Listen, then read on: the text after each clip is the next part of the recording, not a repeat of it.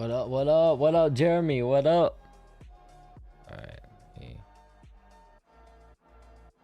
fix that. Huh? Why does this look? This looks weird.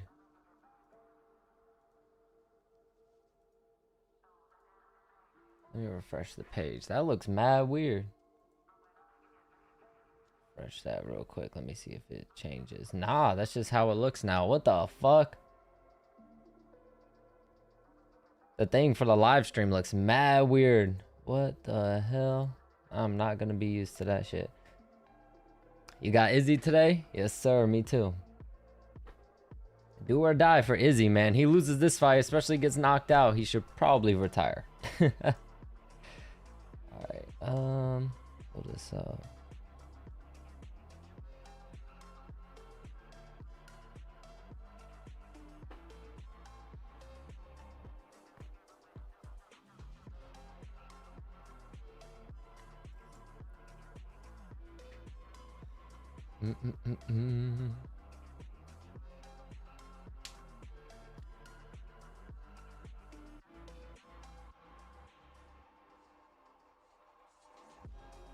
Alright, why does that look like that? I feel like that should not be looking like that. That looks so fucking weird. It's throwing me off.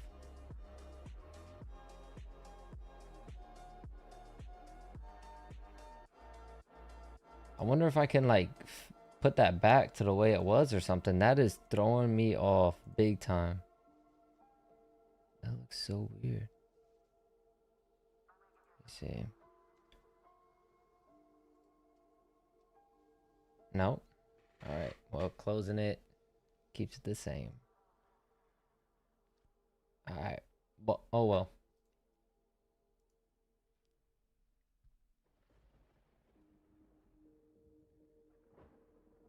Check that. Alright, first fight of the night should be getting started any minute now.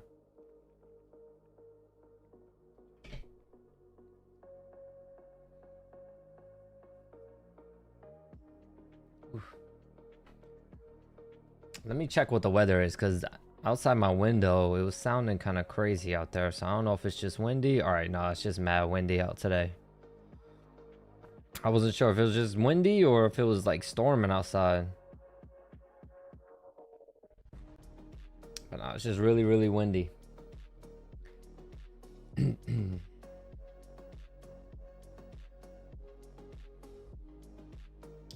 How's it going though? How y'all doing? Your boy finally ain't sick. We finally not sick.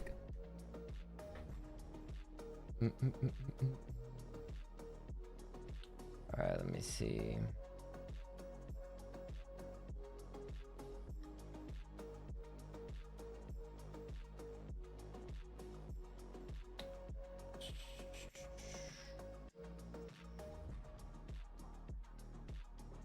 This is a pretty stacked card for a fight night.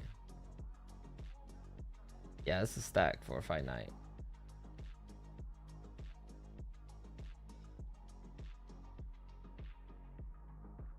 All right, hopefully this fight card lives up to the hype because it's looking good.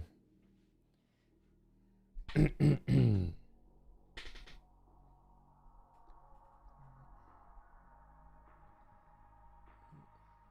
we go. All right, what's good with y'all, man? How's it going?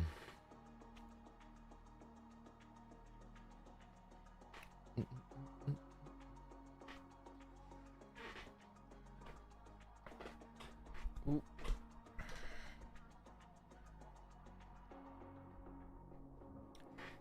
Yep, all that is good.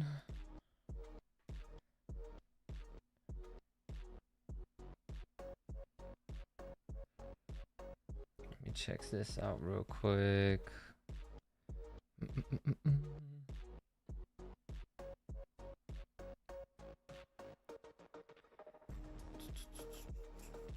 All right, yeah. It looks normal there. I don't know why my thing looks weird up there, but oh well.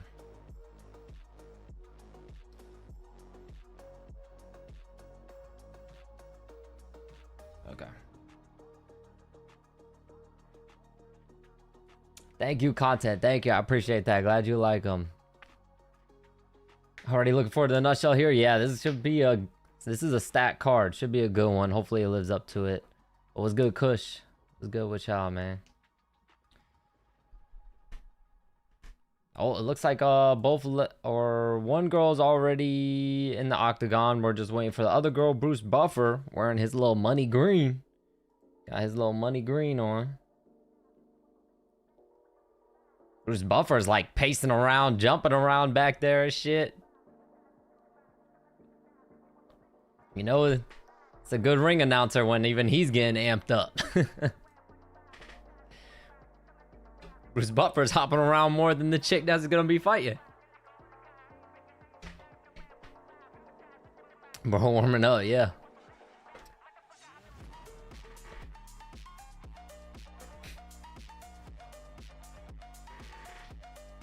What do you guys think of the group in Europe is doing that 12 tons of Kit Kats they stole? What? They stole 12 tons of Kit Kats.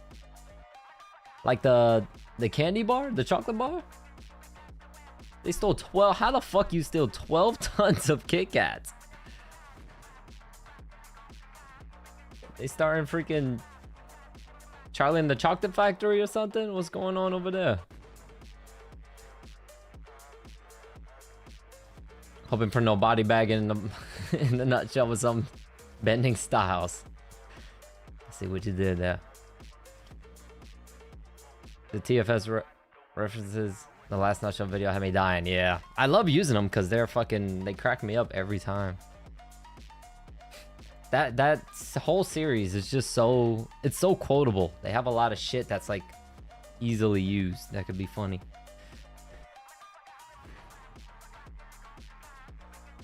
They pulled bro over in the semi, held him up for over 400k bars. Jeez. What is going? What was he gonna do with all that? Like, even if you want to steal all them chocolate bars and sell them for money, you gotta have a place to store them, right? Like, don't they go bad? Don't they expire? I don't understand. What was the plan? I'm sure he could have probably had an easier time, like, I don't know, fucking robbing some museum of some expensive fucking jewelry or some shit, some artifact. He'd probably have an easier time doing. What is this chick's hairstyle? I ain't never seen no shit like that before. That's a new one. That is new. What is this hairstyle?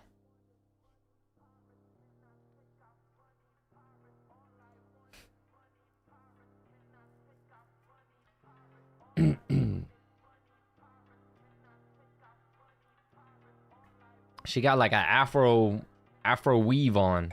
I don't know what the fuck. She got like half weave, half afro. Thank you, Addison. Thank you.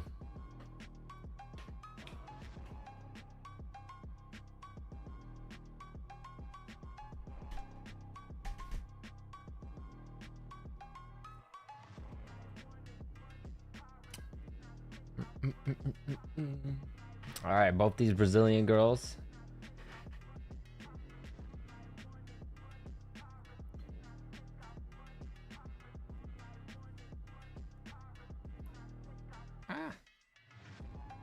Damn, chain getting caught up on my hair. All right.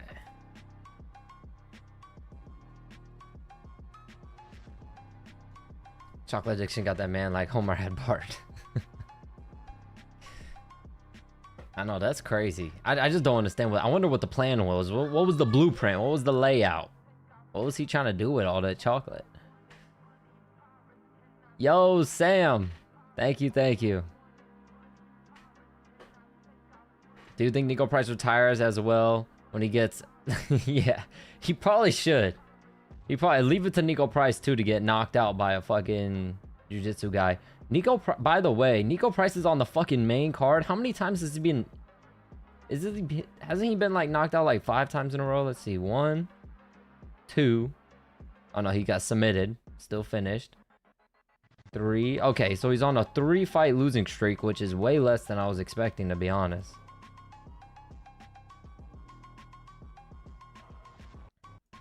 Hey, he's on a 3-fight losing streak. Has only gotten knocked out one of the three. Actually. A lot better than I was thinking. I thought he was on like a 5-fight losing streak, got knocked out all times. All right, here we go. First fight of the night.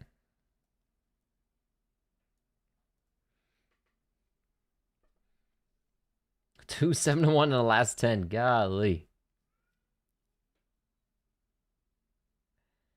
But yeah, Nico Price, he gets flatlined. He probably should retire, especially against Michael Chiesa. He'll most likely get submitted though. Nice little body kick from Brazil, straight out.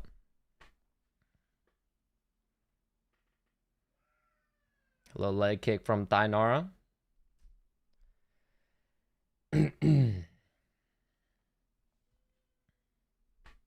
Let's see, last card, the first fight of the night was a women's fight, and we got a knockout early from the women. Nice little left hand, right hand from Brazil, and another body kick lands. Leg kick Brazil, right hand Thainara. This Thainara girl is normally kind of wild too. Little hard leg kick from Thainara. Takedown attempt for Thainara. She lets go and lands a nice little knee to the body.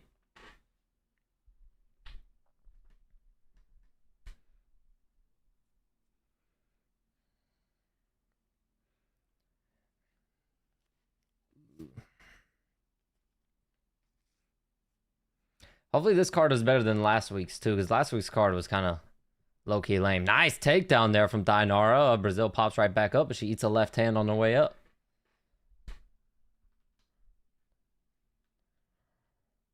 Leg kick Brazil. Leg kick Thainara. She ate the right hand. Takedown. Nice takedown from Thainara. Lands on top in half guard. Brazil scoots to the fence, trying to work her way back up. She gets up. That is such a weird hairstyle. There's a knee to the thigh for Thainara. Another knee to the thigh. And the crowd is booing already. These girls have been clinched for a solid like 20 seconds. The crowd is... Oh, nice elbow on the break from Brazil. Jab right hand Thainara. Leg kick. They booing quick. Yeah, the girls hugged for like 10 seconds. They booing like crazy. Little right hand to the body, left hook to the head, Thainara. Jab right hand, Thainara. Left hook, Thainara. Leg kick. Just hoping Izzy don't get KO'd, yeah. Yep, same. I feel like Izzy might outpoint him. He just gotta be careful not to get caught.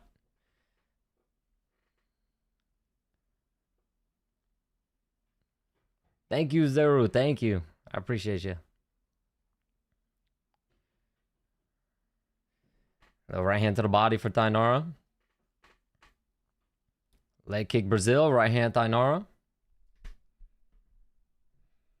Left hand Brazil. This Thainara girl. Whoa, she has a knot on her eyebrow, like on her forehead. That is weird. It looks like she got stung by like a bee on her forehead or something. What the hell is that? There's a right hand for Thainara. Leg kick Brazil. Leg kick Thainara. Left hook Brazil. That is such a weird fucking knot on her forehead. Nice body kick for Brazil. Thainara catches it though. Inside leg trip and gets her down.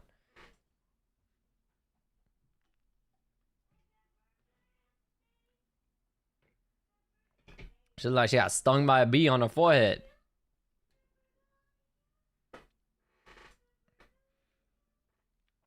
Oh, it looks like this Brazil girl is in the Fighting Nerds or something. I see Kyle Bohalio in her corner. Or is it Thainara? I don't know. One of them. They're both Brazilian, so.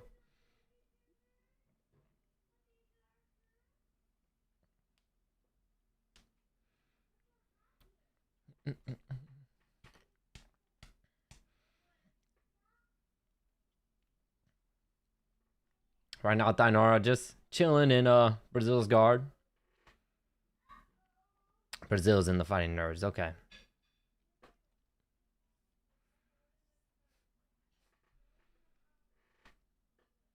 But she kind of mid. Oh, this is a can opener.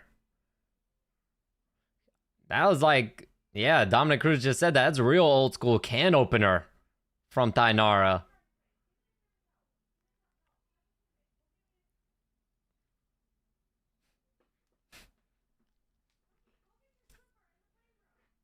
I don't think I've really ever seen anyone really use a can opener in MMA. What's up, Alma? Oh, nice elbow there from Tainara. To be honest, it's probably gonna be Tainara's round.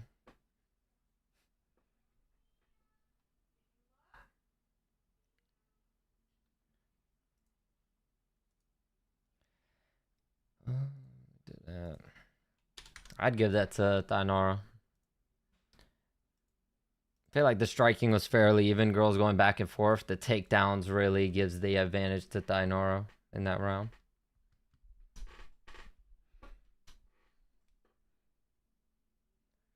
All right, Addison. I'll see y'all later. I'll see you later then.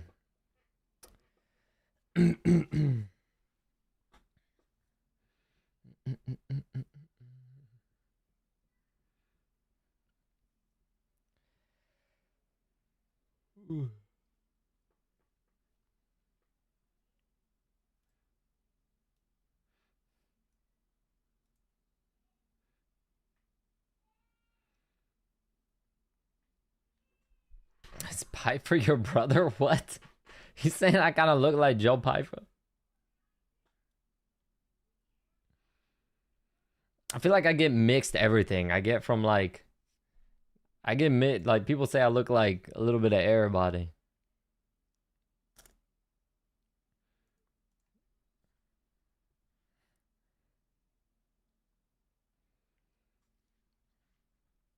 Leg kick for Tainara out the gate.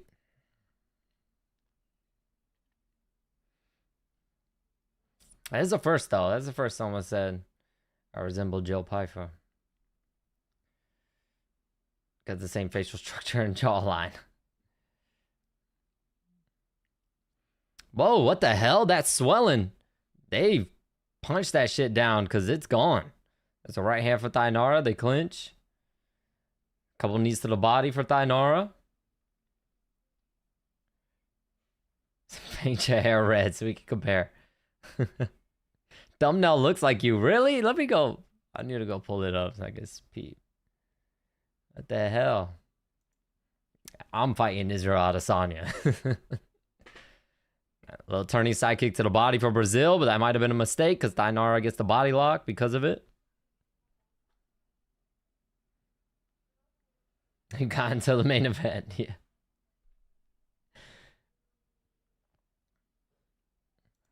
Let me go.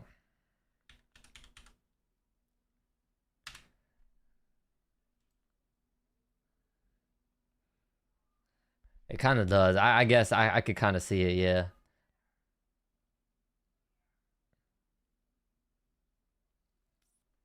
To be honest, that does make sense because now that I'm looking at him, in a way, he looks like he could be related to my pops, my dad. My dad looks like they could be related.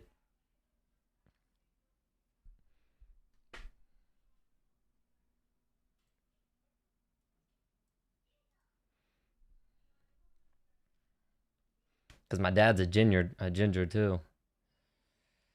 Little knee to the body for Tainara. Still clinched up against the fence. And then here comes the boos.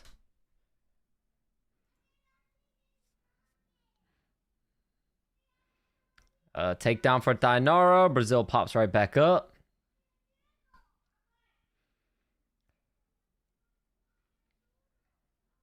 Tainara still holding her up against the fence.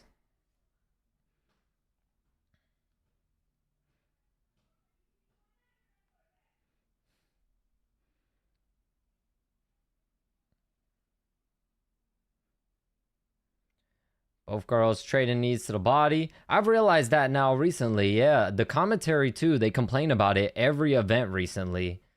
I feel like the UFC must have had a discussion with the refs that like if they're holding against the fence for a little too long and the crowd starts booing to start like doing something about it cuz oh, nice left hook right hand from Tainara.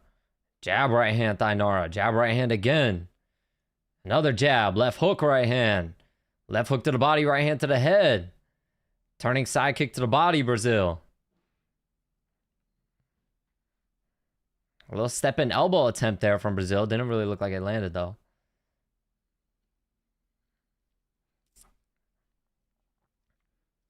Oh, Tainara got in deep on that takedown and got her down. Yeah, Brazil's going to end up losing this fight on the scorecards.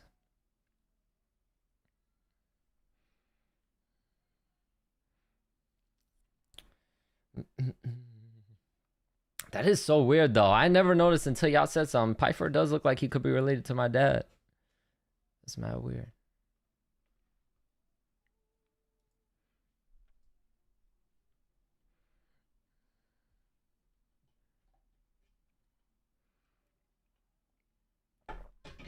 This is probably what the rest of this fight's going to look like. Tainara just caressing her cheek up against Brazil's chest.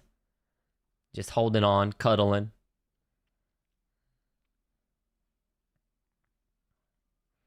Maybe trying to cop a little feel, you know what I mean? Who knows?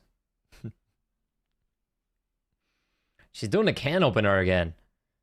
Which, I don't know, it's normally something you do whenever they have their guard closed and you want to pass. You do the can opener to kind of open up their legs.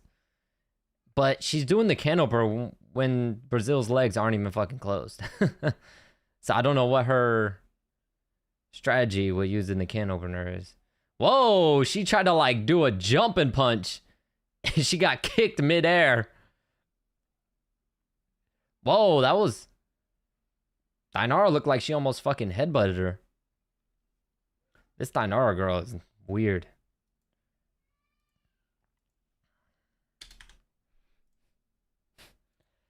All right, well, Brazil's going to need a finish. Yep, Bohalio's telling her we got to knock her out.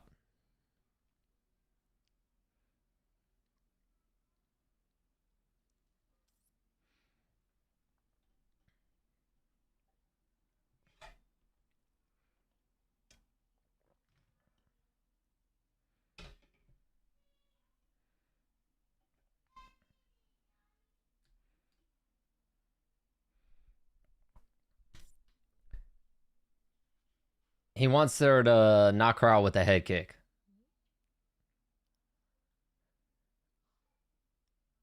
He's telling her to kick her in the head, knock her out with a head kick. So let's see. Let's see when she throws. She's going to throw it. She's probably going to throw it.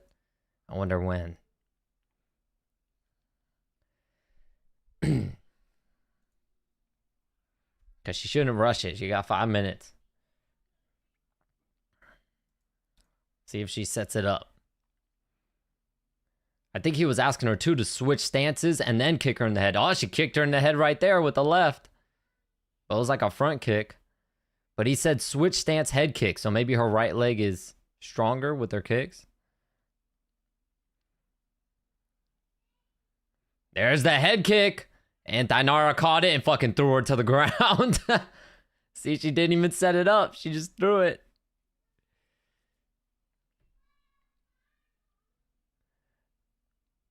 All right, Kush. I appreciate you, man, for tuning in. You have a good night, brother.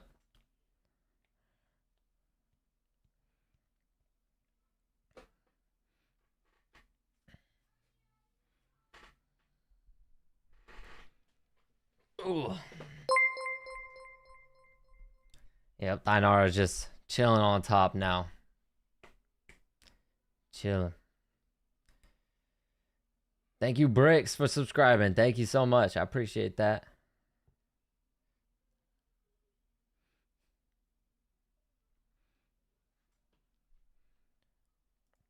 Right now, crowd is booing. Referee's telling him to work. Tainara's kind of just chilling in Brazil's guard.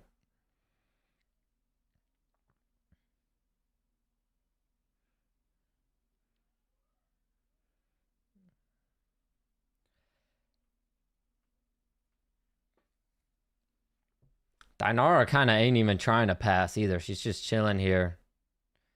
And then whenever the referee tells them something, she throws an elbow, but Brazil just blocks it. All right, Brazil's trying to work her way up. Tainara jumps on the back. Brazil gets to the fence. A few right hands for Tainara, and Brazil Gets upright. Right in the corner of Brazil, too.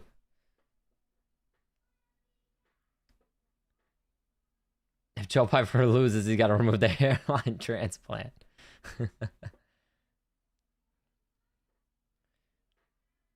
I saw there's a lot of fighters that got that little hair transplant.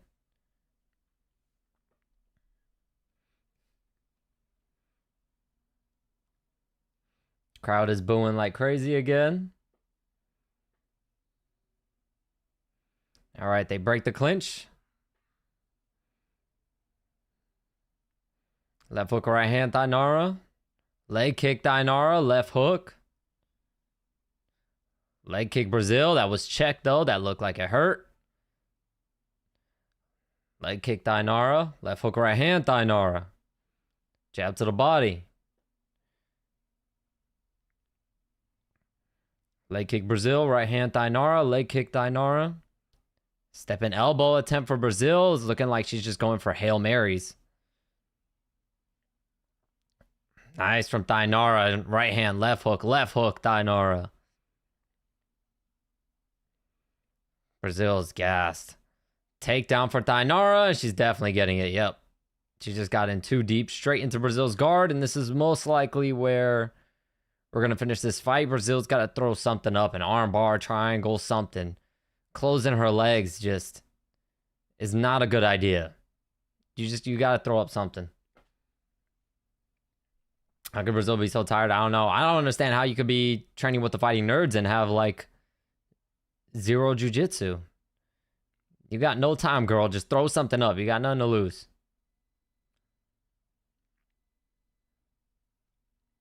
And Dainara again going with the can opener. She's squeezing too. Why is she squeezing with a can opener? I don't get it. Like I said, you normally use the can opener to open up their legs if their legs aren't open, but Brazil's legs aren't open at all, so I don't know why she keeps doing the can opener. Ah, Dainara lets her up. Leg kick Dainara, left hook Brazil, left hook Dainara. Jab right hand Dainara. Oh, the jumping side kick to the face for Brazil.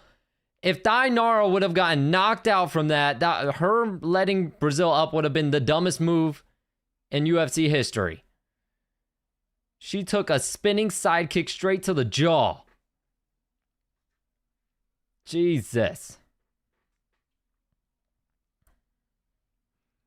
And knee to the body for Dainara, knee to the coochie for Brazil. Need her in that kitty cat. Jab right hand Dainara, and that's it. Woo, that would have been crazy. Oh my God, don't twerk, please.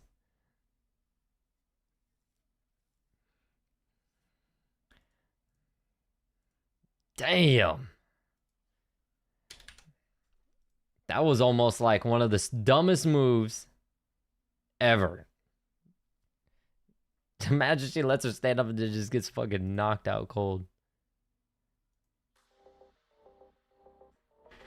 Almost lost my parlay. She almost screwed it for you.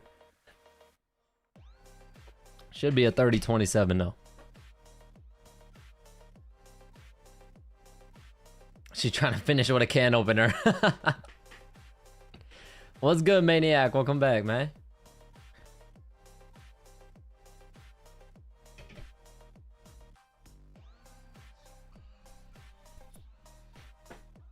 It's an easy 30-27 for Dainara.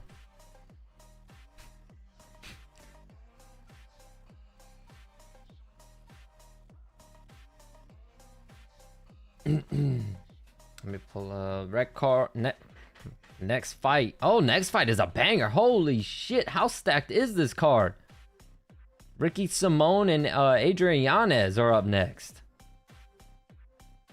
Next fight is a banger. How is it this low?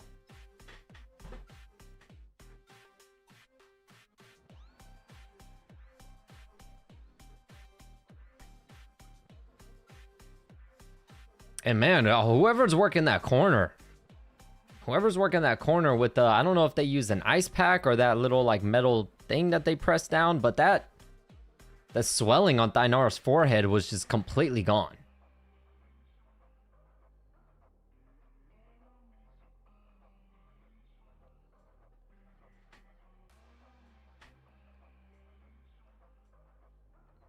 What's good, D? What's up? That spin kick was nasty, yeah. I kind of, in a way, I kind of hoped she knocked her out with that, because that would have been fucking sick.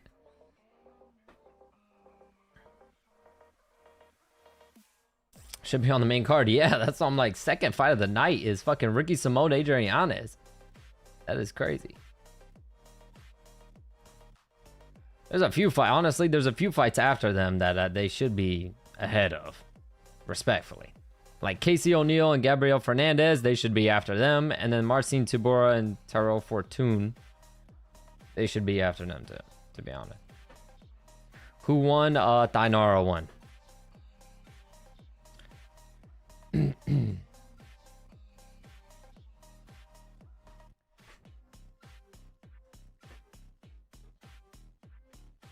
Isn't Simone on a win streak as well? I don't know. I'm pretty sure. I think he lost one recently, didn't he? Yes, his last fight he lost to Hayoni Barcelos. I was gonna say I remember him losing recently.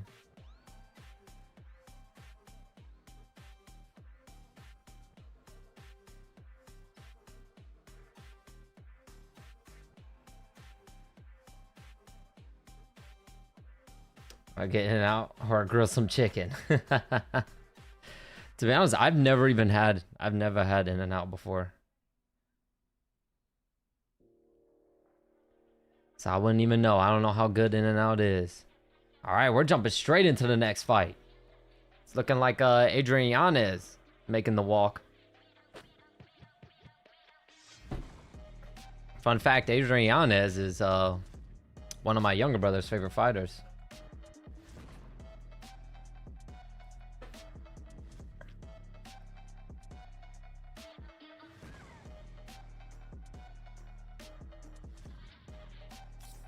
So need to be higher on the card, yeah.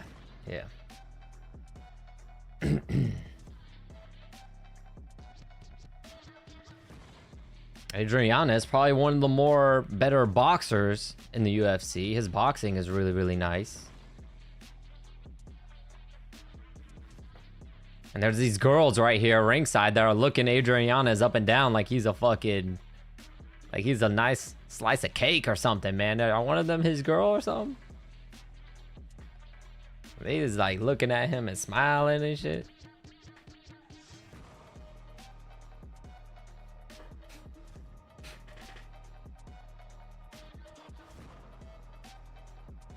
They like looking around the security guard.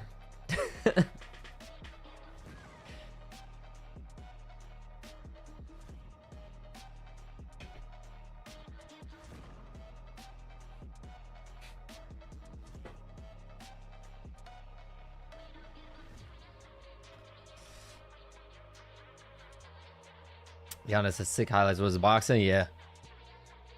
Yep, my little brother. Really liked Yanez. I remember... what was it? It was a fight that he got knocked out. My brother was really high on him, and he was on like a crazy winning streak. I'm pretty sure a crazy knockout streak too. And then he got knocked out pretty bad. Let's see, which one was it? The Rob Font one. Yeah, when he fought Rob Font.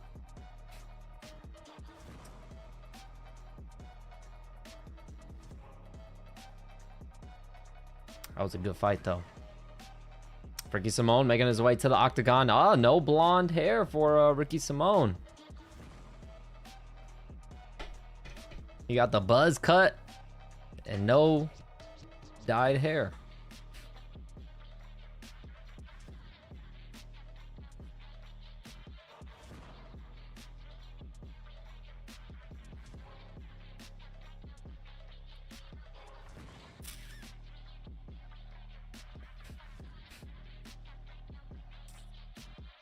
Same time, Font has great boxing as well. Yeah, that's why I remember we were super excited about that fight. And we thought Yanez was gonna win. I'm pretty sure Yanez was doing pretty good too, and then Rob Font started whooping him.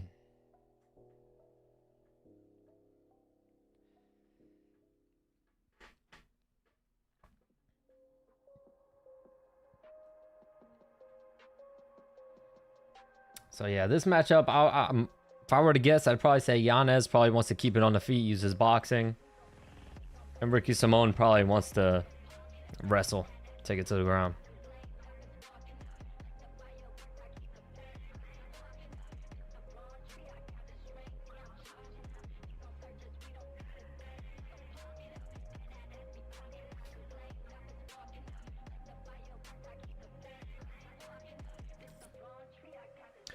All right, on deck after this is the undefeated Navajo Sterling out of City Kickboxing, and he's taking on Bruno Lopez,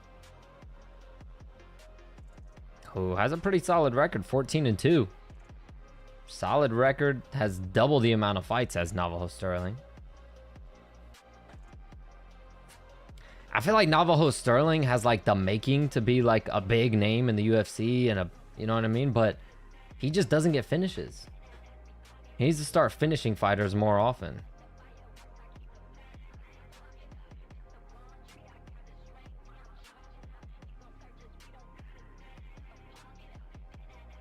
He has like the skill set to be like another Izzy or something like that, but he just not be getting finishes.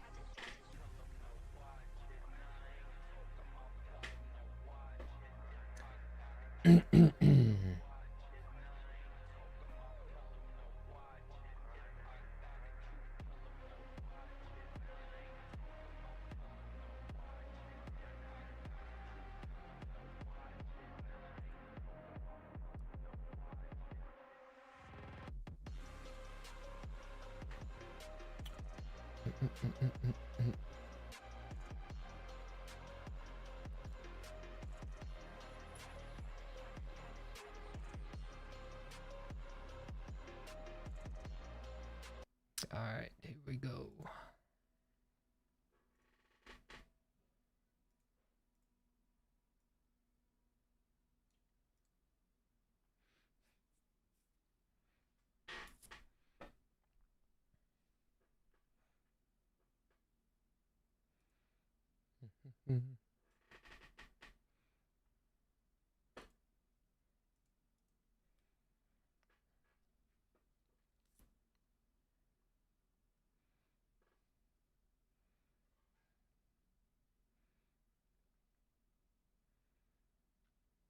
A crowd chanting, "Let's go, Ricky." They did say Ricky Simone is from Washington, so. Jab for Yanez. A little right hand from Simone. Left hook, Simone.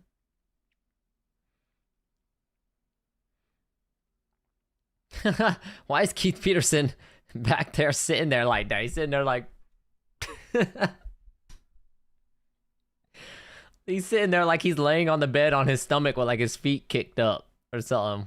Why Peterson sitting there like that?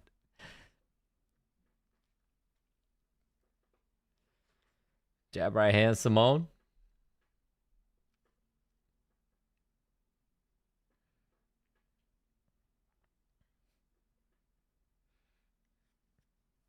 There's a little triple jab from Adrian Yanez.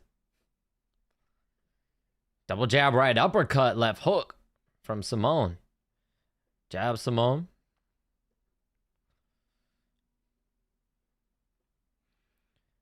Another jab for Simone.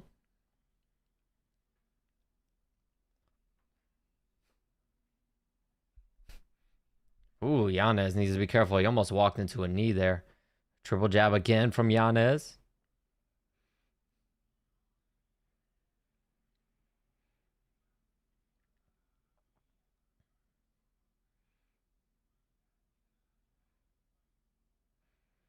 Leg kick, Simone.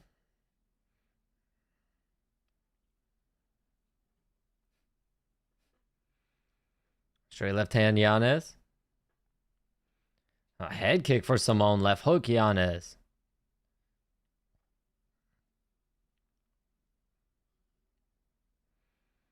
Double jab, Yanez. Nice head movement. Right hand, Yanez. Simone clinches. Nope, they break. Yeah, Simone wants that takedown.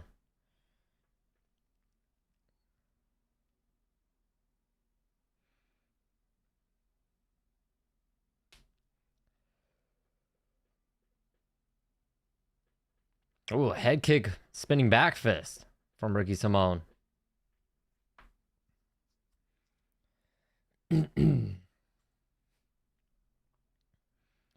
Jab Yanez. You can tell Yanez is worried about the clinches and the takedowns because he's not very active with the hands. Jab for Simone. He's being very, very patient. Double jab right hand Yanez, left hand Simone. Double jab right hand Simone.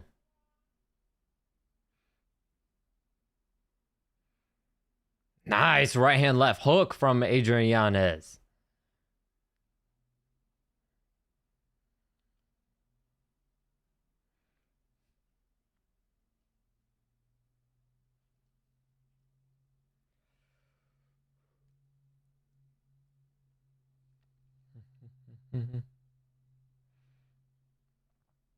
Nice jab for Yanez. Left hand Yanez. Yanez's striking still looks good. Oh, nice stepping knee for Simone. Is Yanez stance lower than usual? Yeah, it is. Because he's trying to stay ready for the takedown. He's staying low. So when Simone tries the level change, he's already there that he can sprawl out. Nice double jab for Yanez. Nice little pull jab right hand for Yanez. See, the boxing is still slick. Body kick Simone.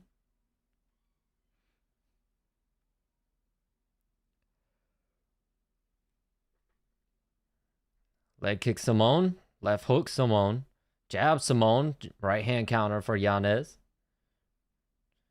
Double jab Yanez.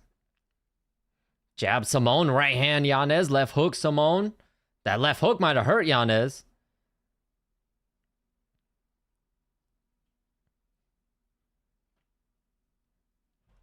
That was a weird body language from Adrian Yanez after that left hook. Right uppercut Simone. Jab Simone. Left hook Simone. Right hook Simone. Right hook Yanez. Weird. That was a tough round to score there. That's a tough round to score.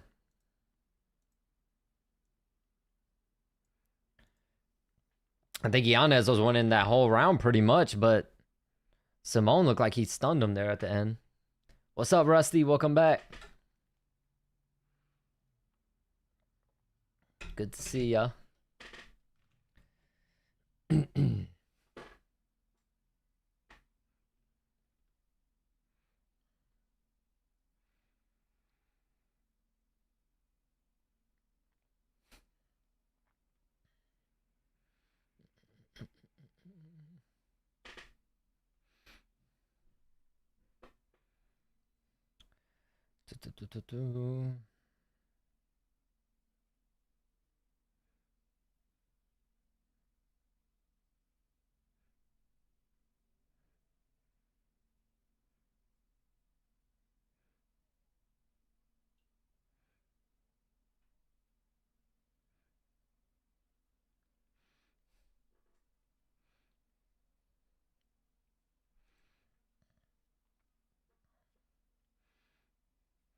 Oh shit. I got caught up watching the fight. I didn't start my timer.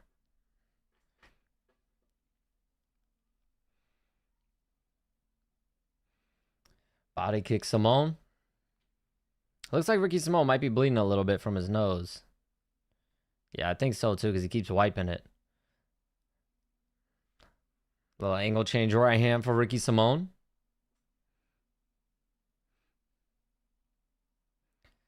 Left hook to the body, right hook to the head for Yanez. Double jab Yanez. Leg kick Simone. Left hook right hand Yanez. Double jab Yanez. Yanez does a good job countering. Every time, it looks like every time Simone throws something, Yanez counters. Just right there, Simone threw a right hand. Yanez countered with a left hook, right hook to the body. That's funny. Dominic Cruz is just now saying exactly what I was just saying too. Literally, every time Simone throws something, Yanez answers right back with something else. Simone threw a left hand. Yanez countered with the right, but he got taken down. There's an elbow for Simone. What the hell? Yanez looked like he kissed Simone on the top of his head.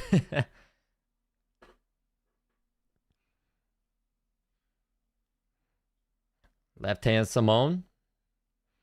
Right hand Simone. That one looked like it bothered Yanez. He winced a little bit. Another hard right hand for Simone lands. A left hand for Simone. That's the thing. Simone looks strong as shit. Yanez able to get back up to his feet, though. Get to the fence. Simone on that body lock. Wants to drag him down.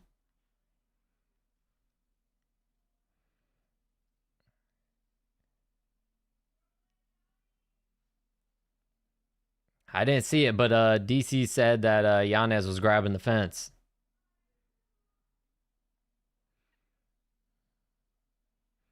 Nice knee for Ricky Simone.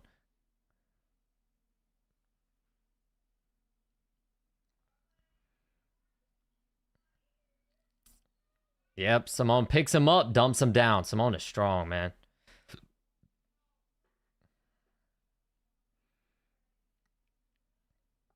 Yanez still trying to use the fence to get back up. Nice knee to the body for Ricky Simone. Yanez gets back up to his feet.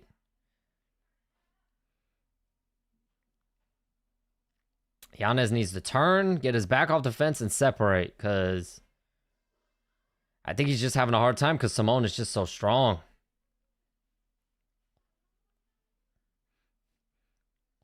Couple of left hands for Simone in the clinch. This is exactly how Simone is going to fight the rest of this fight now, because he's having success. A lot of success.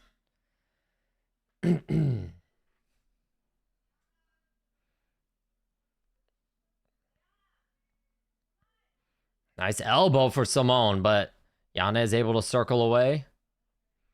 Back to the center of the octagon. A jab for Yanez.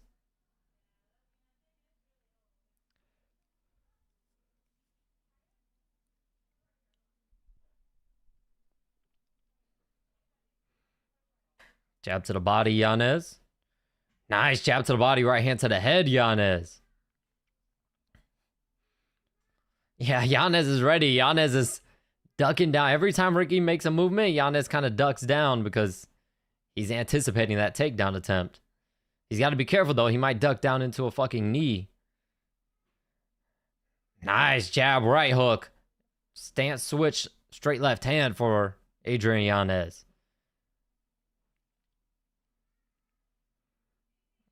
Head kick for Simone is blocked. Oh my God, Simone tried the step in knee again. He ate a right hook.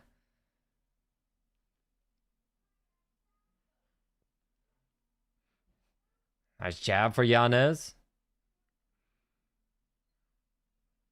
Yeah, Simone needs to get this fight to the ground. Yanez is piecing him up just like there. A little pull jab left hand. Or jab right hand, excuse me, for Yanez.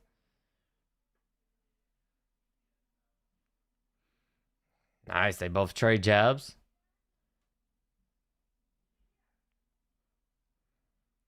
Jab for Yanez, and that's the round. I guess that round will really go down to how you score the takedown and ground control. Because on the feet, it was all Adrian Yanez.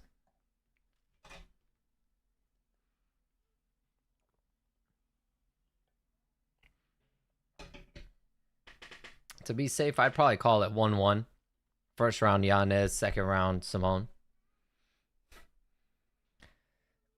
I'll say I would still say more damage Yanez, but we don't know. Yeah, I agree. Because I don't really think Simone didn't really do anything with the ground. I mean, he landed like, what, 3, I think, solid strikes on the ground, but that's about it. What's up, JB?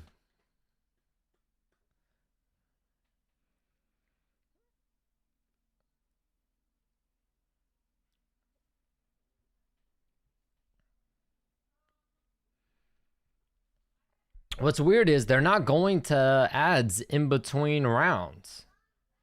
They haven't gone to any ads in between rounds. So when the main card and the good fights start, The real good fight start. They better not fucking start going to ads and shit. Oh, nice left hand, right uppercut, left hook for Yanez. Double jab, Yanez. Another jab for Yanez. Double jab, Simone. Double jab, right hand, Yanez. Leg kick, Yanez. Jab, right hand. Yanez is coming out to empty the tank now. Leg kick, Yanez.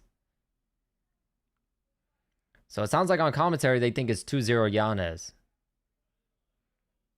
Nice right hand for Yanez. That looked like it buckled Simone's legs. Left hand, Yanez. Left hand to the body, Yanez. Pull right hand, left hook, Yanez. The boxing is slick from this fucking guy.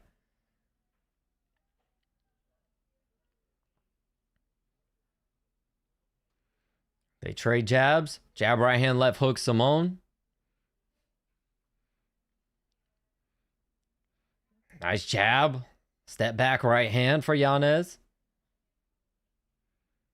Watch they skip ads for these fights before the main card. Yeah, that's what I'm saying, bro. The main fights, they're going to start fucking playing all the goddamn ads.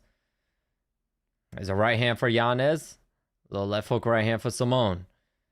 Left hand, Yanez lands. Jab, Simone.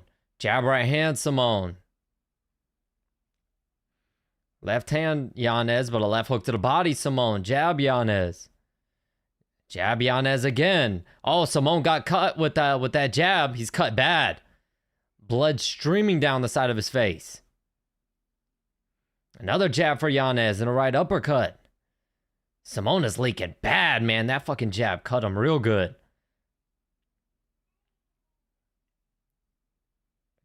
Double jab, Yanez. Another jab for Yanez. Another jab.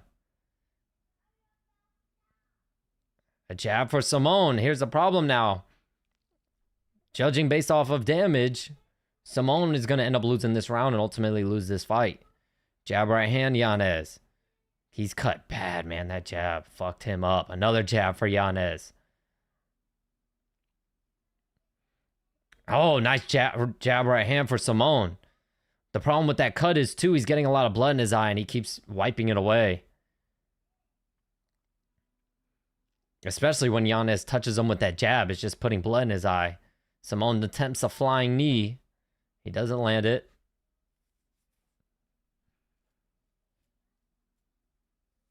In the corner of Adrian Yanez, they're screaming at him, bust him up. Jab, Yanez. Oh, nice little pull right hand, Yanez. That looked like it might have hurt Simone.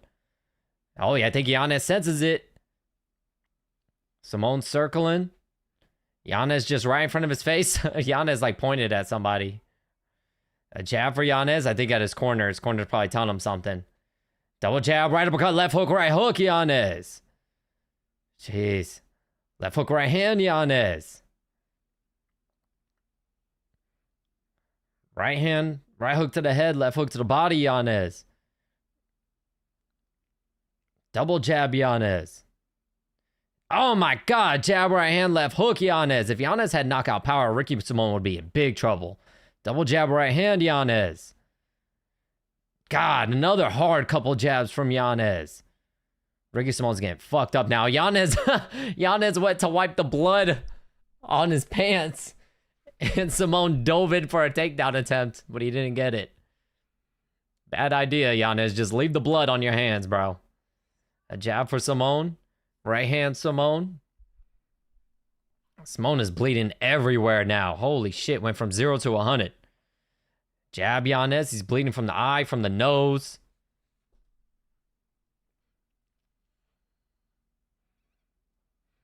Jab to the head, jab to the body, Yanez.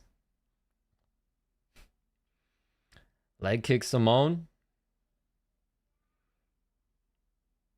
Simone's going to need a finish. He's going to need a miracle. Jab, right hook, Yanez. Jab, Yanez. Oh, nice left hook for Simone. Simone's going to have to pull out something crazy here if he wants to win. Right hand, Yanez. Left hook, Yanez. Left hook, Simone. Right hand, Yanez drops him. Right hand, left. Oh, he's ground and pound. The referee might stop this. Oh, my God. And Simone survives. Simone just barely survives, and he's cut bad under his right eye now too. And oh my God, they need to get him a stool. Simone looks drunk. Oh my God, look at Ricky Simone's face. Holy shit. Oh my God. Oh my God, they get this man a stool. What are y'all doing? Holy shit. Ricky Simone's right eye is freaking cut huge right here, swollen shut, which mind you, before the last 10 seconds, his right eye was nothing like that. Oh my God. That's crazy. If you look at Ricky Simone's face in between rounds 2 and 3, and then now at the end of the fight, holy shit. You think this guy went through a fucking 5-round war. Jesus. That was brutal.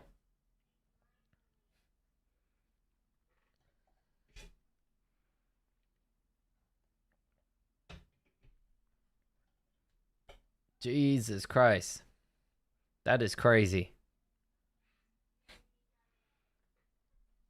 He face planted. Yeah, that's how you know it's bad. I'm surprised the referee didn't stop. I mean, the referee didn't stop it because there was only 10 seconds left, but if we're being real, that 10-second clapper didn't go off, the referee would have stopped that shit. He only let it go because he knew the round was about to be over.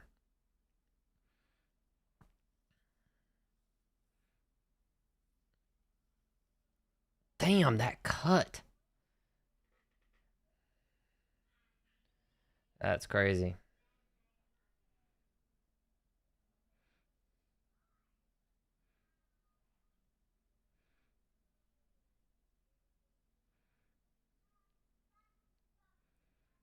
All right, they better not rob Yanez.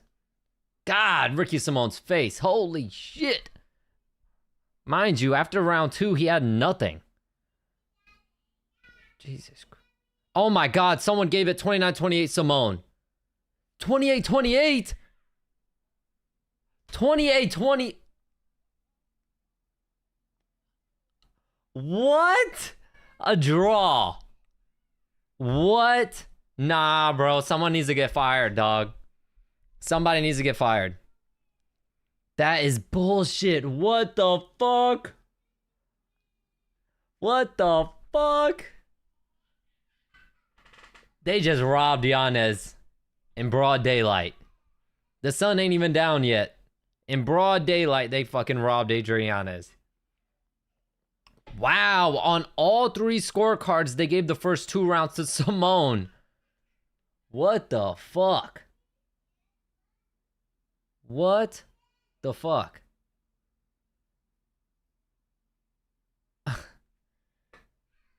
What? I just don't.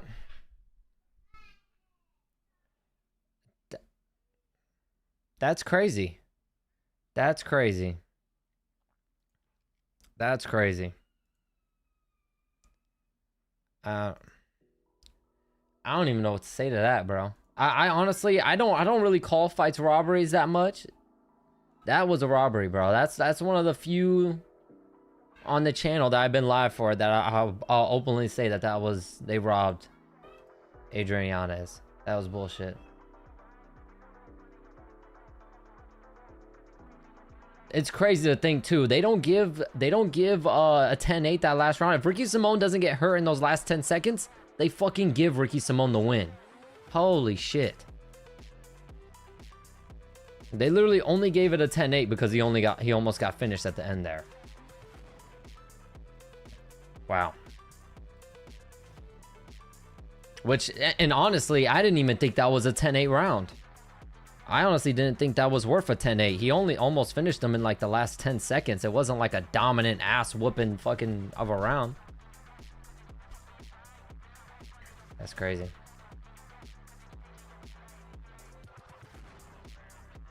That was a bad one. That was a bad one.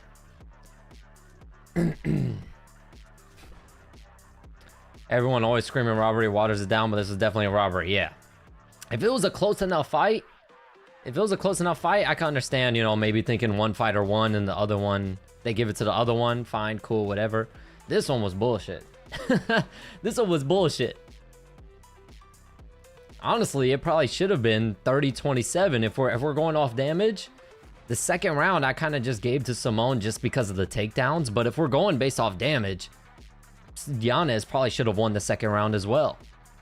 But I was giving him the benefit of the doubt and gave it 1-1. But Jesus, they had fucking Simone up 2-0. I don't even know. I don't even know how. It's crazy. I was behind stream and just saw it as a draw. Yeah, no words for that one, man. That one's crazy.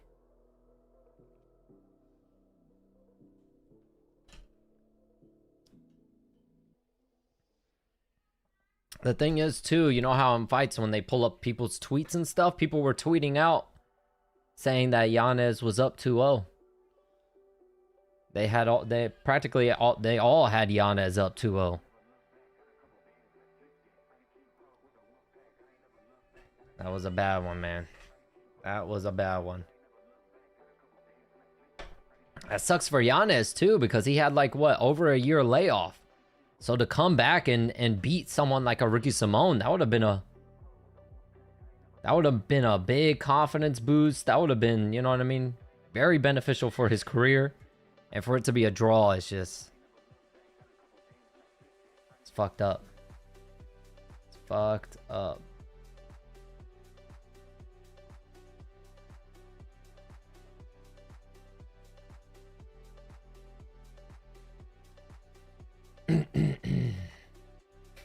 And you know, it looks bad too because Ricky Simone he was fighting in front of his home crowd. He was from Washington, so that's also a really bad look on those judges. That's the thing. The UFC is gonna have to start instead of having the sanctioning body from that state and them bringing in judges and referees and all this shit. The UFC is gonna have to start doing what boxing does and fucking bring in judges from different locations that have no affiliation with that area. Because that was a bad one.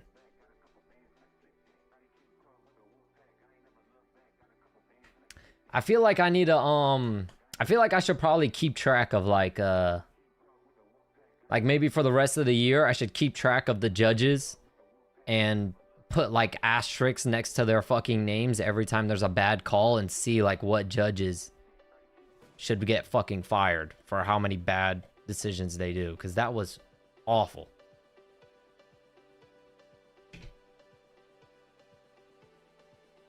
He had Yanez a clear 2-1. Yeah.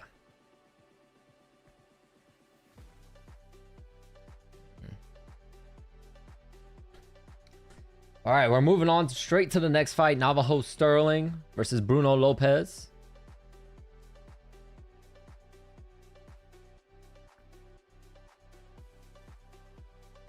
Oh my God, there's Bob Ross.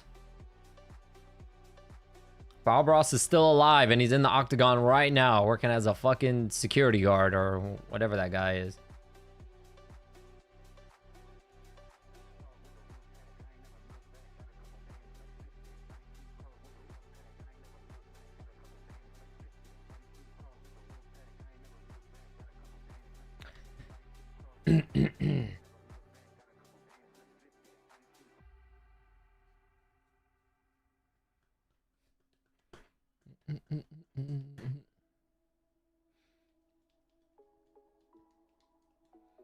All right, well, we get our first finish of the night.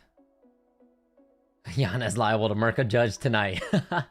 Yo, Far Tree, thank you so much for the 10. The nutshells have been. All right, I appreciate that, my man. Thank you so much. I appreciate the 10, brother, man. Y'all be showing me too much love, man. Too much love. Thank you so much, Far Tree.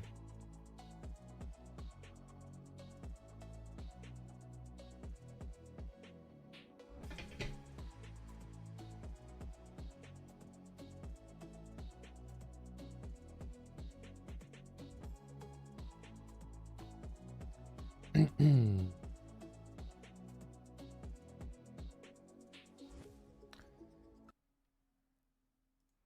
right, here we go. Yep, we just jumping straight into the next fight.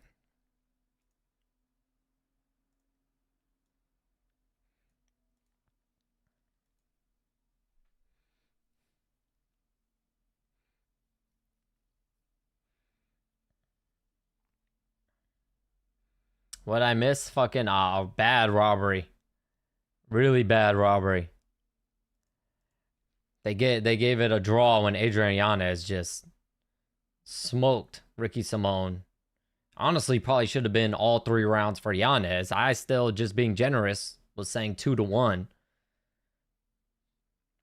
And they fucking made it a draw. They had Ricky Simone up 2-0, and they gave the 3rd round a 10-8. So it was a draw. Crazy. You got Adesanya by brutal decision.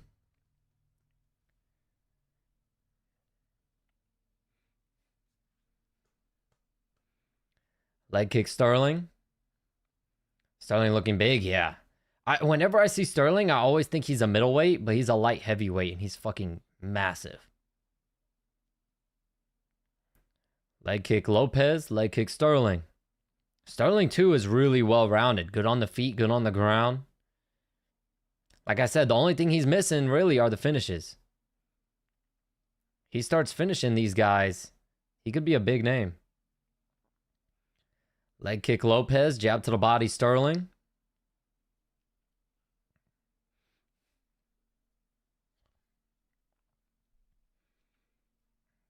Body kick Sterling.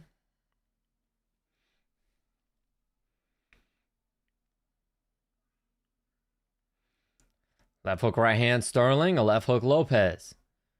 Leg kick Sterling, right hand Lopez. Leg kick Sterling, leg kick Lopez, jab Sterling. Leg kick Sterling, right hand to the body Lopez. Leg kick Lopez. Jab right hand to the body Sterling, but he ate a big right hand left hook from Lopez. Already, it looks like a mouse. Another one of those mouses like Dinara had coming up on the forehead of Sterling. Teep kick Sterling. Oh, head kick Sterling. Lopez eats it and catches the leg. Tries to take him down. Good balance from Sterling. Lopez lands a knee to the body. Circles to the back. Gets the body lock around the back. Sterling trying to break the grip. He does.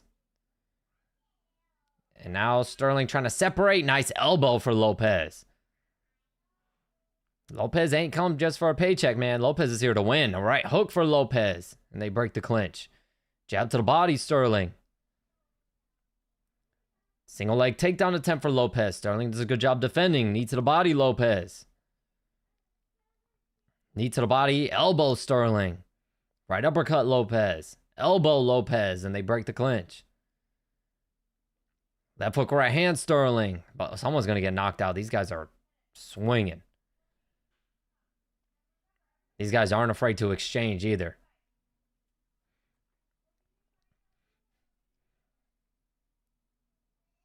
Nice right hand left hook Sterling. Sterling wants that knockout. Nice left hook to the body Sterling. Left hook right hand Sterling. Whoo. Lopez gets the body lock. He does not want parts in that striking.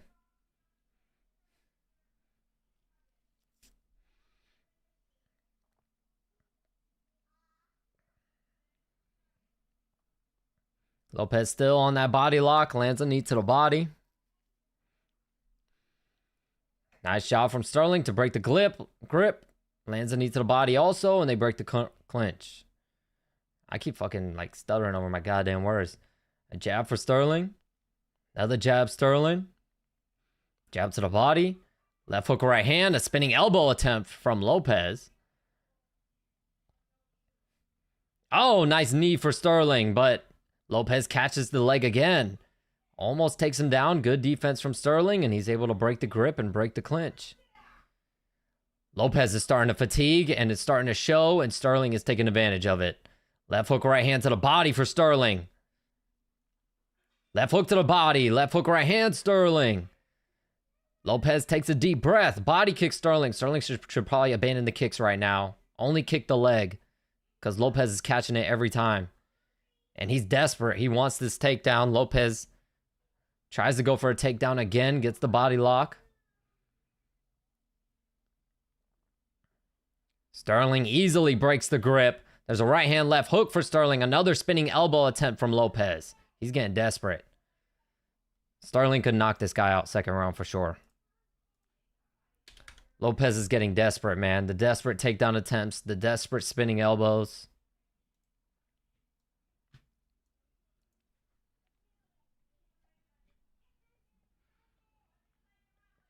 And Lopez is cut on the left eye. On the outside of his left eye. Looking forward to Grasso versus Barber. Yeah, it's a good fight. That's a good fight. Both girls, I feel, need to win. Alexa Grasso. Didn't Grasso, let me check real quick. Yes, she did. She lost to Natalia Silva and Valentina. So her last 3 fights were a draw with Valentina, a loss to Valentina, and then a loss to Natalia Silva. So Alexa Grasso needs a win. Macy Barber, if she wants to fight for a title, needs to win as well. So must-win territory for both girls. So that should be a good one. What's the matchmaking? Why is Chase Hoover, Ignacio, and Yanez doing on the prelims? Yeah, that's what I was saying earlier. I was like, I don't know why Yanez and Ricky Simone is that early on the prelims too. That's more of a fight that would like be like the last fight on the prelims or something. A leg kick Sterling, body kick Sterling. Let's see. I'm positive Navajo Sterling could knock this guy out this round. Because Lopez is fading bad and he's getting desperate. To make room for Chiesa. What's up, Paulo? Oh, nice step and knee for Sterling. Jab right hand, Sterling. Left hook, Sterling. Jab, Sterling. Lopez tries to get a single leg takedown. Sterling defends well. Body kick, Lopez. Jab right hand, Lopez. They trade jabs. Jab right hand, left hook, Sterling. Left hand, right hand, Lopez. Jab right hand to the body, Sterling. Sterling should probably hit the body a little bit more and then go to the head after like give it like a minute and a half. Because Lopez is sucking in wind bad. Jab right hand, left hook to the body, Lopez. Sterling, excuse me. Leg kick, Lopez. Highlights what they show for Chiesa. Yep, desperate takedown attempt for Lopez. But Navajo Sterling is strong as shit, man. He breaks Lopez's grip so fucking easily. There's an elbow for Lopez. Lopez tries to get a trip, lands an elbow. Sterling goes tie clinch, knee to the head, and they break the clinch. I think that knee to the head ended up cutting Lopez on the bridge of his nose there. Jab right hand Lopez, leg kick Sterling. This is a good scrap between two big ass motherfuckers. Leg kick Lopez. What's up, Aldiaz? A step in knee to the body for Sterling, but that was a bad move. He ended up paying for it by eating 2 elbows. A spinning elbow attempt from Lopez.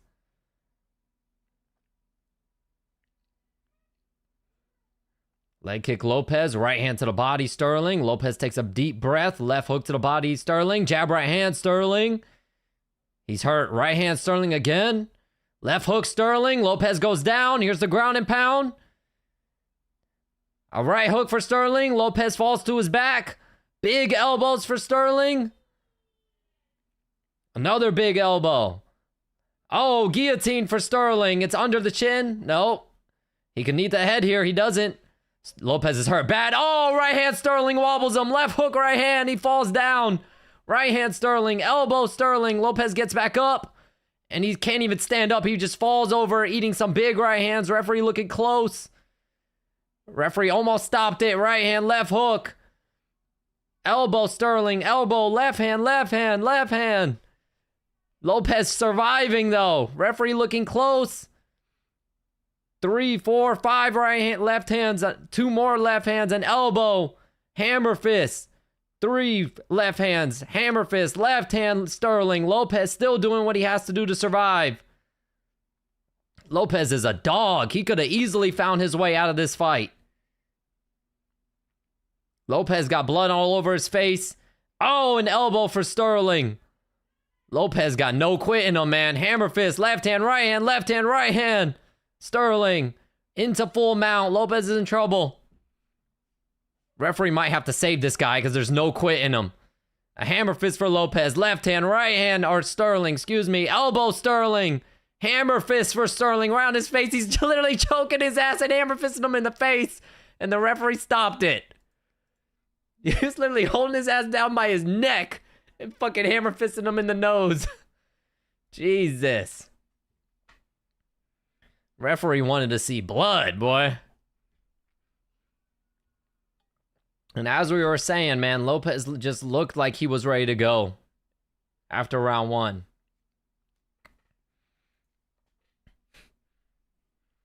Jesus.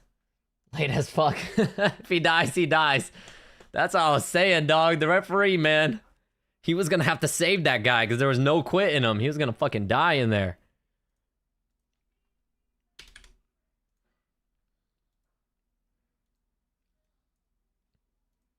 He gave him the... he gave him a, who's a dirty girl? He was fucking choking his ass and hammer fisting him in the face. Look at that shit. Here, let me go back and then show ya. For the people that maybe want to see it, we can't watch. Hold on, when they show it.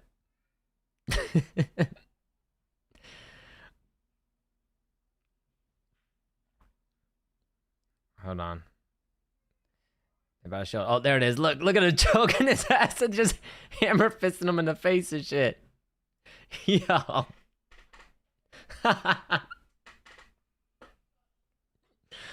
Yo. He had his hand on his throat like he was deep in them guts, boy. Pause. Jesus.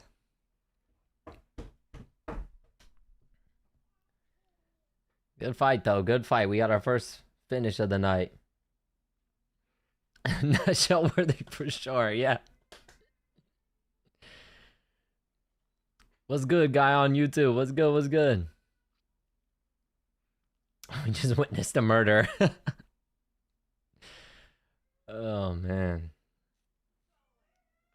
Already off to our first AO.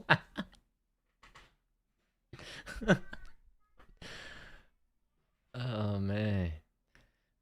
That's what Sterling needs, though. That's what Navajo Sterling needed right there, though. That's the only thing we were missing from this guy. This guy has the tools. He has the skill set. He's very good. He just needs to start finishing these motherfuckers.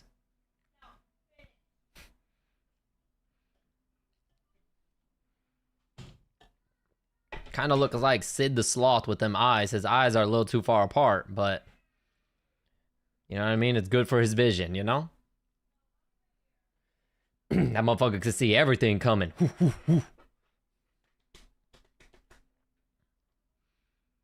Ref bet on Lopez.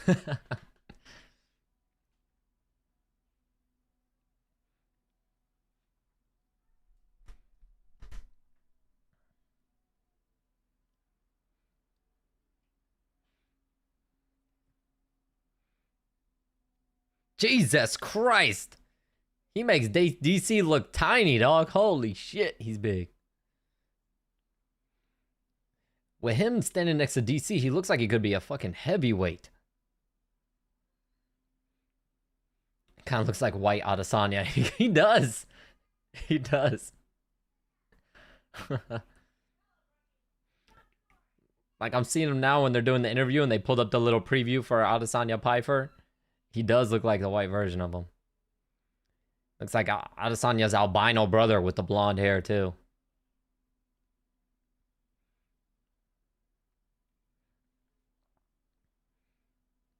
He got blonde hair, blue eyes. He's literally albino Adesanya.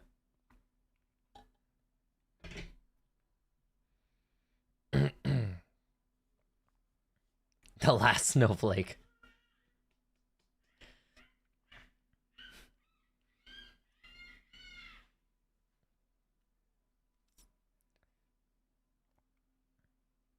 Oh, he wants to fight Iwan Kutalaba. That'll be a fun one. That'll be fun. He wants to fight Iwan Kutalaba.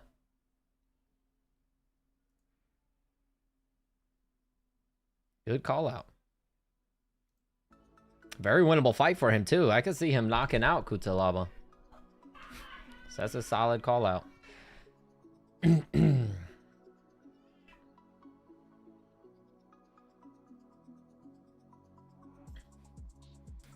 Nikita Krylov. Oh my god, Rakic.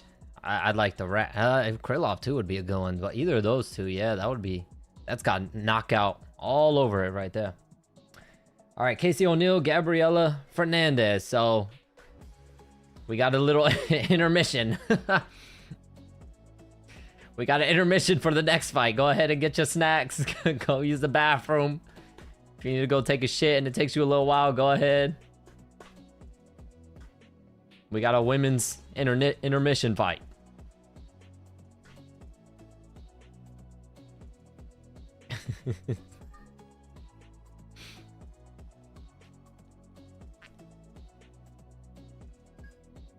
They said it was too much. That last fight was too chaotic. The last two fights, there was too much crazy shit going on. We need a little break. So let's throw in a women's fight in between. I'm over here talking shit and now watch the women put on fucking like fight of the night.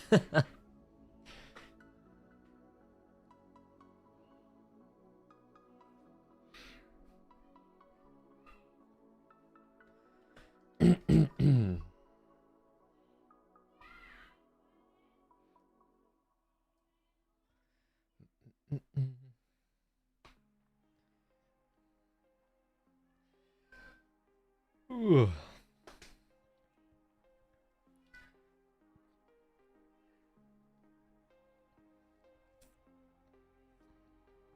All right, hold on. What round was that? Round 2.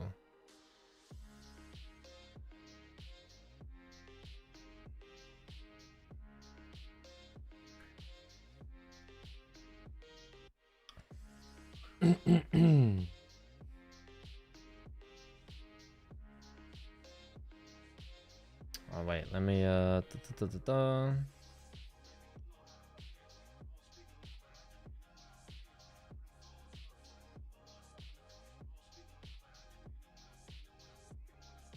Okay, there we go.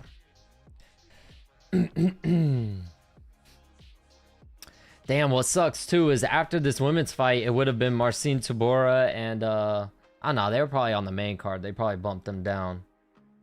But it was supposed to be Tybura and Volter Walker.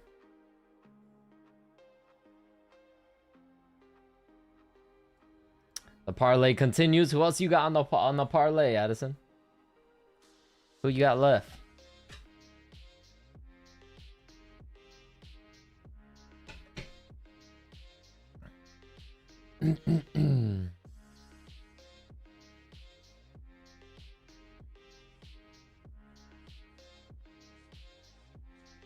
Eight legs. God damn. It must be big money then. It must be big money.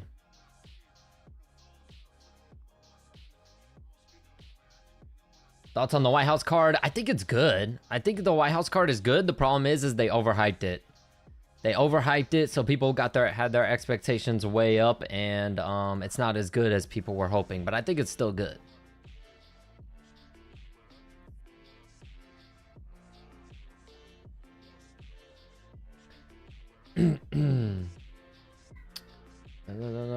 Fire content. Thank you, Dave. Thank you. I appreciate that. I'm glad you enjoy it. I already got some ideas in my fucking head of some funny shit to do from these few fights that have already happened.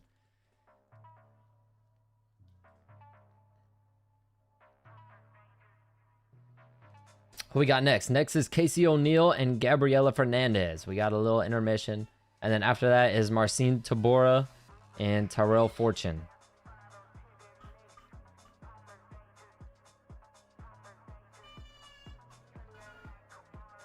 Do you think MVP loses one fight, he gets cut? Nah, I think he's too big of a name. I think he's one of those guys where, like, yeah, he has boring fights and shit, but the type of matchups that you put him in, people are still gonna, you can put him on pay-per-view and people are still gonna pay to watch him. You know what I mean? Like, like people want to talk, like, you know, his fight style, yeah, it's boring and all this stuff, but I think where really the magic is gonna come is when they match him up against, I don't know, like a fucking an Ian Gary or some shit, or like a you know, they match him up with like a Carlos Prates. You know what I mean? That will make people want to watch it, and then it'll turn out to be a boring fight, and then people will complain again. You know, so they just got to keep matching him up against other really good guys, because if they match him up with someone boring, no one's really gonna want to, you know what I mean? No one's really gonna care.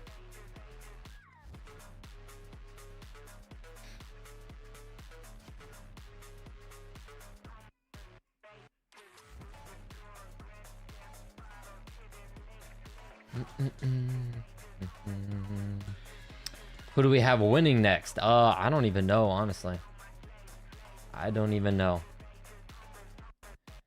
I don't recognize the. I actually do. I recognize Casey O'Neill. I don't really recognize this Gabriela Fernandez chick.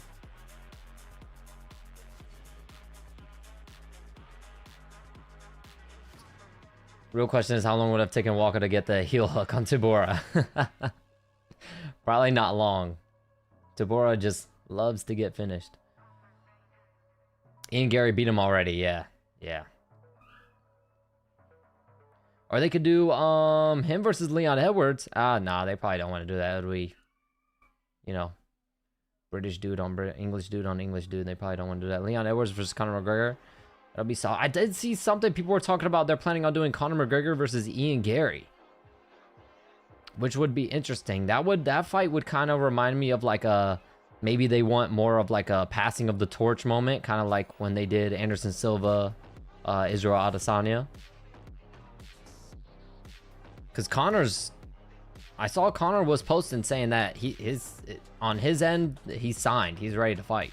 He already signed a contract. But, you know, Conor be talking shit. He's been fucking talking about he's going to fight. Literally, the first video on my channel was Conor McGregor versus Michael Chandler. So, you know, since the inception of my fucking channel, Conor has been talking about fighting and still hasn't.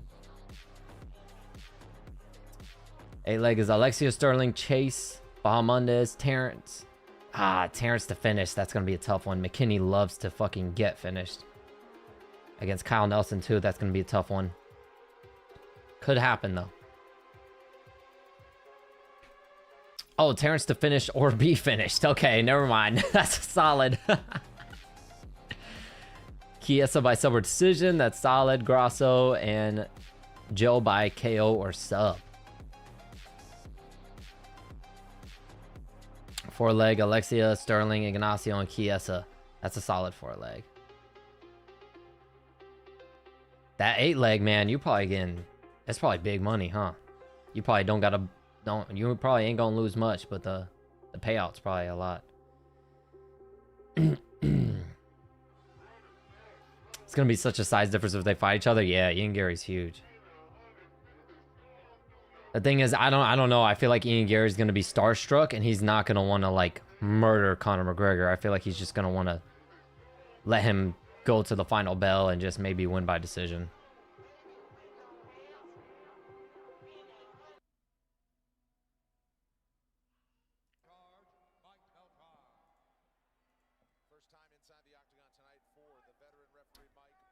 All right, here we go. $1 goes to 18. Yeah, that spread is crazy. That is crazy.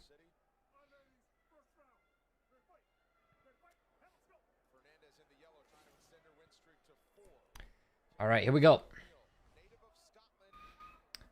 Little right hand, left hook to the body, right hand to the head, O'Neal. Leg kick, O'Neal.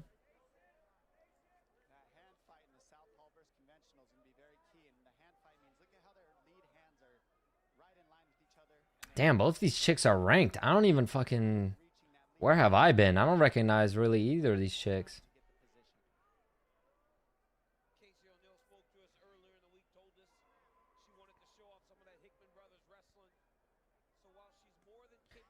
Leg kick O'Neal. Jab left hand Fernandez. Head kick Fernandez. Bot versus bot.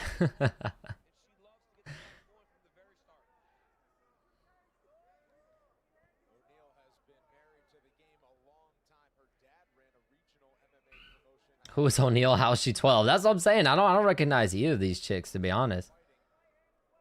I don't know where I've been.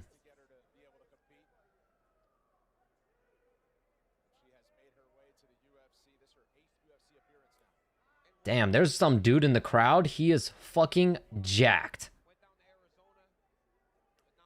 There's a dude in the crowd that is massive. Fucking gotta be a bodybuilder. We actually watching women's MMA. Well, it just goes to show I'm fucking looking at people in the crowd and shit. Looking at this fucking massive ass dude in the crowd. Pause. No diddy on that. Left hook, right hand, O'Neal. That dude is humongous.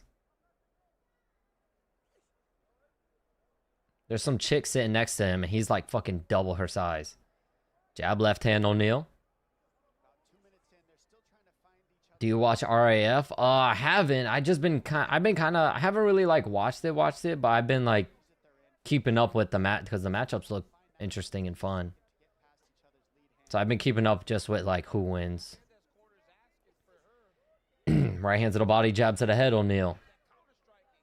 The guy with the chain, he's the guy with the, I think he's wearing like a white hat.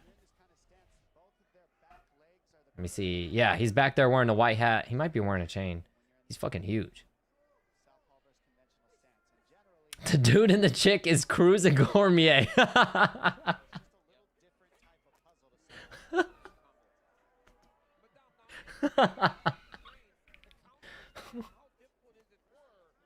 Okay.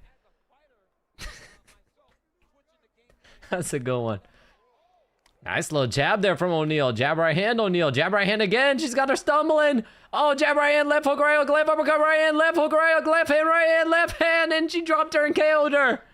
Damn, we were talking shit. We were talking shit. And Casey O'Neal said, shut the fuck up. I'm gonna knock this bitch out. Oh my god, she looked like she might have broke this bitch nose too. We were talking shit.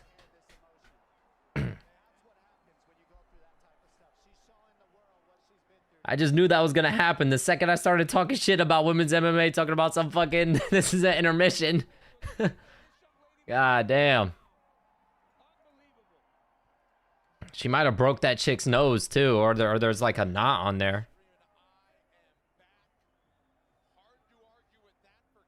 Her nose looks a little wonky, man. She might have broke her nose. Yeah, I think she did break her nose. She just went like, ah.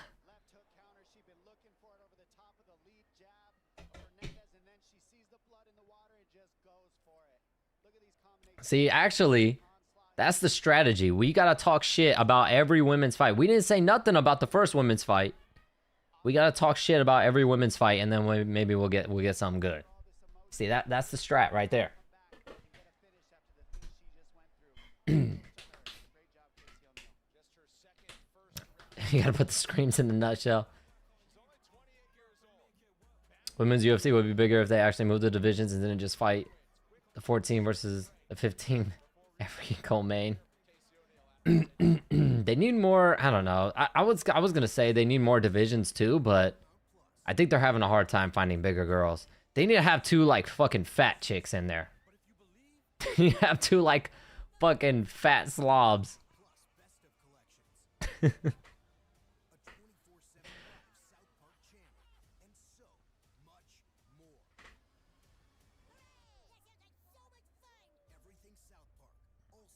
Let's see two chicks built like fucking Lizzo in that bitch. Women's heavyweight, yeah.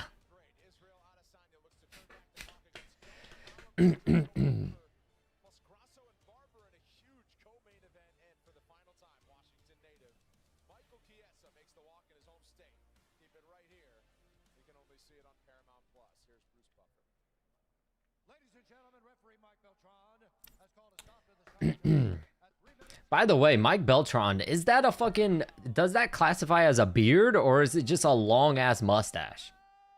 What does that classify as? That thing is... sexy. No diddy. I'm just kidding. That thing looks crazy, though.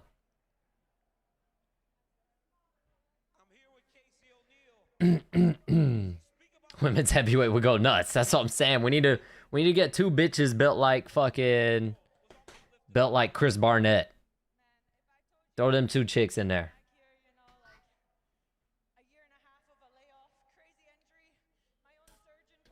All right, what am I doing? I don't really care what this chick got to say. Oh shit, y'all were... I had the sound on. I didn't even realize I had the sound on that whole time.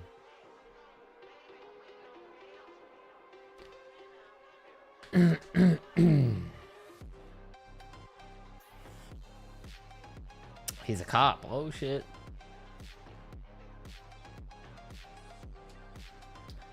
Could you see Adesanya becoming Anderson Silva and just losing every fight?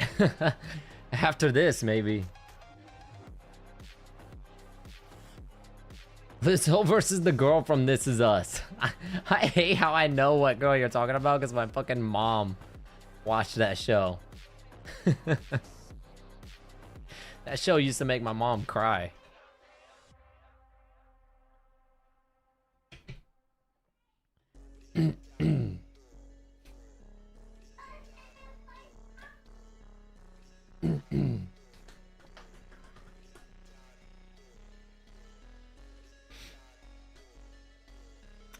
All right, Marcin Tabora, Tyrell Fortune up next. After that is the Chase Hooper fight, which, by the way, these fights are flying, dog. We are, I don't know, I guess we having a good time because, shit, we only got 3 more fights on this, on the prelim.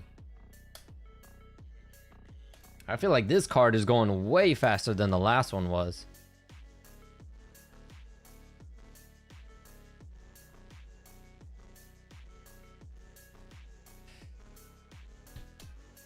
At this point, they should just have like throw two midgets in that motherfucker. Make like a little fucking, what weight class would that be? Guppy weight?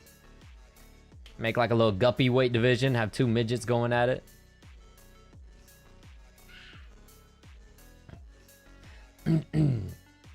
They should make 145 heavyweight. They can't find enough girls to fill out the division. Yeah, 145 and up. We just have Amanda Nunes fighting fucking a female sumo wrestler. Joe Pyfer's a legit contender to beat Izzy at this point. I didn't take him seriously, but leading up to this fight, I've been thinking about it. Yeah, he can. I could, like I was saying before, I think last week on last stream, I said I could see Pyfer like getting pieced up and then knocking Izzy out, catching him with something and knocking him out, or I could see him just wrestling. You know what I mean? And Izzy maybe just not being strong enough to get Pyfer off of him. Because Pyfer's he's a country boy too, ain't he? So he's strong, man. Strong guy.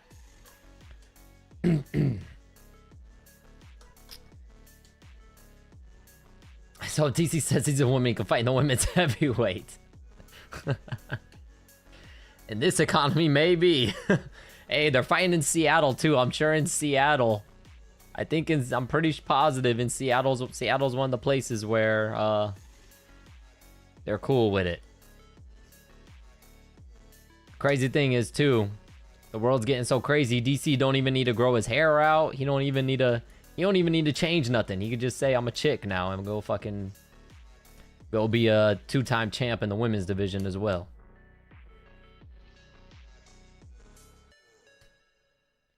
Got Izzy by KO within 3 rounds. Too slick, still fast. Will counter and go to the finish when smelling the blood. Tadpole weight. Yeah. Hornswoggle versus Dinklage.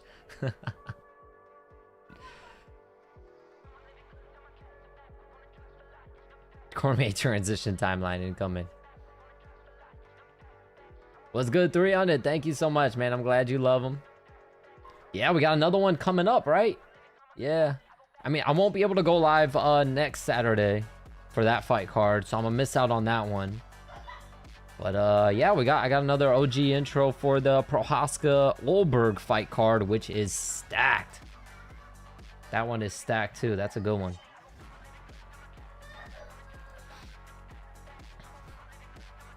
So yeah, the OG when they stack the cards like that with all the big names, the OG intros videos, those hit a little harder, you know. DC second prime incoming, yeah. It's not Daniel, it's Daniela. Daniela Cormier. Gonna start freaking knocking these bitches out. All jokes, love my trans friends. Yeah, it's just jokes, man. It's just jokes.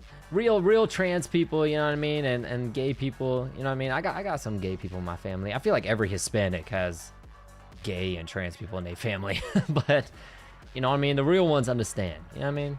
They understand it's jokes. They get it. They joke around like that too. They cool. I feel like it's mostly like the girls that transition to dudes are kind of a little more sensitive. The dudes that transition to girls, at least from my experience, they're more, you know, they understand the jokes and they just roll with them. Hope Yuri wins. For the lore, yeah, me too. Just because I think Yuri's more of a wild card, so more of a entertaining wild card type of fighter. Who you got, Gastelum or Luque? That one's tough because both guys look really good one fight and then look terrible the next. Honestly, at this point, I would probably say Gastelum. I would say Gastelum. Luque is looking worse and worse now. I just think the damage, he's been in too many wars.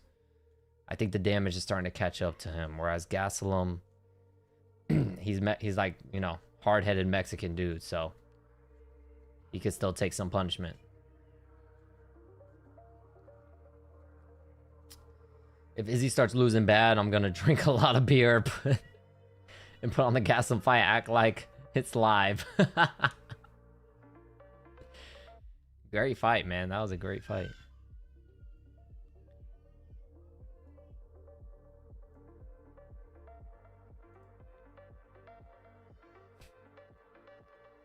Man, I had a brain.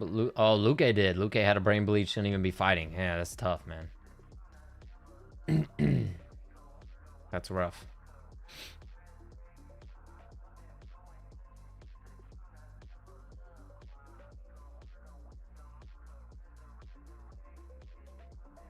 Guys, I think it's truck month.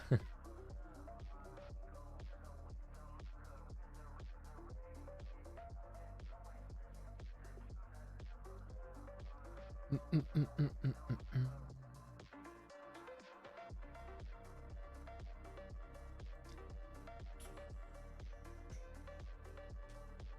keep hearing, I don't know what that is.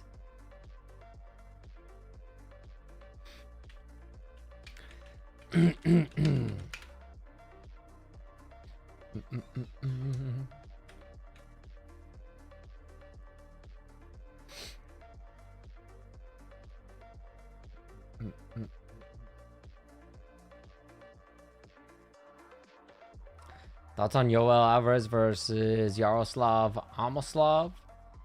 Isn't Yoel Alvarez? What was his? He had a fight. Didn't he have a fight recently that he did? He's another one of those guys though that I'm pretty sure he's like really entertaining to watch. Didn't he have a fight recently? Let me see. Oh no, he's the one he last fought, Luque.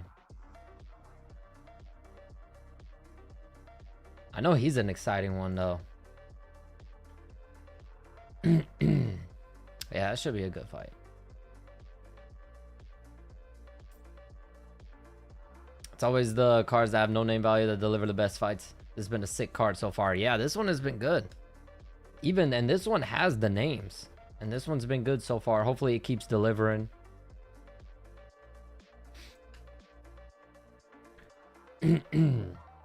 Unfortunately, next weekend I won't be able to go live for the Moicano Duncan fight card.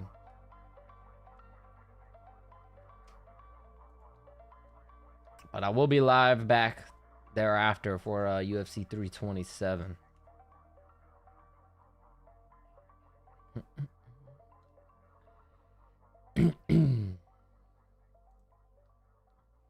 All right, the guys are about to start heading to the octagon. We got this chick doing the little preview for the fight, and dudes are flicking off the camera behind her.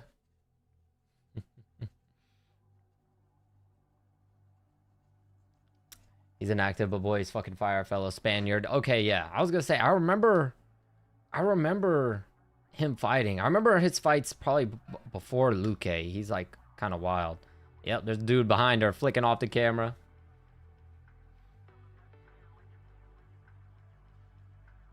How was that KO last fight? It happened out of nowhere. She hit her with like a counter left hand, wobbled her, and then just fucking started storming her with punches and put her down. I think she broke her nose too.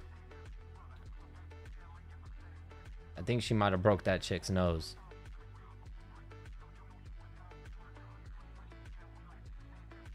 That's what we're talking about though, Maniac. We got to start talking shit about every girl fight, and then, you know what I mean, we'll get a knockout or something.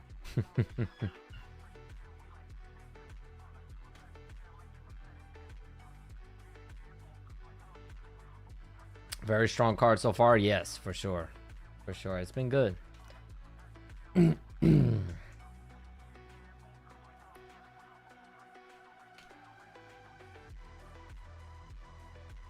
last 3 fights, yeah. The only one so far that was a little bit of a letdown was the first fight. The last 3 fights have all been good.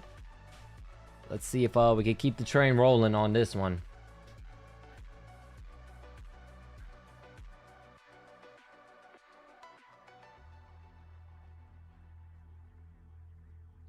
This is what I don't get though. They better not, bruh. This is what I hate. They show the walkouts for the fighter. Hey, he got a Salsa Boy in the corner of Terrell Fortune. Salsa Boy there. But what I hate is they're showing us the walkouts and all this shit for a lot of these prelim fights, and you know what I mean, like going to the corners in between rounds and shit. On the main card, they better not start pulling up ads. I feel like they know a lot of people are probably waiting for the main card to start watching the fights, and then that's when they start running the ads like fucking crazy. What is this guy doing? Oh, he's trying to get Vaseline on his lips.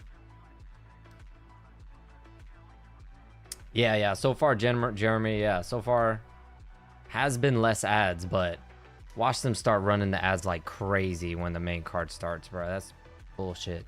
I've been saying they should just run ads galore on the prelims and then run no ads at all at the main card. That's honestly how they should do it.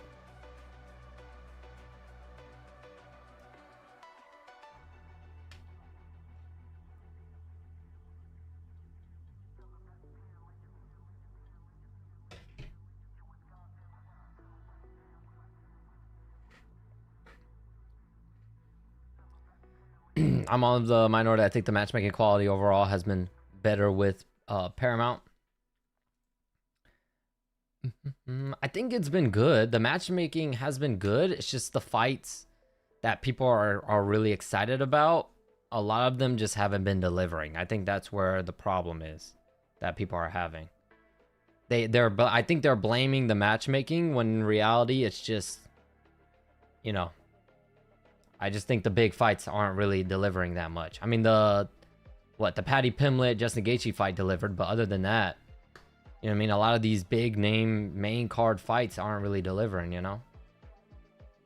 You got guys like Khamzat Chimaev that after the Gilbert Burns fight, he doesn't really want to fight like that no more. So you got a bunch of guys like that. So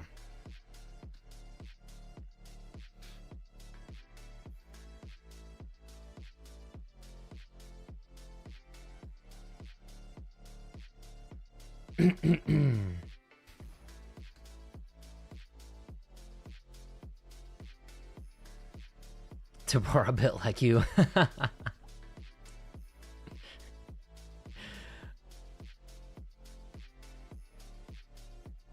The problem is nobody wants to fight anymore unless they make a huge amount, which is fair, but at the same time, it destroys what we have. Yeah, but what I don't understand is from the fighter pay that I've seen, honestly, MMA fighters on average are making more than boxers. They're just not making like Canelo Alvarez money. I think the problem is people are looking at like a Canelo Alvarez. He's making like fucking 30, 40 million a fight or something.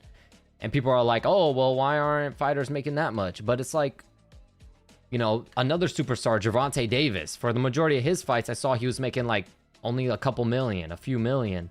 And I'm like, the top fighters in the UFC are making that much money, you know? So I don't know. I'm confused where the complaints are with the fighter pay.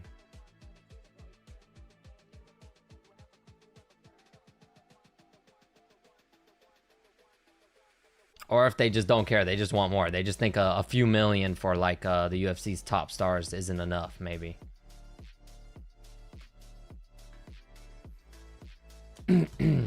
Yes, the health insurance is the one. Yeah.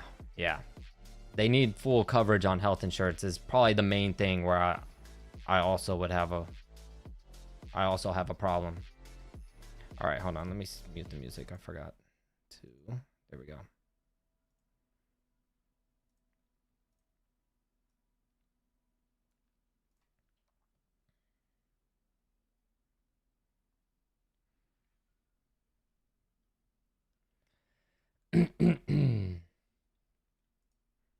All right, here we go. Damn, brother. So you're built like Tabora?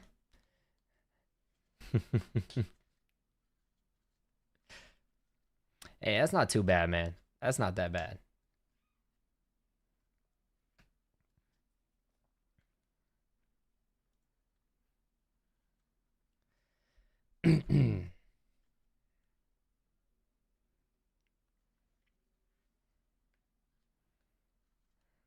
Little right hand, double left hand for Tabora.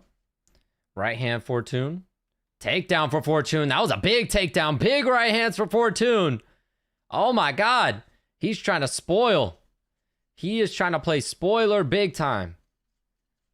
He said, fuck it. I'm going to go from unranked to being ranked in the top 10 immediately.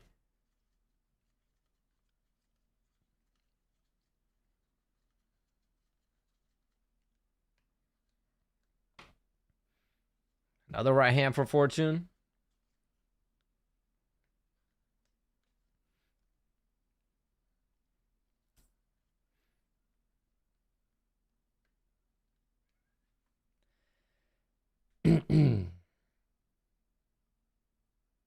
Tabora's trying to get up. He eats a couple more right hands from Fortune. Let's see if I...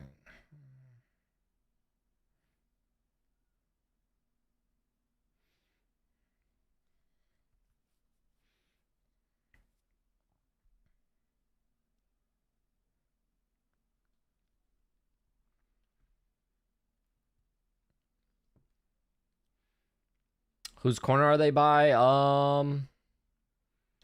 nice little couple left hands there from Tabora.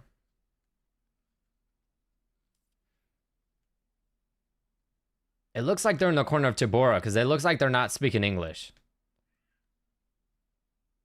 Oh, nice right hand for Fortune as Tabora stood up. Damn, that was a big right hand.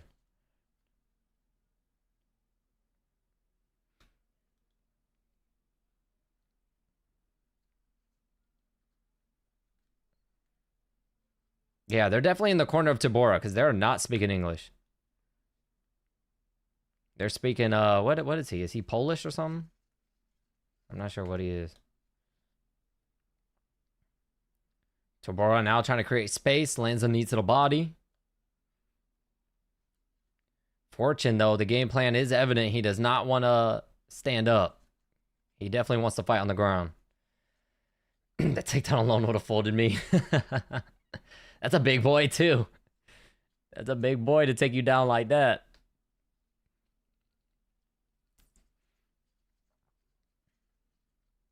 The crowd is starting to boo.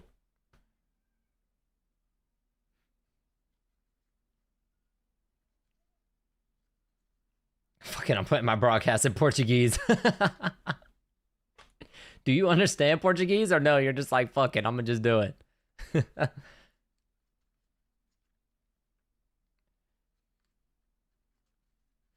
Needs to the body for Tabora.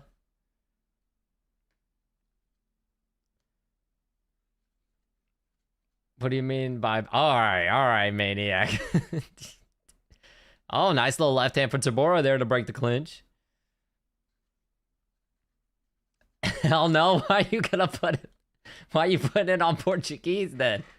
Just cuz?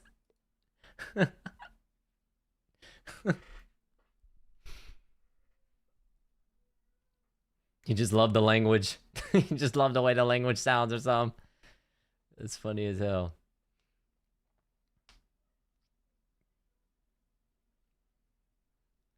Little body kick there from Tabora.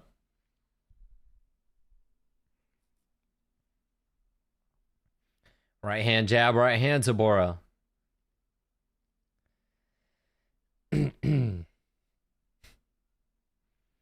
Leg kick Tabora. Just not to hear Cruz in DC. Well, damn. A right hand for Fortune. That's the round. I would say Fortune 1-0.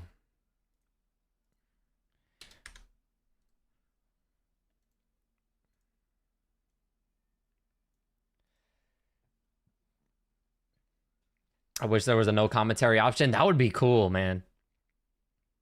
That would be good. That would be cool.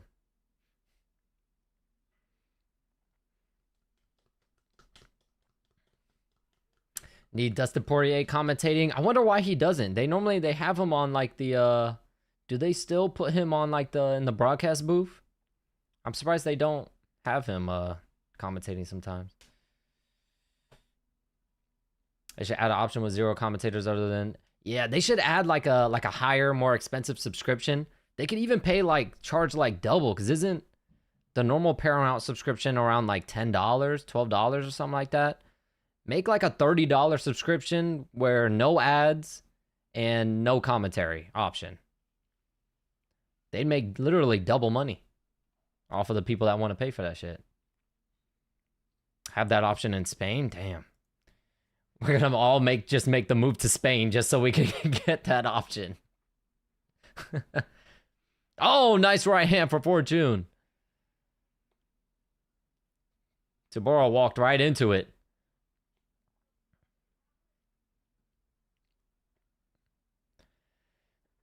Oh, nice left hook right hand for Tabora.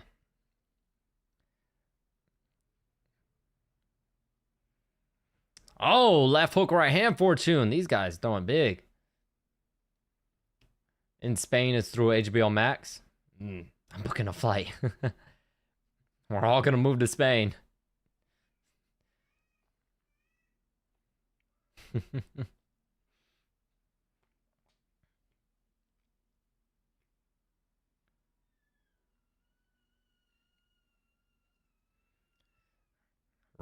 Right hand, left hand Tabora.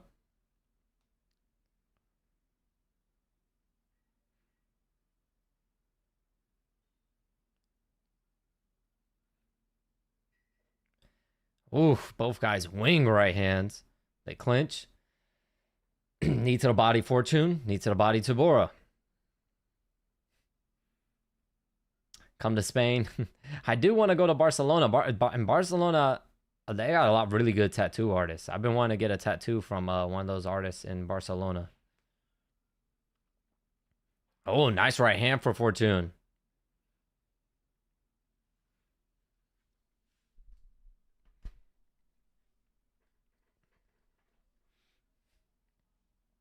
Leg kick Tabora.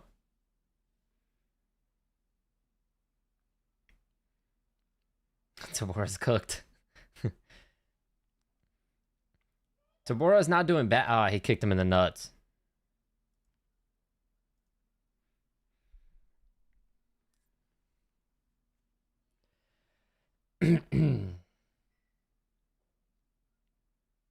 Like Tabora is... Oh my god, another big right hand. Tabora just... His defense is lacking, and Fortune is catching him with big shots. He's doing a good job at eating them, though. And not going down or getting knocked out. His defense is just lacking. He keeps walking into the right hand. At least no eye pokes. Yeah. Nice jab right hand for Fortune. Another right hand. Yeah, lately it's been fucking nut shots instead of eye pokes. Lately there's been like nut shots almost every fight.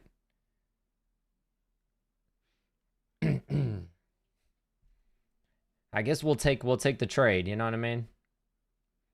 I guess getting kicked in the nuts, at least from a crowd perspective, is funnier than getting poked in the eye. Barcelona's amazing. Damn, I need to go. I need to go, man. Left hook, right hand, Fortune.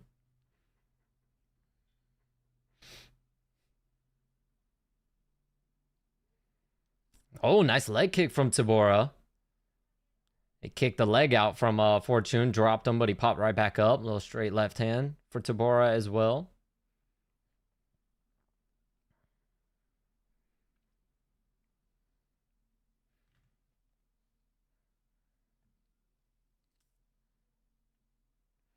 Oh, left hand Tabora, right hand Fortune. These guys are landing big. I still maintain all eye pokes are intentional. Like Derek Lewis, what Derek Lewis said. Jan, you saw poke all the time. He fixed it by framing with a closed fist. Yeah. I think the UFC has been cracking down on the eye pokes now a lot, which is why you see a lot of fighters closing their hands. Nice right hand from Fortune again. The right hand, straight right hand for Fortune has been money all fight.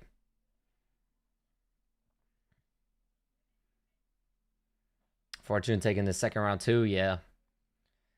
Yeah, just Tabora hasn't been able to find a way to get around that right hand. Fortune just landed a nice stiff jab there also. Body kick Tabora.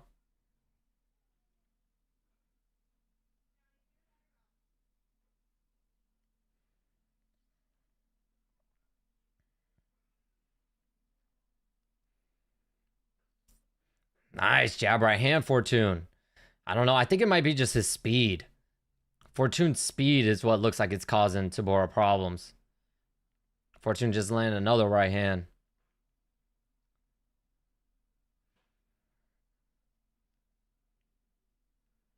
For last, oh, nice right hand for Fortune. Tabora trying to land, but still, he's just too slow. He's just a step behind. Fortune up 2-0, man.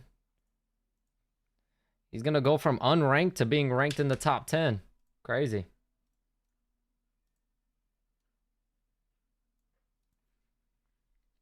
What's up, Landon? Happy to see you too, my man. For the last 20 years, they've been saying to use Pride gloves. I don't know why they don't. I don't know either. I don't know either. Any picks on prize? You mean you're talking about like betting wise? I don't bet. I just feel like, bro, I'm the type that if I do a parlay or if I bet money on any fight or something, I feel like I'm gonna get all predictions wrong. For the most part, I'm right, but the second I feel like I've started to put money on it, it's just all gonna go left. Yeah, Tabora needs a finish. Needs a finish. By the way, Landon, where are you from, Landon?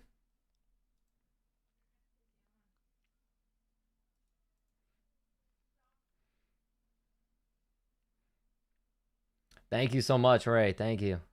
I appreciate it. Glad you enjoy the vids, man. All right, immediately out the gate, they clinch. Here, the boos are gonna start coming.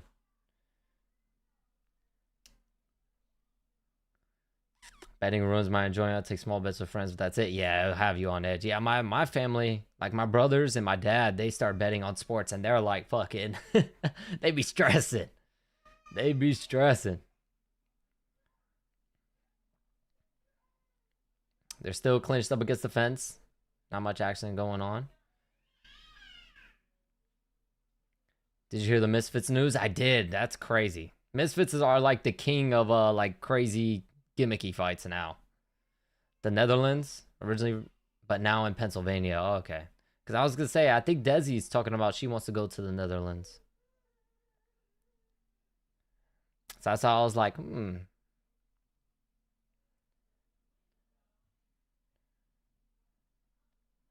Dutch, but born in Netherlands. Oh, okay. I think it was the Netherlands is what Desi wants to go to.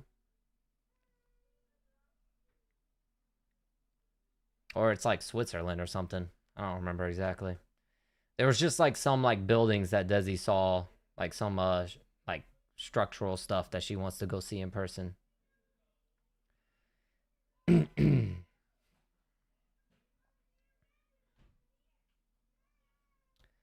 teep kick to Bora.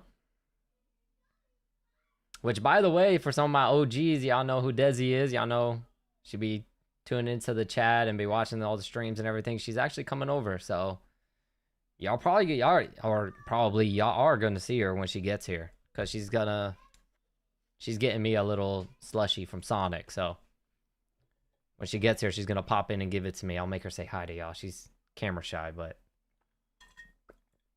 I'll make her say hi to y'all.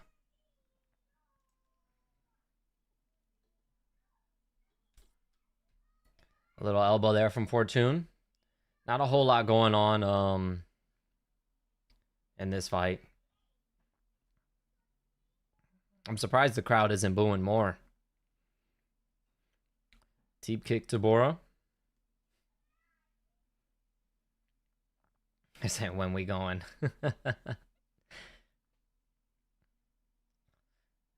A jab right hand for Fortune. Well, we're going to Japan first. We're going to Japan first. That's where I want to go. And then it's going to be Desi's turn to pick where we go next. Nice takedown for Fortune. Damn, he's going to win this fight. Tabora gets up to his feet. Another takedown for Fortune. What a crazy start for a mainly uneventful wrap-up so far.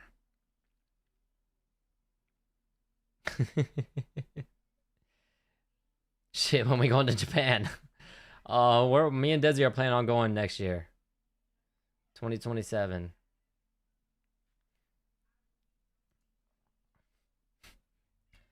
Tabora gets back up to his feet. Fortune trying to take him back down to the ground.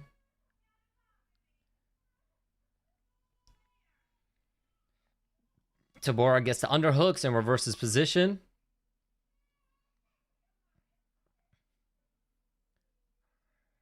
They're in the corner of Terrell Fortune now. Fortune now puts Tabora up against the fence. There's an elbow for Tabora, a knee to the body. Left hand Tabora, and they clinch. Bro, Fortune is gassed. Tabora just needs to get off of him and just fucking swing like crazy. Well, they break the clinch. Left hand Tabora, right hand Fortune. And now Tabora clinches and tries to go for a takedown, bro. You need to finish, bro.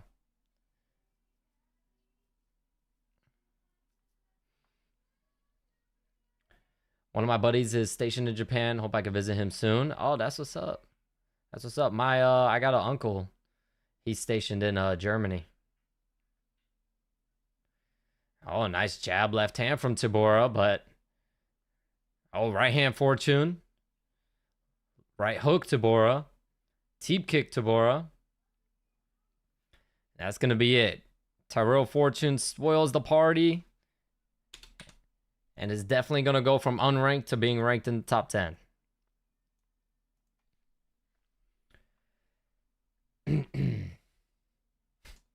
Ask her about if it was Netherlands or Switzerland. Yeah, I'll ask her. She's going to pop into the stream. She's probably going to pop. Oh my God, Maniac. What the hell are you doing? I unfortunately said Zabora would get the finish. It's all good, but damn, 20. Holy shit. Thank you so much, Maniac. You're crazy. But, shit, I don't even remember what the fuck I was talking about. Maniac with the fucking big dick dono. Jesus Christ, brother. What do I owe you? $20. What do I owe you? What do you want to do to me? Pause. No diddy. What was I talking about? Oh, Desi. She's gonna hop in chat when she lets me know. She works. She's got what, 2 more hours left, at her job, and then she's gonna head straight over to my house. So she's gonna pop in chat and let me know she's on her way. So I'll ask her then. Let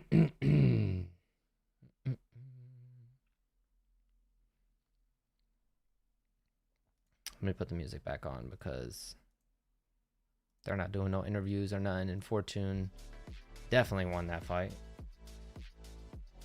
All right, Jeremy. All right. That's times 3. He said times 4. All right.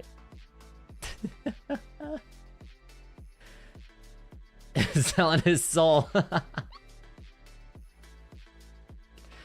Fortune versus Tuivasa. Hey, I don't know, man. I feel like they need to give Tuivasa... They need to give a Tuivasa some dude that wants to stand up and fight. I feel like Fortune would just wrestle the fuck out of Tuivasa. We need Tuivasa to fight someone that he can easily knock out. Because, Jesus. I think that's what, Tuivasa's 5th or 6th? I think 6th loss in a row. 6th knockout loss in a row, too, I'm pretty sure. Oh, wait, no, Tuivasa didn't get knocked out. It went to decision, but... I'm pretty sure it's like his 6th loss in a row. All right, next up is Chase Hooper and Lance Gibson.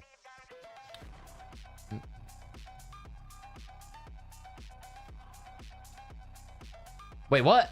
Hold on, they gave it to Tabora? What the fuck? Whoa. What? What? Oh wait, hold on, hold on. What's going on? Because Bruce Buffer is went back in the octagon with the mic.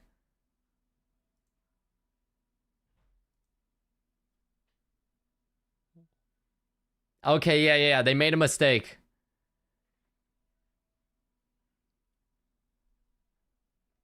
Holy fucking Steve Harvey, Miss Universe. What the fuck is going on over here?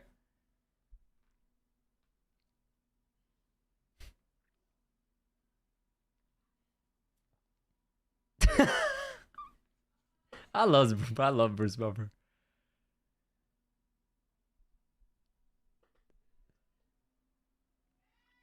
Okay. They fixed it. They gave it to Tyrell. Holy shit. What the hell was that? What the hell was that?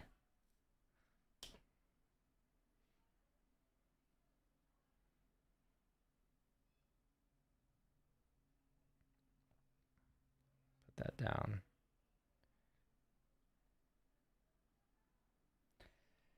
One, 2, 3, 4, 5. Yeah. What in the fucking Steve Harvey Miss Universe shit was that?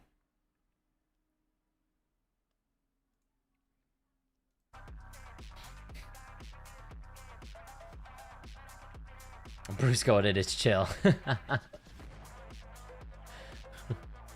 So I wonder, I wonder if they wrote down the wrong name or if Bruce Buffer read it off the card wrong. That's what I'm wondering. That was, honestly, that probably would have been a worse robbery than the Adrianes. That one would have been really, really bad.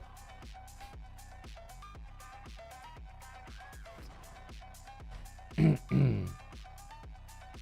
was so fucking confused. Yep, yes it was, I'm in. Yep. Definitely be in the video. Not as bad as the Tyron Woodley is in it. Yeah, I remember that. Poor Marcin. Yeah, imagine you thought you won. Cause that dude ain't no in a million years he ain't win that fight. Well, that's embarrassing. Let's all go to the Dutch Strip in Amsterdam. Why? What's that? What's at the Dutch Strip?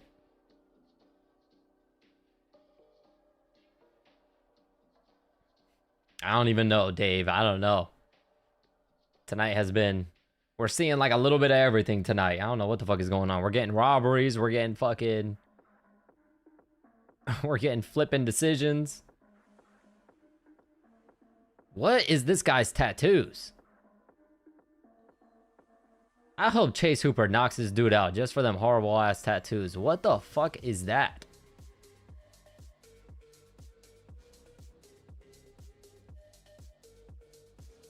I don't know. I hope Chase he doesn't even submit this guy. He knocks him out. Because what the fuck are them tattoos?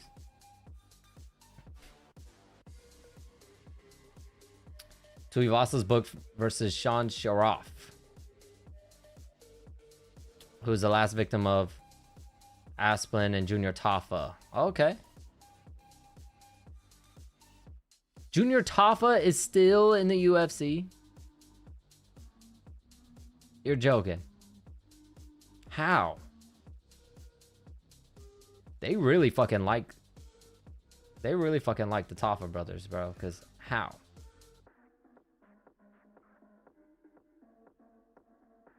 All right, Chase Cooner. This dude's tattoos they piss me off, dog. Unless those weren't tattoos. Let me see. I gotta see his front side. No, I think those are tattoos. What the fuck is that? His tattoos are awful, bro. All of them. He said, I want the honeycomb bee on my arm. I just want a black ass lightning going down my neck. And then let me just get some random fucking black dots on the other side of my chest. What are these tattoos? What the fuck is going on here?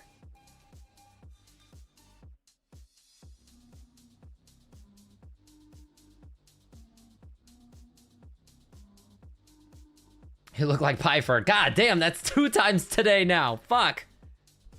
Fuck, Tati. Fuck. It's twice today.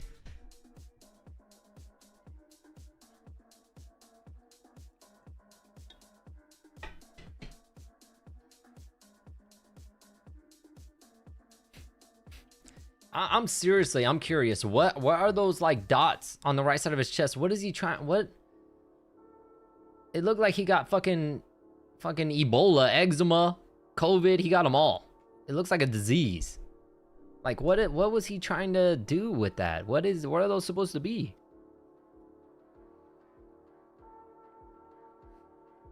He got them all. Ebola, Zika virus. Jesus.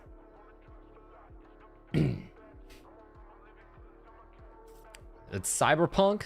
That's what that fucking tattoo style is called? Jesus. Yeah, the ink is dookie. Some Nazi shit, okay.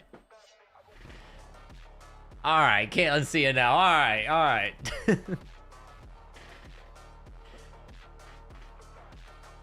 Looks like one dude from Black Panther, yeah, with all the, yeah, I know exactly.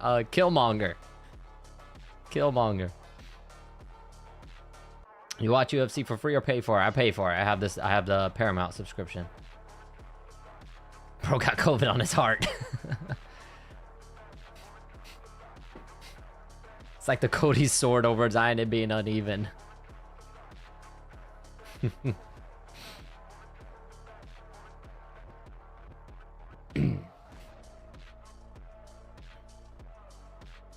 Alright, come on. We want Chase Hooper to win just because this dude got some fucking awful tattoos, dog. Don't let us down, Chase. This dude's tattoos are pissing me off. It's okay if you're a fighter and you have bad tattoos, because it still looks cool and hardcore. Are those supposed to be clovers or heart? What the fuck is that? But this guy's tattoos is just... I don't know what the fuck he's going for.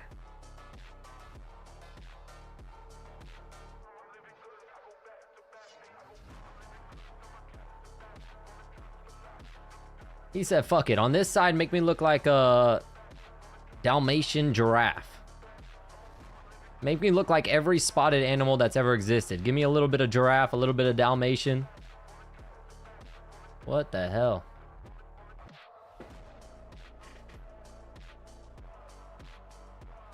We want Chase to win so we can hear if he goon this camp.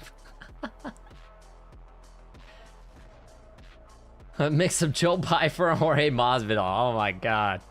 I did get Jorge Masvidal a while ago. When I grow the beard out a little more, I try to keep it trim. I need to trim it down. It's getting a little bit longer. But when it gets a little longer, I do get the Jorge Masvidal. Video game shield head ass. That's a thorn crow on the arm? I don't know what even a thorn crow is.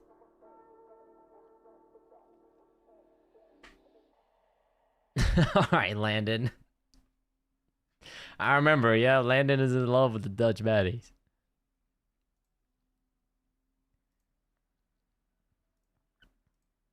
Alright, come on, Chase Hooper. Knock this motherfucker out, dog.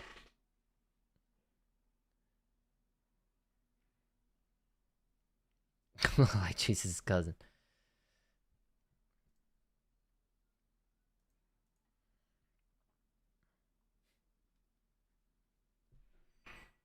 Alright, left hand Chase, body kick Chase. Teep kick Chase, leg kick Gibson. Left hand Hooper. Isn't Hooper like 30 with kids? What? Jab, left hand jab for Hooper. Chase Hooper, man, he looks like he's gained a lot of weight since when he first joined the UFC. He looks a lot bigger. Teep kick Hooper, leg kick Hooper. Another leg kick for Hooper. Are you Arab? No, I'm black, Puerto Rican, Italian. I look like Joe Pyfer because now that when someone mentioned earlier, Joe Pyfer does kind of look like my dad. My dad's Italian. But yeah, black, Puerto Rican, Italian. Nice elbow over to the side of the head for Gibson. A little left uppercut for Hooper.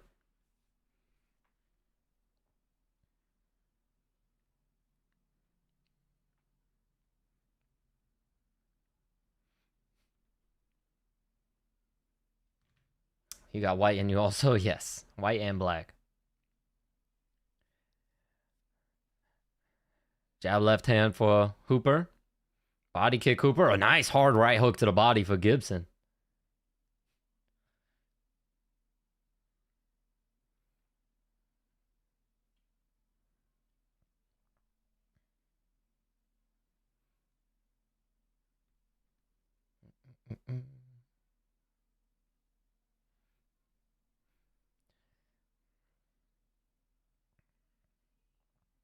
Teep kick Hooper. Oh, nice head kick for Hooper.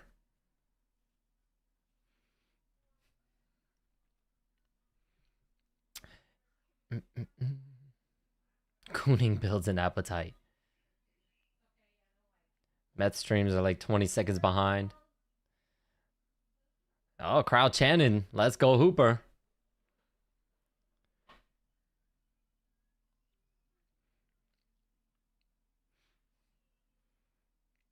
Body kick Hooper. Left hook Hooper. They clinch. How tall is Chase Hooper, man? He looks kind of big. Cooning is amazing. Oh, the elbow from Gibson hurt him. Head kick, Gibson. Head kick. Hooper's hurt. Hooper goes for a desperate takedown. He got caught lacking. He ate an elbow. Oh, knee to the head for Gibson. Another knee to the head. Hooper's hurt. He tries to pull guard. And what? Referee stopped it. What are you doing? Chase Hooper doesn't contest the stoppage, but he was still with it. He was still all right. That was an early stoppage from the referee. I do not like that stoppage.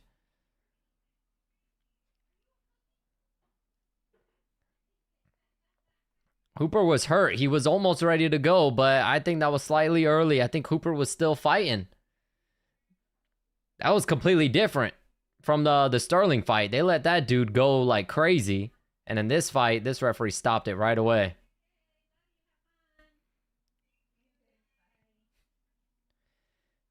Chase just got caught standing there holding on. He ate an elbow bad. I'm not that mad at that. Yeah. Yeah, it's not like... I'm going to be real. Gibson probably would have. Chase was out of it. Gibson would have finished him. But still, I think Hooper was doing what he had to do to get out of there. Like, he was eating knees to the face, so he fucking jumped back to get away from the knees. And the referee stopped it. I don't know. I think Chase was just doing what he had to do to get the fuck out of there since he was eating knees to the face. Yep, the crowd is booing the stoppage.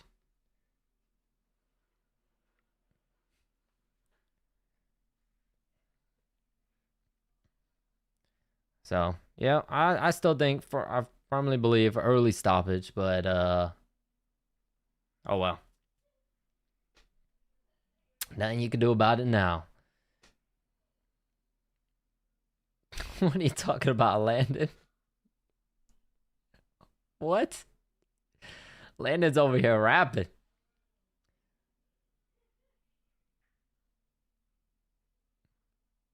Okay, so you were rapping. I was gonna say, I was like, that sounds like Landon over here spitting bars. Such a gray area with the stoppages. Most of the time, you can go either way. Yeah. Like, there's an argument for it because Chase, like, flew backwards. But, you know, the referee could interpret him flying backwards like that as him getting knocked out. But really, it's him trying to get the fuck out of there because he ate 2 knees to the face.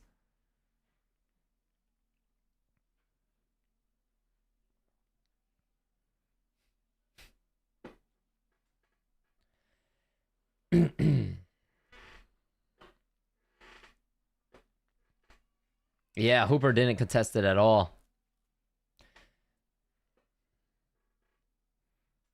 The crowd is booing the fuck out of him.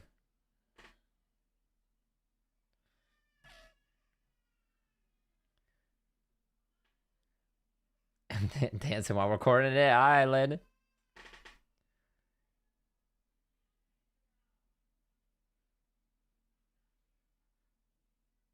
So he said, I was born like 10 minutes from here. The crowd was booing him, and now they're cheering him. They're like, oh shit, he's one of us. They're like, oh shit, okay, he's one of us. They started cheering him.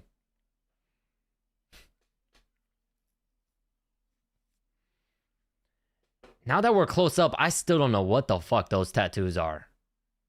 I have no clue. It looks like a leech got to him.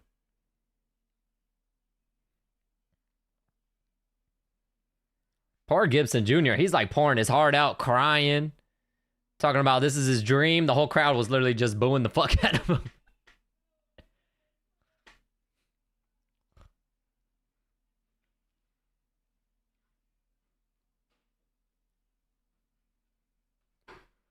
All right, well, he won the crowd over. Leech got to him. Yeah, that's what it looks like. I don't know what the fuck. Even close up on him, I still don't know what the hell that is.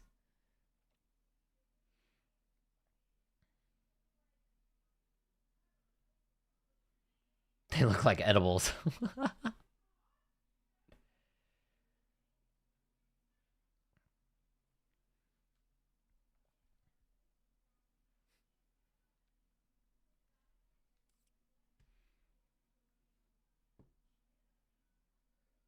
It's a vibes-based tattoo. What fucking vibes? Ayahuasca schizophrenia vibes?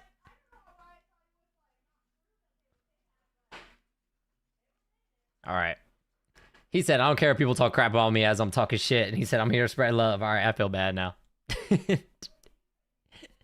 I feel bad now. But we're not going to sit here and pretend like those aren't objective facts. That those are like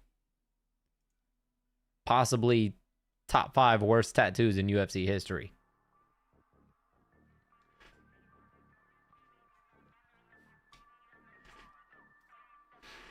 Good interview, though. Good interview. Very short notice as well, yeah. And fought a big name in the UFC too, and Chase Hooper. It's a big name.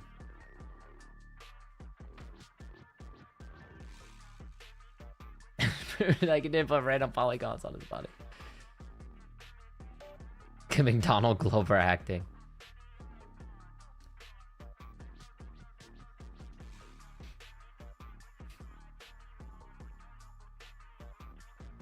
Desi's here? Is she? No, she's not. She should still be at work.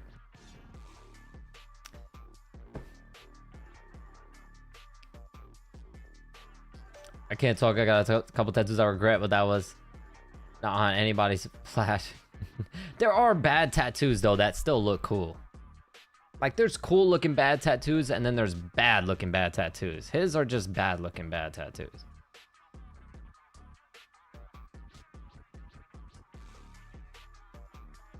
Spreading love with kicks and fists. Nice.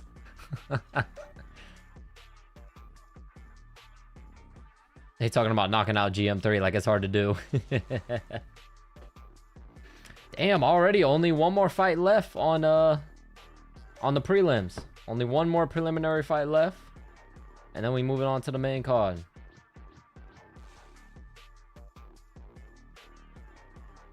Ignacio Bahamondes versus Tofik Musayev.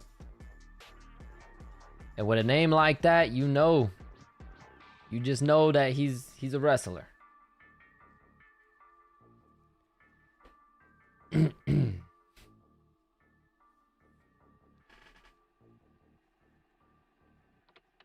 Oh, maybe not. Never mind. Maybe he's not a wrestler. He's in the back warming up. He looks like he seems to be like a striker. Yep.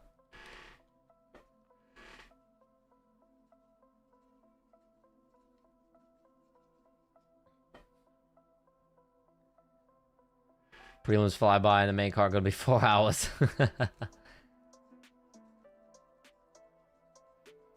Expect all finishes on the main card, but the co-main, but the women's fight. Yeah, we just gotta talk shit about the women's fight. We just got to, because the last women's fight we talked shit, there was a finish. So. Oh yeah, your parlay's cooked because of Hooper, huh? Hooper cooked it.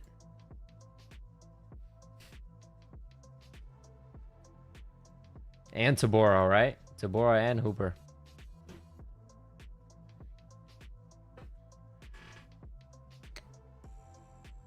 This is a good fight night, though.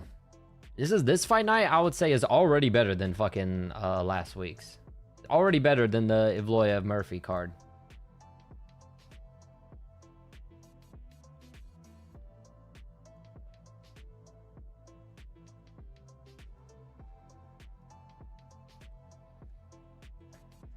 We got a little bit of everything. We got some funny shit happening, chaos, crazy moments, fucking robberies, and we got some nice, vicious knockouts. And already a good fight of the night type of fight with Ricky Simone and Adrianes. We're getting a little bit of everything tonight already on this prelim. I thought Desi was in the background noise. Nah. She still got what? She gets off work in like an hour and a half. And then she's got to drive over to my house, so she won't be here for another, like, 2 hours. She'll either pop in the chat or she'll text me and let me know when she's on her way, when she gets off work.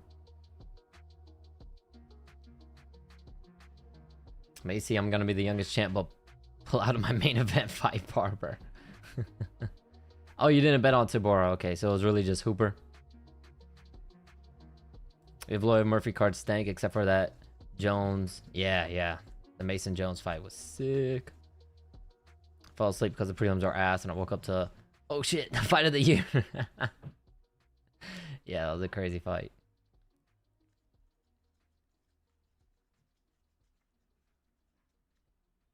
Yeah, Jones is really good. I like Mason Jones. Plus, he fights. Yeah, very fun fight style. His fights are always entertaining, never boring.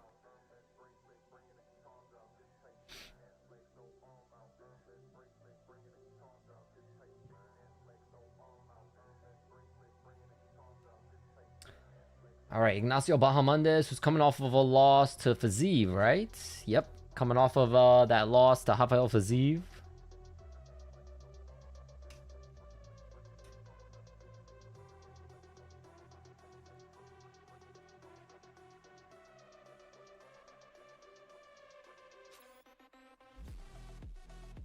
Daniela Hemsley Siamis. I remember that. That was a little crazy. That was a little crazy, wasn't it, Landon? Good times, man. Good times. The Harry Hardwick fight was also pretty nuts. Bad prelims. Yeah, that fight was good too. Hardwick too. He's had. Yeah, I wonder if he's gonna get cut. I feel like he shouldn't, because he's been in both of his fights in the UFC have been entertaining, but he's had two pretty bad losses in a row. I hope they give him one more fight, one more chance.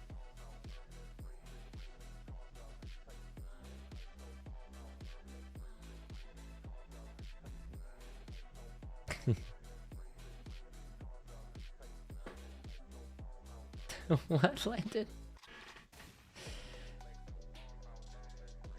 Harry been having a hard time, but he deserves to stay. Yeah, exactly. He had a rough couple fights, but one more chance. Give the boy one more shot. His fights are entertaining.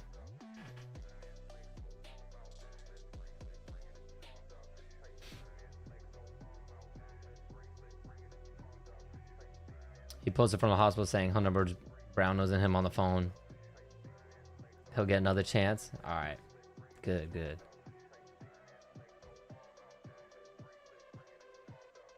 Oh, they were even trying to fly him out to this fight? To fight here? 3 minutes of ads, yeah. Hopefully they don't run too much more on the main card though.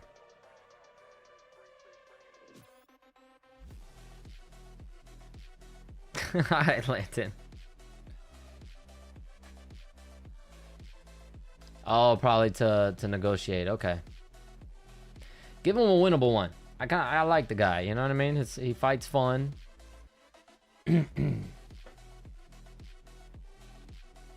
He's been through his first 2 fights in the UFC were very rough. Give him a good one. Give him a maybe someone making their debut or something that ain't too big of a prospect. Or maybe give him another guy that's struggling in the UFC and is on the verge of getting cut, and then whoever loses gets cut.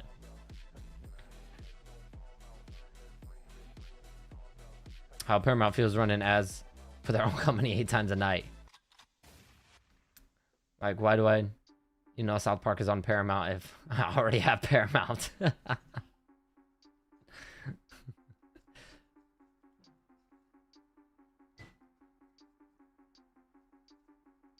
They have Landman too, if you didn't know. That's funny.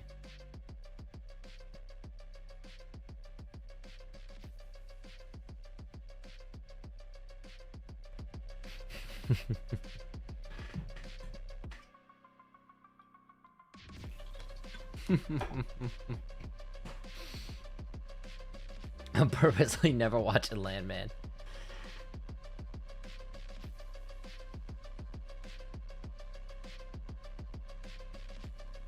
Let's see, 1, 2, 3, 4, 5, 6. Oh yeah. 7. Okay. All right. My guess is they were running these ads when the guys were walking to the octagon. They should, when they come back, should be getting ready to fight.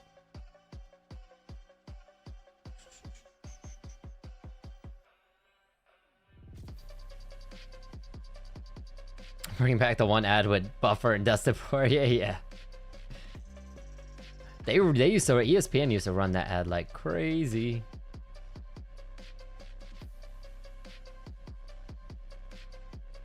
Facts, Jeremy, facts. What's up, Eraser? Welcome back, welcome back. Good to see you. The Dutch are here. Dutch in the building.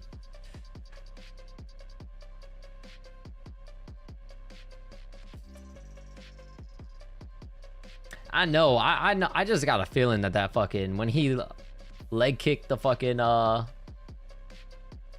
printer or whatever the hell that was, bro, I just know that had to hurt, dog. That had to hurt, at least a little bit. He hit that printer with the good form and everything. Wheat's involved. Sound like a fun time. Sounds like a fun time. Yeah, same, Ray. Same. Tony Ferguson shit. Yeah. Ferguson was definitely watching that ad talking about some, hey, I kick mine for fun. Tony Ferguson's over there kicking fucking brick walls and shit. Kicking damn steel pipes as hard as he can. Like a maniac. Holy height difference? Yeah, Bahamondes is a tall guy. He's very tall, lanky.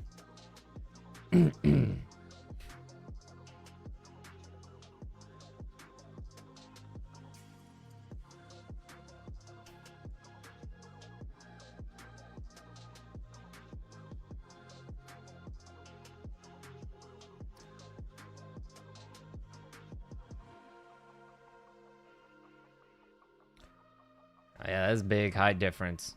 5'9" and 6'3". Sheesh.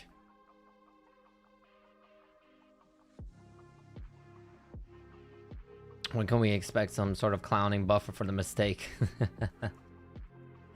I got you, brother. I got you.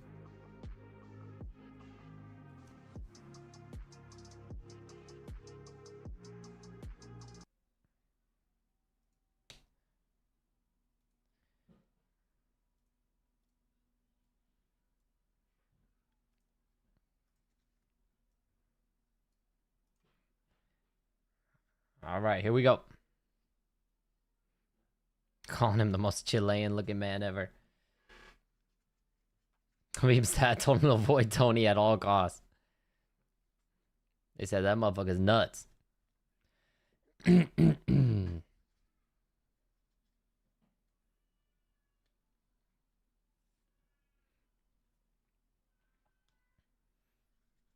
the Chile cut. That's the...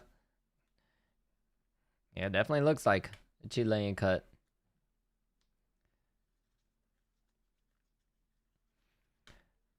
Oh, that was weird. That was like a leg kick, side kick for Bahamondes. Jab right hand, Bahamondes.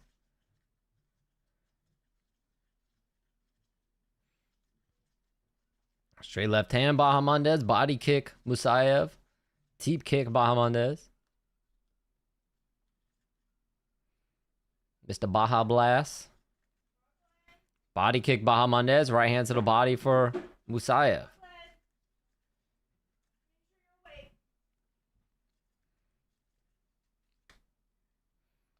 Teep kick, Bahamondes.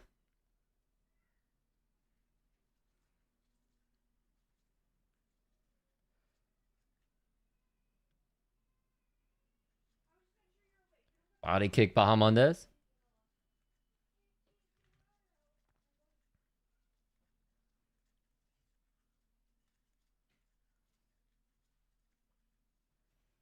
Oh, nice straight left hand head kick, Bahamondes, as Musayev shot the right hand. Body kick, Bahamondes.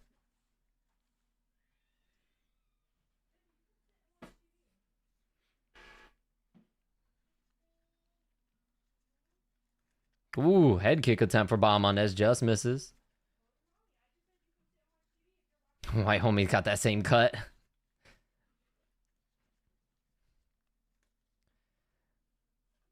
Low right hand attempt for Musayev, doesn't land. Hard leg kick for Bahamondes. Body kick, Bahamondes. Body kick, Musayev. Leg kick, Bahamondes. Oh, head kick, Bahamondes. He slaps him in the face with his foot.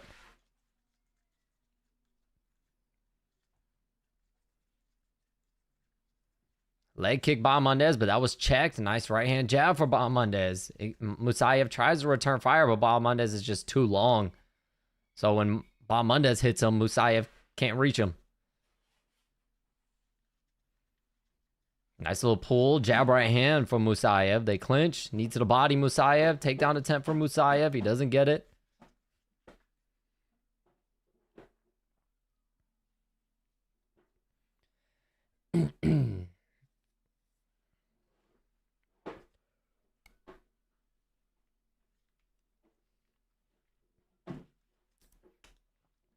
Shoulder strike from Musayev. Elbow Musayev. And they break the clinch.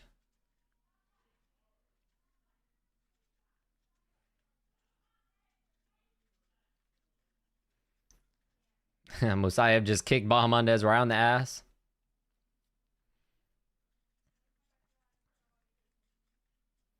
Body kick Bahamondes. Nice hard body kick.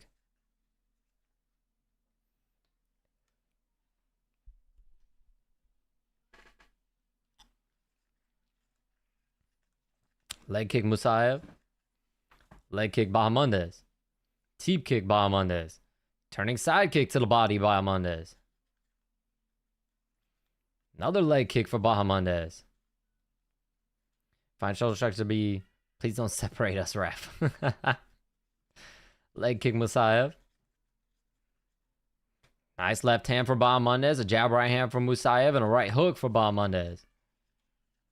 Leg kick Musayev, jab right hand Bahamondes. Ooh, that was a good one. He lit him up with that one. Teep kick Bahamondes. Musayev catches it, tries to sweep the leg. Bahamondes, good balance though, stays upright.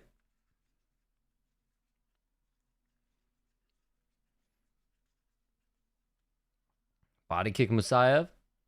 Body kick left hand Bahamondes. Musayev catches it and takes Bahamondes down. Lands a couple hammer fists. Bahamondes looks like he's trying to attack an armbar, but Musayev's arm gets out of there. Now a little bit of a scramble, and that's the round. I would say Bahamondes 1-0. I think Musayev is just having a really tough time with the reach.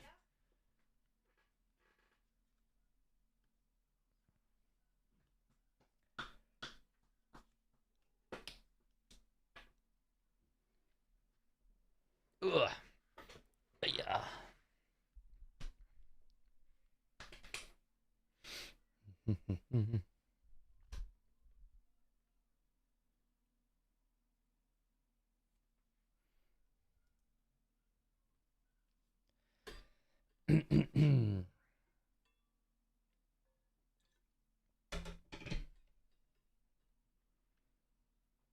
Oh, Bilal Muhammad there working the corner of Ignacio Bahamondes.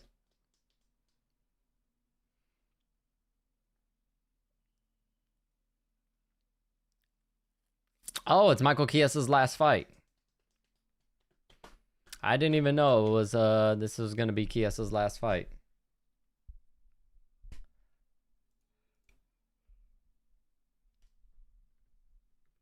Oh shit. What up, Ken? Welcome back. Oh, jab left hand, Bahamondes drops him. Ground and pound, dropping some big right hands. Musayev trying to survive. They got rid of the fucking timer because they thought the fight was over. Oh, Bahamondes went to take him down and Musayev grabbed the fence. The referee didn't even see it though. Bahamondes literally went to drop. Oh, spinning heel kick for Bahamondes. Bahamondes literally picked Musayev up and was going to drop him and he fucking grabbed the fence. That should be a point deduction. A body kick for Bahamondes. Right hand Bahamondes. Musayev catches the kick, takes him down. Bahamondes attacking the neck. It's under the chin. That is tight. It is tight, man. That should be a point deduction. He grabbed the fuck out of that fence, and that completely altered this situation because if Musayev gets out of this, he lands on top. If he didn't grab the fence, Bahamondes would be on top, landing ground and pound. Possibly finishing the fight. Oh, nice elbow from Bahamondes on the bottom. That should 100% be a point deduction. There's an elbow for Musayev. Hammer fist for Musayev. Oh, Bahamondes is cut bad from that elbow. He throws up an armbar attempt for Bahamondes. See, that's fucked up, man. Bahamondes would have probably never got cut there. Had fucking... Oh my God, Bahamondes is leaking everywhere. There's a pool of blood. Oh my God. That sucks, man. That sucks. That fence grab completely changed this fucking fight. Hammer fist for Musayev. Left hand, right hand, Musayev. There's blood everywhere. Right hand, left hand, Musayev. Hammer fist. That sucks, man. All because of this fence grab. Couple left hands for Musayev. Bahamondes is leaking. There's literally a pool of blood under them. Bahamondes is trying to throw up an armbar again. Maybe trying to switch to a triangle here, but there's blood everywhere, man. I just don't think he's going to be able to secure it. They're going to be so slippery because of all the blood. Oh my God, a couple big hammer fists for Musayev. Jesus, I want to see this cut. Because he is pouring blood. It's like somewhere in the middle of his forehead. Bahamondes is trying to go for the triangle choke here. And Musayev gets out of it.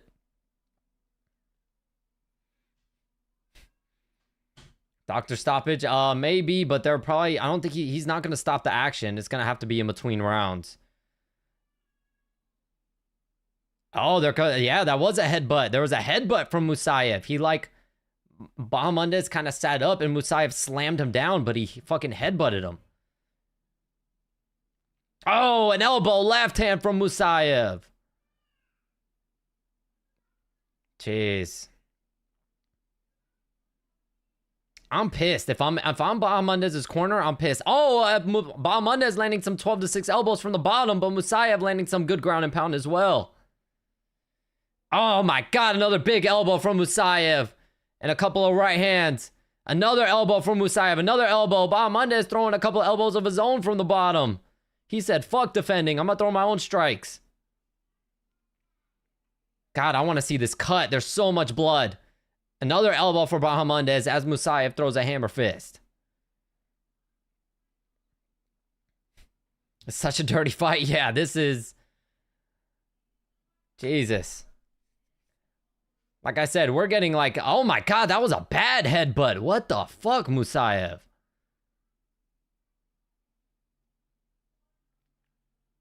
Hammer fist for Musayev. Right hand, Musayev. Another right hand. Hammer fist. Bahamondes needs to kick off and create distance or else the referee's going to stop this.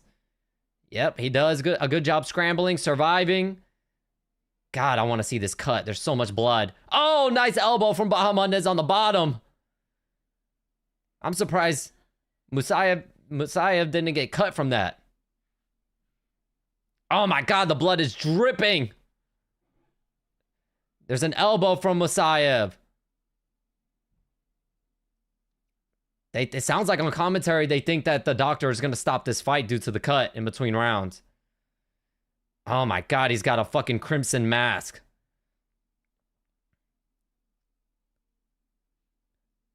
Left hand for Musayev. He survives. Now let's see this cut.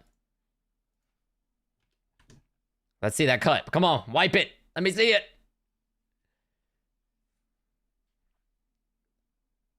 Let me see it.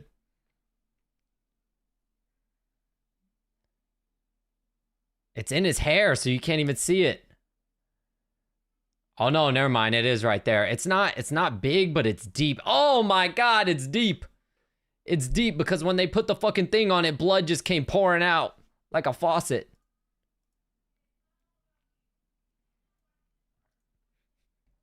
The cut isn't like big, but it's smaller, but it's definitely super deep. I think you need a new cotton swab, lady. That thing is fucking full of blood. Oh my God, she didn't do a very good job. She didn't do a very good job. That thing is still... Yep, Bahamondes is even saying like, yo, you need to wipe this shit. She did not do a good job, dog. She did not do a good job closing up that cut. She didn't put no Vaseline in it, nothing. So yep, they threw in the towel so that he can wipe it, but she didn't do a good job, bro. It's gonna, the one little jab or anything, it's gonna start leaking like crazy again. Here we go. I would guess it would be 1-1, even though Bahamondes almost finished him.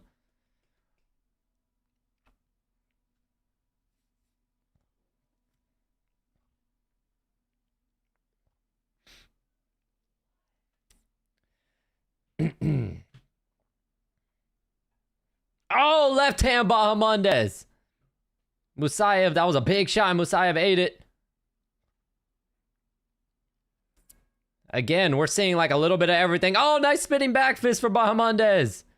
Oh, left hand, right hand Musayev. Jesus, Bahamondes eats it well. This is going to be fight of the night. This is definitely topping the Ricky Simon, Adrian Yanez fight. Jab, right hand, left hook. Musayev hurt him. Musayev hurt him, but he didn't recognize it, and he's going for a takedown. Bahamondes gets taken down.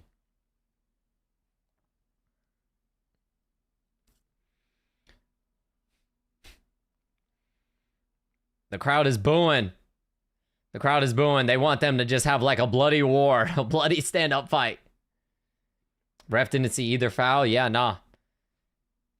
What's fucked up is that it should be a point deduction because him grabbing the fence prevented Bahamondes from being on top, landed him on top, and then he did the damage from that.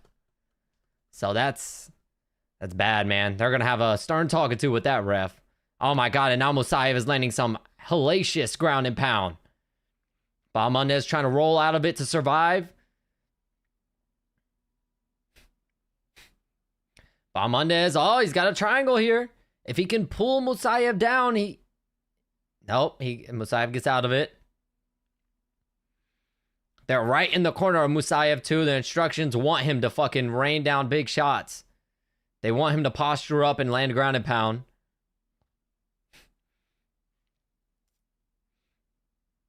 Yep, he stands up, lands a right hand. Bahamondes tries to scramble, but Musayev jumps right back on top of him.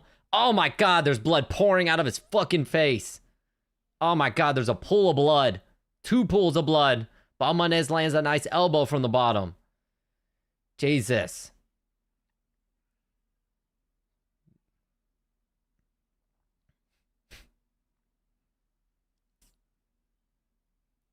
Oh my god, the blood is pouring from his face. Hammer fists from Musayev.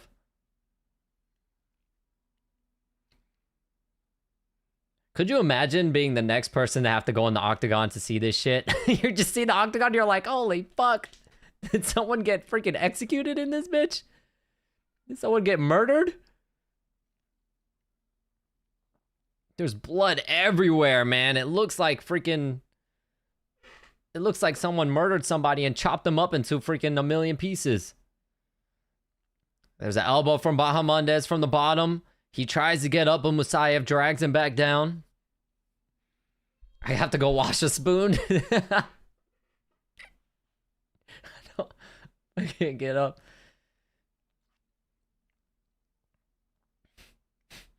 God, how deep is that cut to be bleeding that much?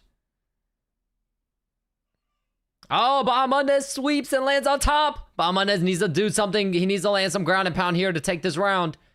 He needs to do some damage. Bahamondes climbs on the back. He has 1 hook in. He's trying to attack the neck. He's trying to attack the neck. Bahamondes is low-key losing this fight. He needs either a finish or he needs to do something crazy to steal the round. And he's not doing anything right now. He's got to do something. And blood is pouring all over freaking Musayev's arm and back. Jesus. There is blood all over these guys. Bahamondes trying to attack the neck. Musayev looking up at the clock.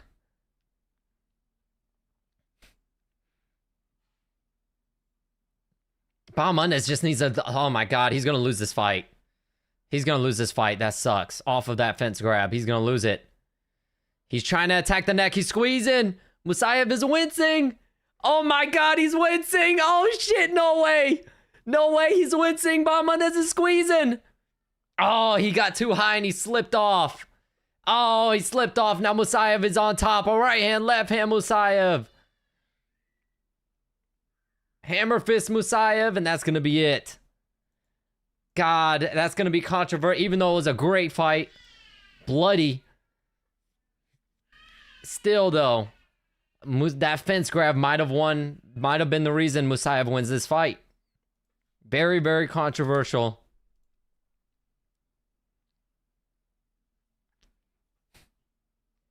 My parlay because that fence grab, yeah. Oh, man, that's crazy to think that fence grab not only lost Bahamondes this fight, but it also is what led to him getting elbowed from the bottom and getting that cut. Man, that sucks. They've got to retroactively deduct a point. I don't think they'll do it. I don't think they'll do that. Oh, one of the corner men hugged Musayev and he got blood all over him. He's like wiping it off. He got blood all over his face.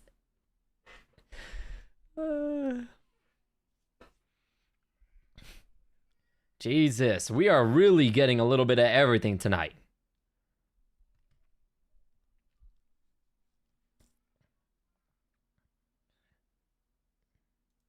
All right, let's see this decision. What are they going to do? Are they going to still give it to Bahamondes for almost finishing him? Or are they going to give the second round to Musayev for the damage?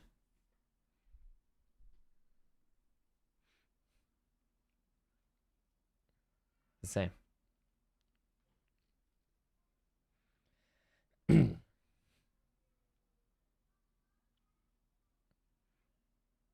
29-28, 29-27, 30-27.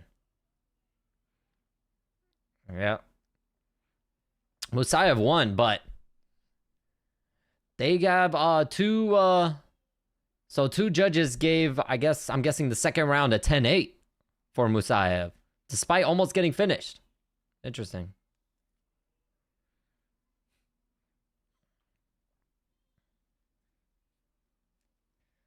Yeah, 30-27 is crazy. What the fuck was that ref looking like? Bahamondes clearly won that first round.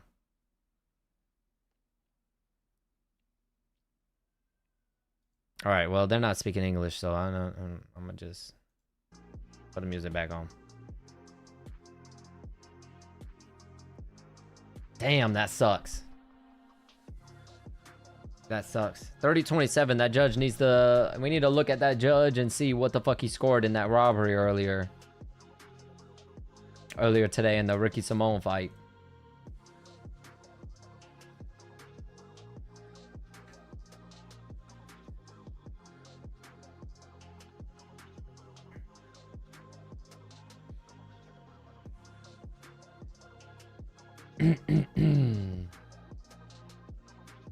Yeah, one of the judges gave the first round to Musayev for some fucking reason. I don't know how. That was a clear Bahamondes round. Musayev couldn't really even land strikes. He couldn't even land anything. He was having a hard time with Bahamondes' reach. I'm so mad about this fight. Literally gonna be angry. Yeah. Yep. That fence grab. See, that's why these referees, man, they need to be more careful and start taking away points when people do shit like that, or take away positions. What he should have did when Musayev landed on top, he should have made them stand back up because he took the top position from Bahamondes. So if you're not going to take a point, take away the fucking position. Because who knows, you know, Bahamondes had him hurt. Who knows? Maybe Bahamondes takes him down, slams him, lands on top, lands ground and pound, and fucking finishes him in the second round without taking any damage. And now, just because of the fence grab, not only does he lose the fight, but he gets fucking brutalized. So, that's a tough one, man. That's bad. That was a bad one by the ref. Steve Mazzagatti-esque reffing right there. Going to bed angry, fuck the judges and man that ref. To literally put me in as a ref.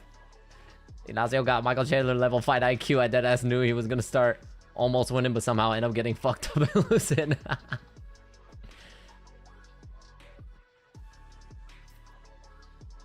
This shit might fuel the war. Okay. His nickname should be Bleed.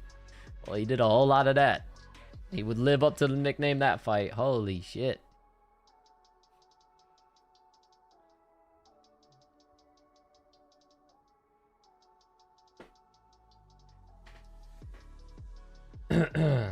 All right, well, our first fight of this main card, Terrence McKinney, Kyle Nelson. Somebody's getting knocked out. Somebody is going to sleep this next fight. A lot of controversy happening this fight card, by the way. A whole lot of controversy happened in this fight card.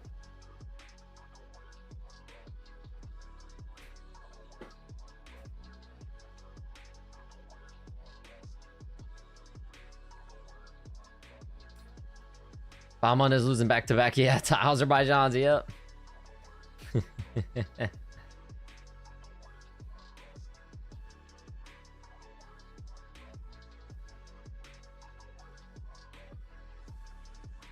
Was Bilal teaching this guy definitely not takedown defense?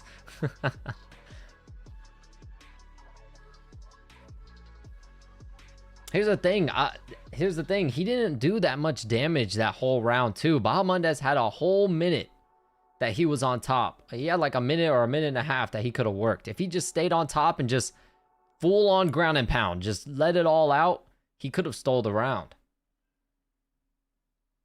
Because really, Musayev didn't really do much that third round.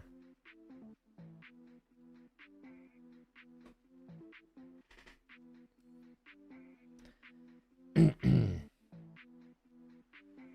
don't know if he got a shitload of iron, but bomb on his blood always such a bright red. He just painted. I want to see that canvas now. What I wonder with that bloody ass canvas, what do they do with it? Do they just throw it out, burn it? Like, what are they gonna do with that thing? Because I'm not gonna lie, when ESPN, I'm surprised they don't do it anymore. Maybe because not enough people were buying it. Because I wanted to buy it and it was stupid expensive, so I said, oh fuck no, because I'm pretty sure it was like a few $1,000s.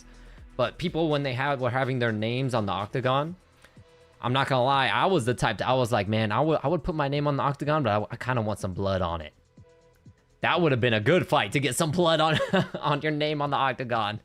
That would have been a good one to get that, but I'm pretty sure it was like fucking, they were charging like a few $1,000s or something to do that, and I was like, nah. Maybe if it was like $500 or something, I'd be willing to cough up that, but I'm not coughing up thousands of dollars for that shit.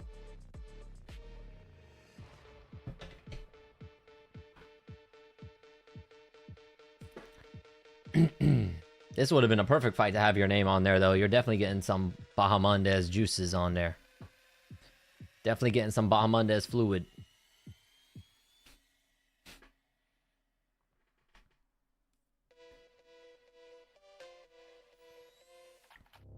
In an alternate reality, Bilal, remember the name, Muhammad vacated his belt at 170 and took away Chimaev's chance to get the champion, cementing himself as a double champ. Okay. That is one crazy alternate universe. They actually cut it up and sell it as memorabilia. Oh shit. I wonder if they'll sell the super blood. Like what parts of the mat that is literally full of blood. Are they gonna sell those parts too? Depends. I don't know. Bahamondes blood, I might pass. Bahamondes blood, I might pass. If that was like I don't know. We're talking about Israel Adesanya blood or something like that. Maybe like a Anderson Silva blood. Maybe like an MMA Legends blood. I'd get it. I'd get it. But Bahamondes blood, I don't know. I might pass on that. I might take some Anderson Silva. I might need some with Anderson Silva blood on it so I can create a clone. Create a clone and have them fight in like some underground fucking fight places and put bets on them. Just win a bunch of money. You know what I'm saying?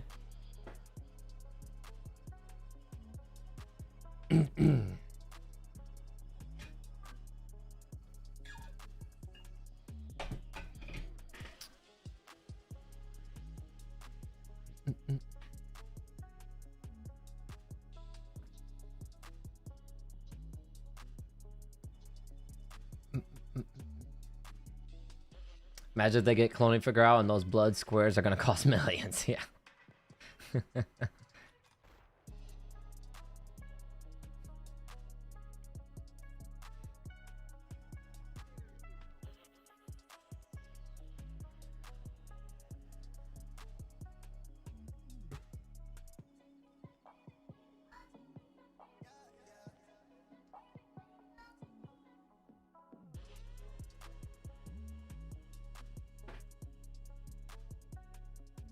Come on, let's get on to the next fight, man. Yeah, to be honest, yeah, we could be looking at knockouts this entire fucking card. Of course, other than, like we were saying, other than Grasso and Macy Barber, but all the other fights we got knockouts we're looking at here.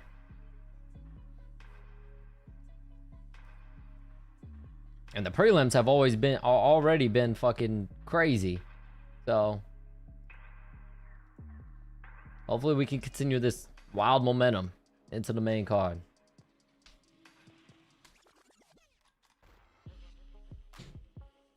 They sell stools sometimes. Grasso Barber stools could have sold for 6 figures.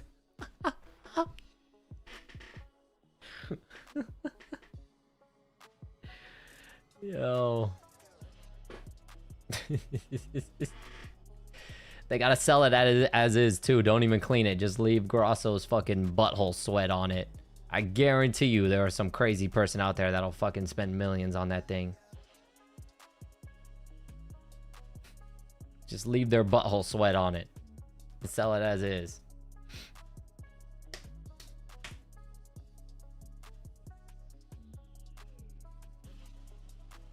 They could even, what they could do is, I can guarantee you, they can make, I'll tell you what, man. They need to put me in charge of marketing. I'll take a towel. I'll be like, look, for Alexa Grasso's fight, only use this towel to wipe all her sweat. You take that towel, wring it into like a little fucking bottle, and there you go. You sell Alexa Grasso's sweat bottle. I guarantee you there's some weirdo out there that'll pay thousands of dollars just to fucking like drink it. He wants to like drink it or just like pour itself on him like it's freaking soap or something. He wants to use it as shampoo or some shit. Or as cologne. You know what I'm saying? I can make the UFC a ton of money. Come on. Let's do this shit. We could sell, you know what I'm saying? I'm sure there's some weirdo out there that wants one of Tracy Cortez's little fake eyelashes that gets knocked off every fucking fight. You just pick that shit up off the octagon. Throw that shit in a little plastic baggie. I guarantee you, a couple $100 on eBay just like that. You know what I'm saying? $500 on eBay. I guarantee you there's some weirdo out there that'll want it.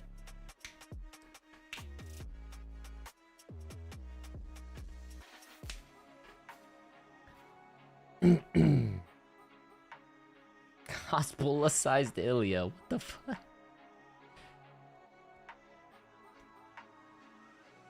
Trying to genetically modify a mini-me hospitalized Taporia.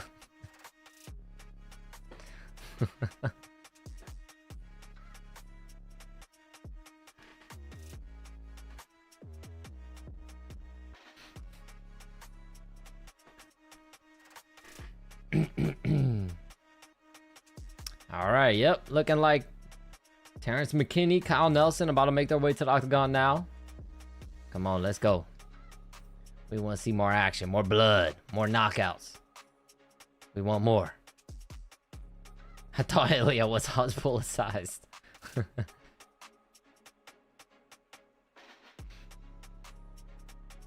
Man, we're having some fun, ain't we? This card is flying by, dog. I can't remember the last time a UFC card flew by this fast. We having some fun tonight.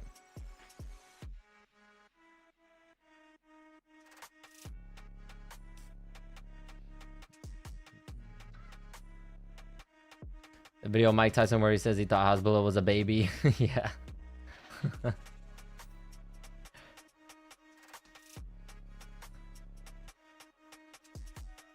Ilya's 6 foot. He cuts height to fight.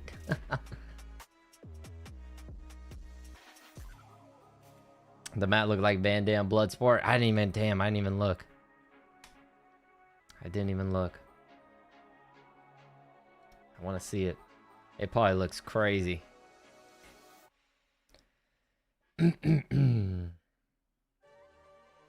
you imagine not watching? Like, I'm sure they know. They probably got TVs in the back. Like locker rooms, so they know ahead of time the mat's gonna be all bloody. But could you imagine not knowing, and then you walking in and there's fucking blood everywhere? You're like, holy shit, what the hell happened? My brother, when he was fighting his first fight, his very first fight, what's funny was before he was set to come out and fight, the fight before him, the dude got brutally fucking knocked out. So what's funny is he's warming up in the locker room with the guy, and the guy is like hitting pads, you know, warming up, getting ready to fight. And he's like, man, this guy looks good. He's probably gonna fuck that other dude up. And then, you know, they go out there. First round, you hear the crowd going crazy and cheering, and he's like, oh, see, he knocked that motherfucker out in the first round. The dude comes back, and he's like crying because he's the one that got knocked out. And Antonio was like, what the fuck? He said when he saw that, he was like, what the fuck? He's like, oh, well, I guess I'm next. And then he went out there and submitted the dude in like, what? I think just over a minute. I think it was like 1 minute and 5 seconds. He submitted the dude.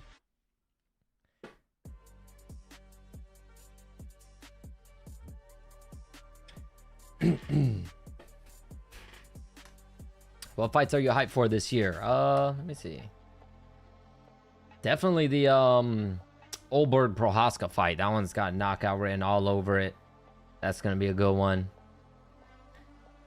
I kind of want. I like Tatsuro Taira. I mean, who doesn't like Taira? But I kind of want Van to win just because a fight between him and, even though I think they're gonna give what's his name the rematch, but I feel like a fight between him and, I don't know why I can't remember names right now. Him and the other guy, fucking the black dude. I feel like Joshua Van and him would be a better, more entertaining fight. Dominic Reyes, Johnny Walker. That's going to be a fun one. That is definitely going to be a fun one.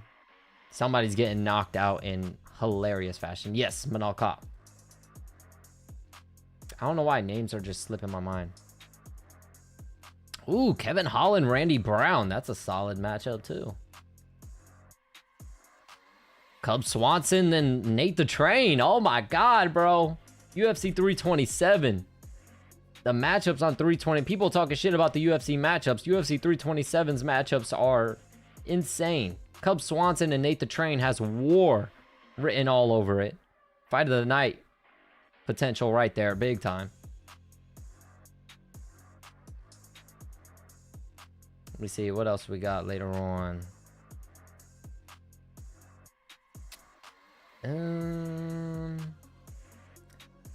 Not too crazy about any of those. Not too crazy about any of those. JDM versus Carlos Prates. That's going to be a solid ass fight too. Oh my God, and Benil Dariush is fighting Quillen Salkill. They want Dariush to get murdered. They want Dariush to get absolutely murdered. Let's see what else.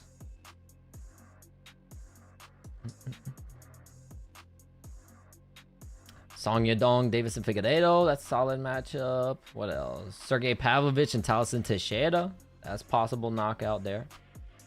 That's a fun one.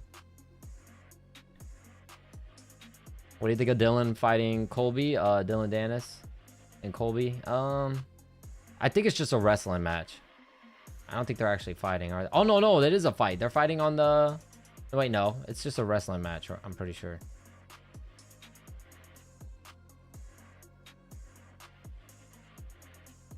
There's a lot of good fights coming up. Alex Pereira, Cyril Gahn is going to be a massive one too. That's a good one.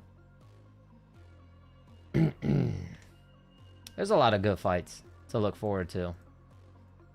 But most of them are on 327. 327, prelim to main card, top to bottom, is fucking loaded.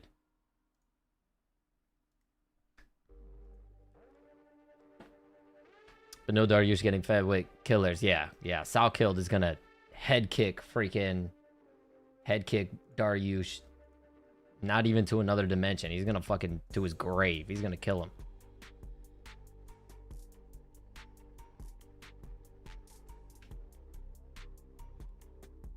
I feel like I'm the only one that believes Adesanya's washed. I think his striking is still good. I just think he's too chinny now. I wouldn't necessarily say he's washed because he's not... I don't know. I mean, I guess if you consider someone being kind of chinny washed, then I guess so, yeah.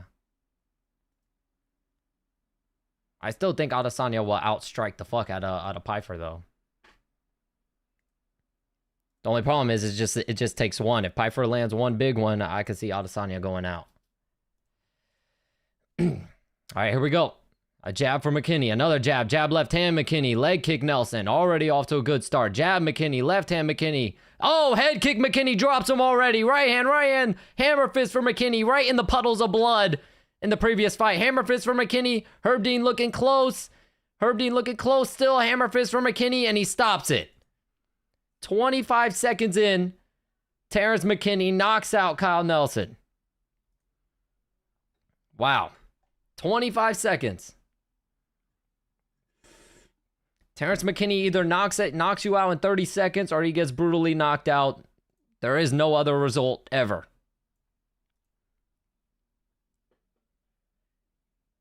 McKinney either knocks you out fucking straight away or he gets knocked out. Jesus. We're getting everything tonight, man. What the hell? We just got a fast knockout. McKinney can fight tomorrow because he took 0 damage.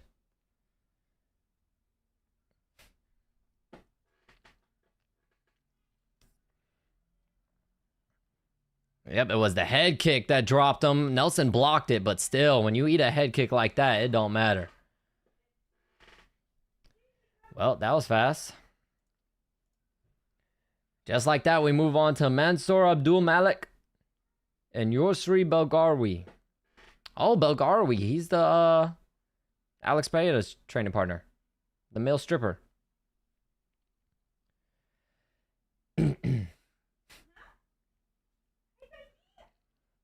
They went straight to it, man. Oh, it looked like McKinney landed a knee to the body there. In between that also hurt Nelson.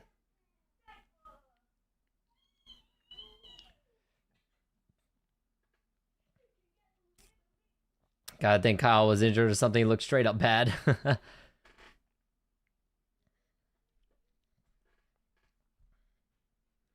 Here's the thing. McKinney is kind of like a Nico Price, right? You just got to watch him. It don't matter. He's either knocking the motherfucker out or getting knocked out. So you got to watch him.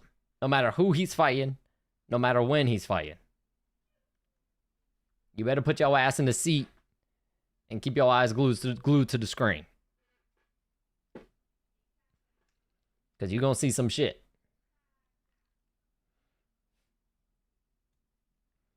Such an odd card, yeah. That's what I'm saying. This card, we're getting everything. Just when we thought we haven't seen anything else yet from this card, we get a quick little 30-second knockout. What the hell else haven't we? We just haven't seen a submission yet, right? I think a submission is about the only thing we haven't seen yet.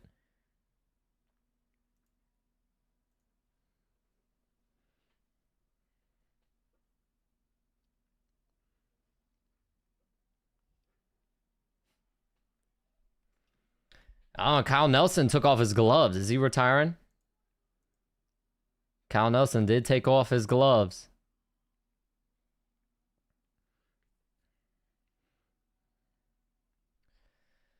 We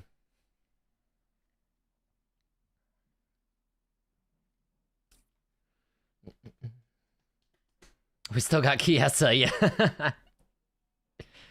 Yep.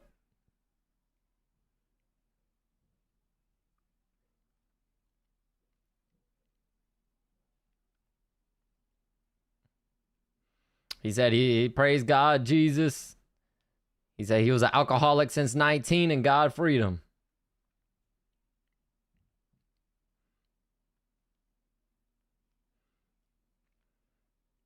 T-Rex is the definition of glass cannon. Exactly. Perfect description.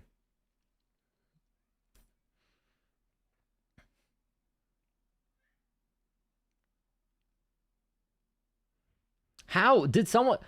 Did I see someone just say Terrence McKinney that this would be his first fight bonus? How didn't he knock some dude out in like fucking 10 seconds? Doesn't he have like a knockout in like 10 seconds? That wasn't fight bonus worthy? What the fuck?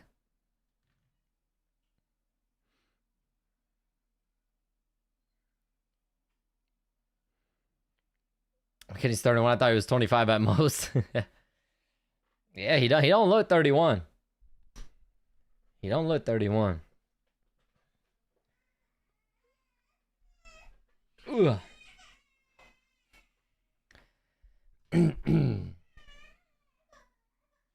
What a fight card this has been. Fight card of the year so far. Fight card of the year.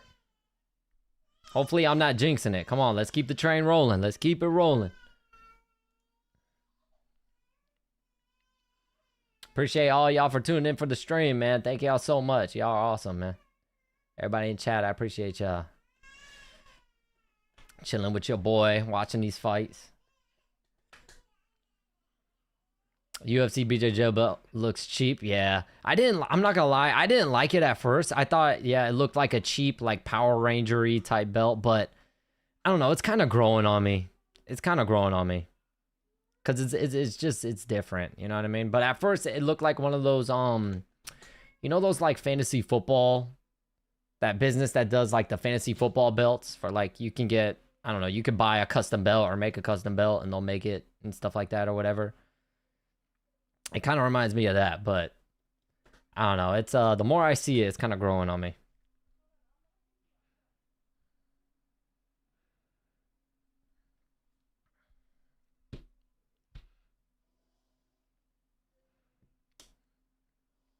Criminal for him to not gotten any bonus off that fast ass KO.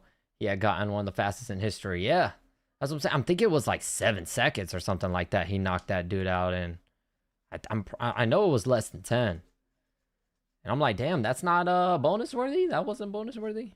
The fuck else you want him to do? I mean, another Armin brawl at RAF tonight. I find it interesting that the UFC is going into BJJ and not Muay Thai. Yeah, I agree. The fan base seems to be striking oriented. Yeah, I agree. I think that they should honestly, they're not going to, because I think they're kind of just in like a if it ain't broke, don't fix it type of thing. But I think they should do kind of like what One Championship does and maybe start incorporating Muay Thai fights into the UFC fights. Like maybe, you know, we just add a Muay Thai fight here and there. They could keep, they don't have to add Muay Thai fighters. They can keep like fighters on the roster that will lean, like Khalil Roundtree versus, I don't know, whoever else in a Muay Thai fight with MMA gloves. You know what I mean? They could do shit like that, and I'm sure people would fucking love it because it's literally an MMA fight with no ground game. You can elbow, you can knee, all that shit. I don't think they're ever gonna do that though, unless they start going out of business and they get super desperate. Then maybe they can do something like that. But I don't see it happening though.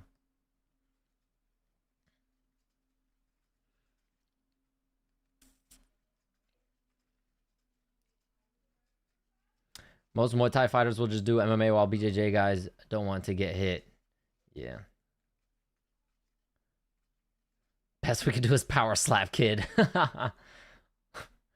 Yeah, fuck power slap. Get rid of power slap, bro.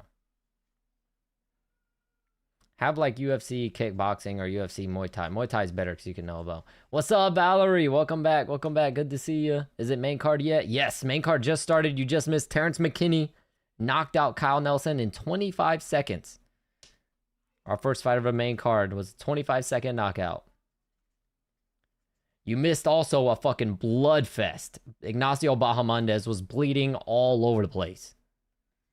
There's literally pools of blood in the octagon. You missed a lot. There was a lot that happened on the prelim too. The prelim was actually pretty wild.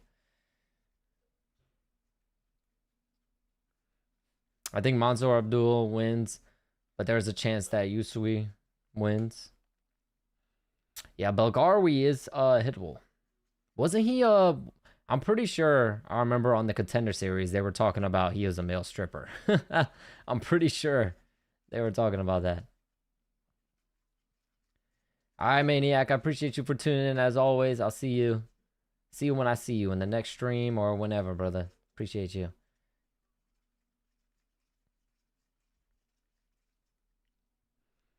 Let's see, what time is it? I'm surprised Fluid ain't up in here.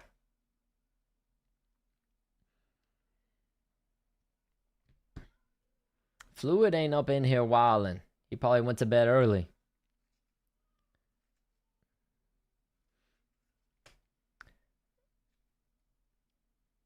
Alright, Landon. Only he was a she and she was Dutch. Landon loves his little Dutch honeys.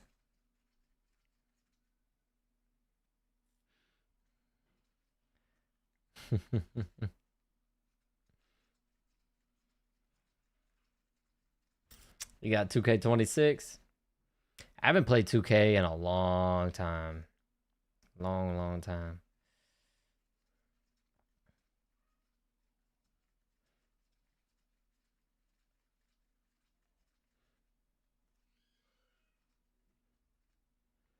Come on, man. They're doing all this extra shit before the next fight. Let's just run the next fight, brother. Come on.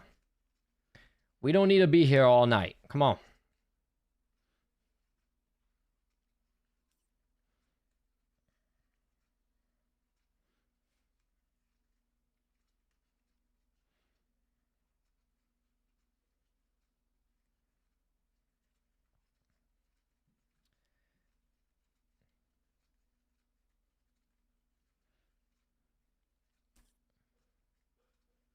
I've been trying to set up emulated UFC 3 Undisputed, but the emulator won't see it as a game. It's weird.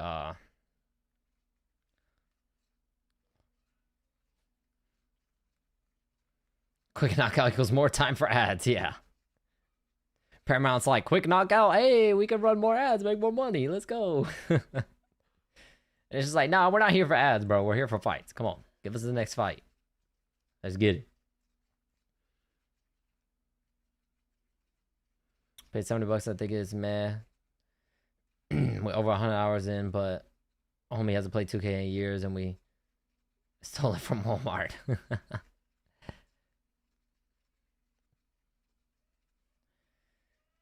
2K is a reskin yearly. I'm not much for it. Yeah. Yeah, I stopped playing a while ago. I stopped playing 2K. I used to be a big Madden player too. More so NCAA though. I played the fuck out of one of the older NCAA games. The Road to Glory, man. I played the fuck out of Road to Glory when I was younger. I was more addicted to like COD, like a Black Ops 2 Zombies specifically. I was either playing Black Ops 2 Zombies, or I don't know why I was addicted to in Call of Duty Ghost. I was addicted to playing Infected. I was just so addicted to playing Infected. I don't know why. I thought it was so fun. And Gun Game. I used to love playing Gun Game too in Black Ops 2. But yeah, those are my main three. I was either playing Zombies or Gun Game on Black Ops 2, or on Ghost I was playing Infected. Those are the heavy ones I was playing. Hell yeah. I do want to play Black Ops 2 now. I want to buy it now, and I'll play it on stream with you guys too. I'll be able to, some of the people that are in the Discord, I can invite y'all and play with y'all on some Black Ops 2 and stuff, because I've been getting the itch, man. I've been wanting to play it. Yeah, Gun Game was my favorite too. Yep. The only one I hated of those like little mini games that they had was One in the Chamber. I couldn't stand One in the Chamber. I liked what was the other one? I think it was called Sticks and Stones or something. I liked that one too. I'd play that one every now and then. I fucking hated One in the Chamber though. I couldn't stand that one.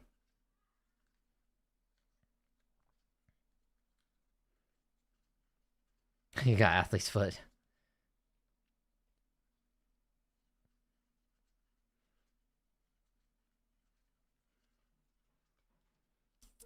Modern Warfare 2 Remastered. Yeah. I played the hell out of, what did I play? What was the one where it wasn't like zombies, but they brought in like waves of, it was kind of basically like zombies, but they weren't zombies. But they would come in like waves. I can't remember, what game it was or what it was called. Spec Ops MW3. Yes. And then I'd always end up losing on one of the rounds where I had like the big motherfucker. Where I had like the big ass dude that was hard to kill. We're gonna get in Discord. If you want, I can link it. Let me link it. I need to start being more active on it. I'm not active enough on it, so I feel bad. But I'm gonna start being more active on it and start communicating and talking to everybody more on it and stuff like that. Here, I'll link it in chat real quick. Anyone wants to join the Discord.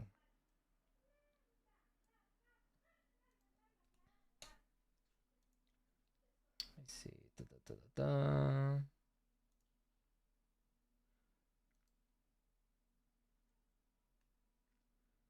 All right.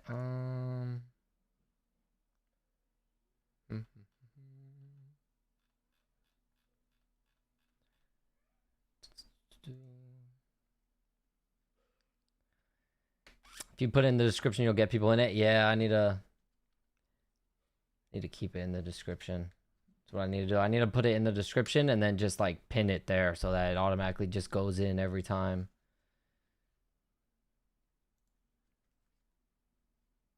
All right, copy the link. All right, I'll paste it in chat. There we go.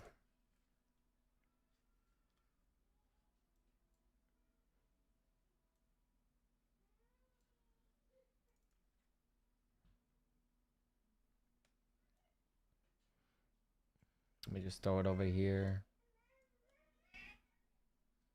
There we go.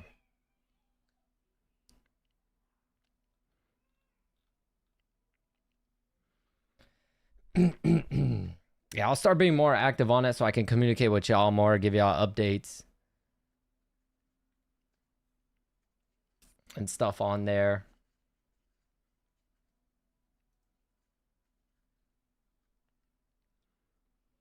What's up, MDH? What's up? Welcome back, my man. Good to see you. Oh shit, I just realized I never like... Oh well, too late now. I never put the music back on.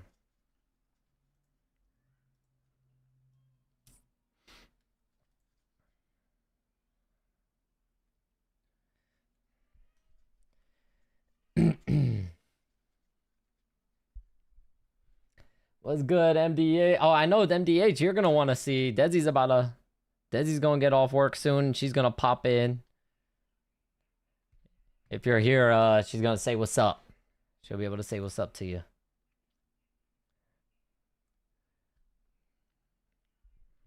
Because MDH is one of the OGs, been here for a minute. But yeah, she gonna pop in. She gets off work in literally 25 minutes. And then she'll be heading over. All right, leg kick for Malik.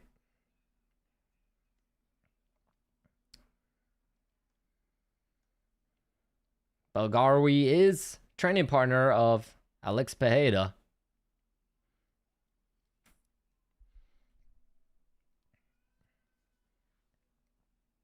Does come from a kickboxing background. Yeah, facts, NDH, facts. Yep, she should be getting off work soon, and she's going to come, as soon as she gets off work, she's going to come straight over here. She's got to give me something too, so she's going to pop in to give me something. I'll make her say hi to y'all. Even though she's camera shy, I'll make her say hi, since y'all don't ever really get to see her. You just see her in chat, really. A little body kick from Malik.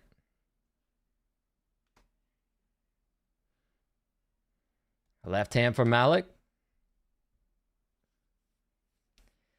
Malik also trying to go for a takedown there. Leg kick for Belgarwi. That's checked. Sounded like it hurt.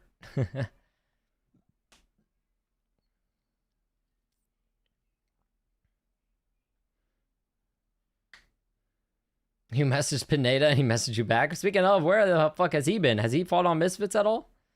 In a while? A leg kick for Belgarwi.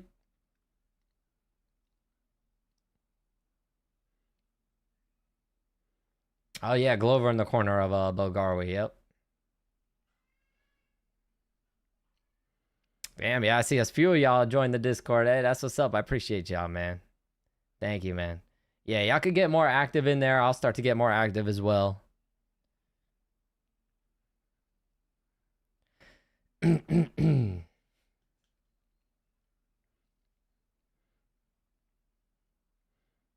And I'll start promoting it more, so y'all get more people y'all can fuck with. Both guys trade leg kicks. Seen Tommy versus Eddie Hall? Yeah, that's nuts. Someone put a gif. You put a Charles Oliveira gif?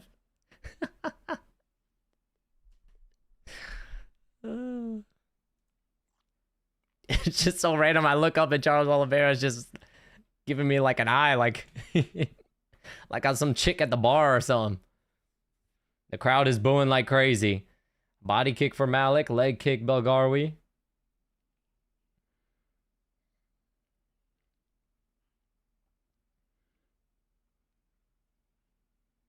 They might have asked to give you a bit large Whataburgers. He asked for a large fry.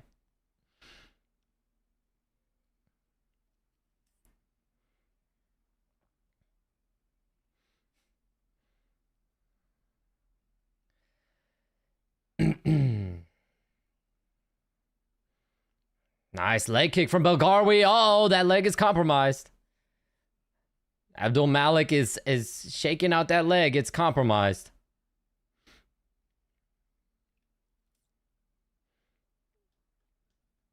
Oh, question mark kick for Malik. Leg kick again. Another hard leg kick for Belgarwi. Oh, nice right hand for Malik.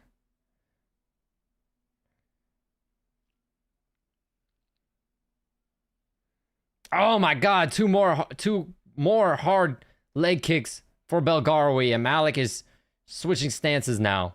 Oh my God, there's a welt on that left shin of Mansour Abdul Malik. Malik blitzes forward, doesn't land anything. Yeah, all that blood on the mat is from fucking one guy.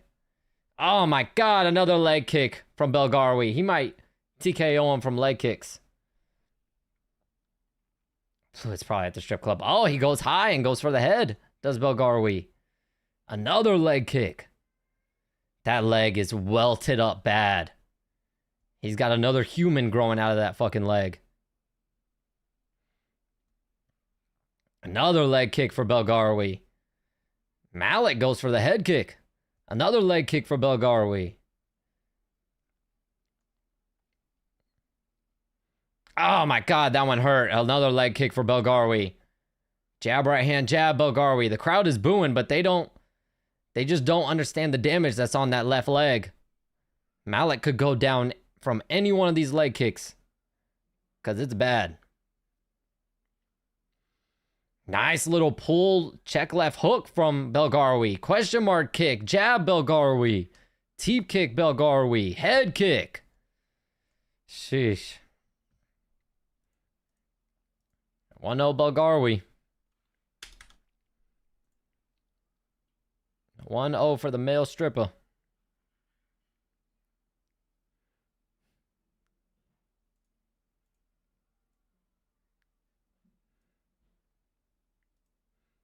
Malik's kickboxing, a pro kickboxer. Yeah. Oh, there's your commercial. Hey, they're running the Bruce Buffer, Dustin Poirier ad. I already put in toner. Kick the shit out of it.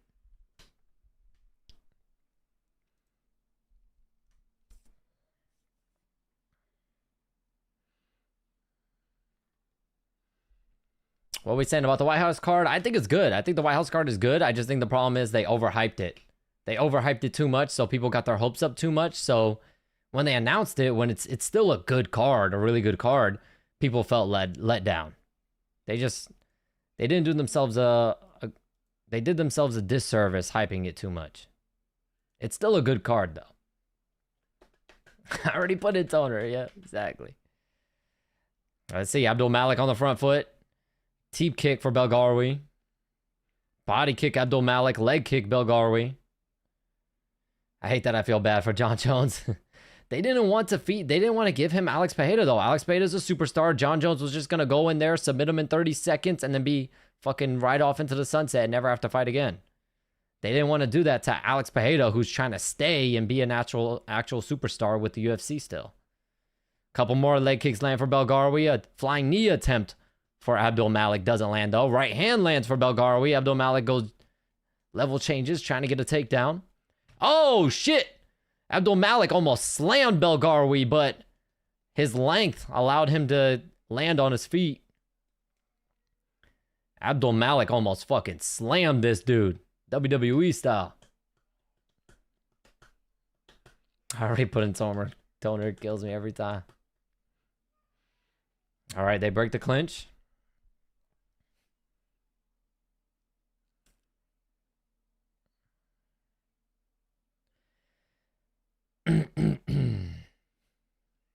Teep kick Belgarwi. Straight right hand Belgarwi.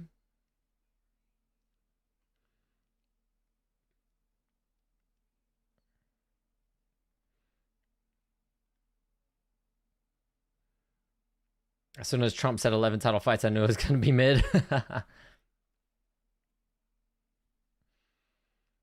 There are, what, 3 title fights on that card, though, right? Ah, another leg kick for Belgarwi. I'm surprised Abdul Malik has been able to take this much. He's blitzing forward, lands a nice knee to the body. Abdul Malik definitely wants to close the distance because that leg. Nice left hook, knee to the body, straight right hand for Belgarwi. Jab Belgarwi. Abdul Malik tries to throw a spinning back fist, but doesn't land. Nice teep kick for Belgarwi. Jab Belgarwi. Abdul Malik now, double leg takedown. He gets it. Belgarwi does a good job, though, stuffing the head, getting back up to his feet. Abdul Malik on the body lock, and he freaking takes down Belgarwi again. Suplex style. Abdul Malik on the back, gets one hook in.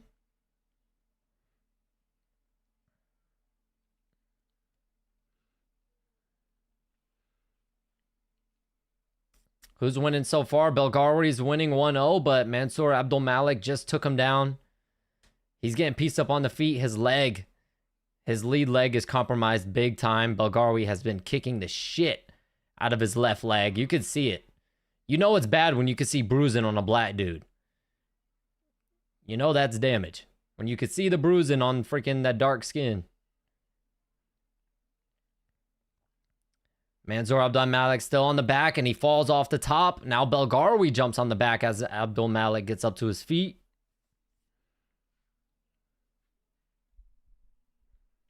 To be fair, it's a decent card, but yeah, overhyped as fuck. Yeah, for sure. Couple left hands there for Belgarwi, a right hand for Belgarwi. Belgarwi still riding on the back of Abdul Malik. Abdul Malik is cut on the left side of his eye. Right there on the eyebrow. See, Brad Tavares there in the corner of Mansoor Abdul Malik.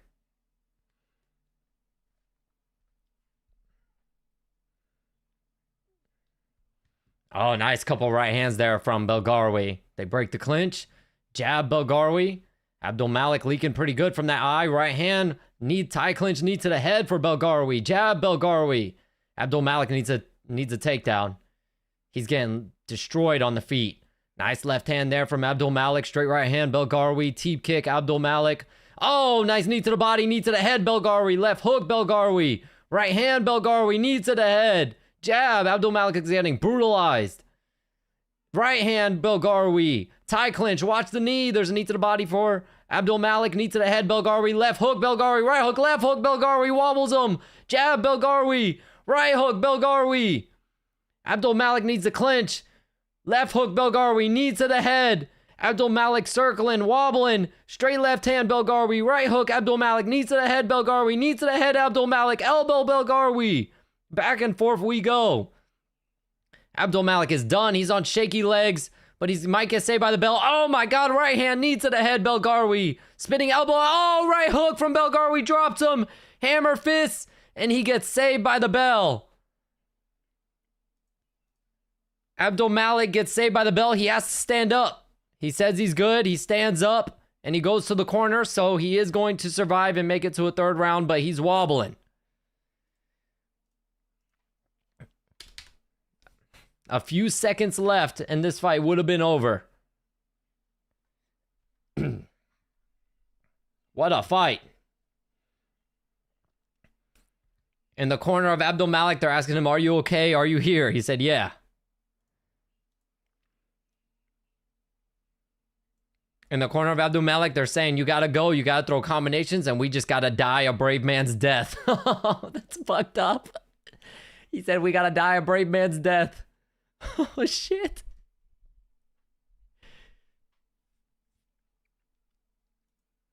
I don't know. As a fighter, I don't know if you want to hear that from your coach. It seems like you kind of want me to just, you know what I mean? Just wing it until I fucking die.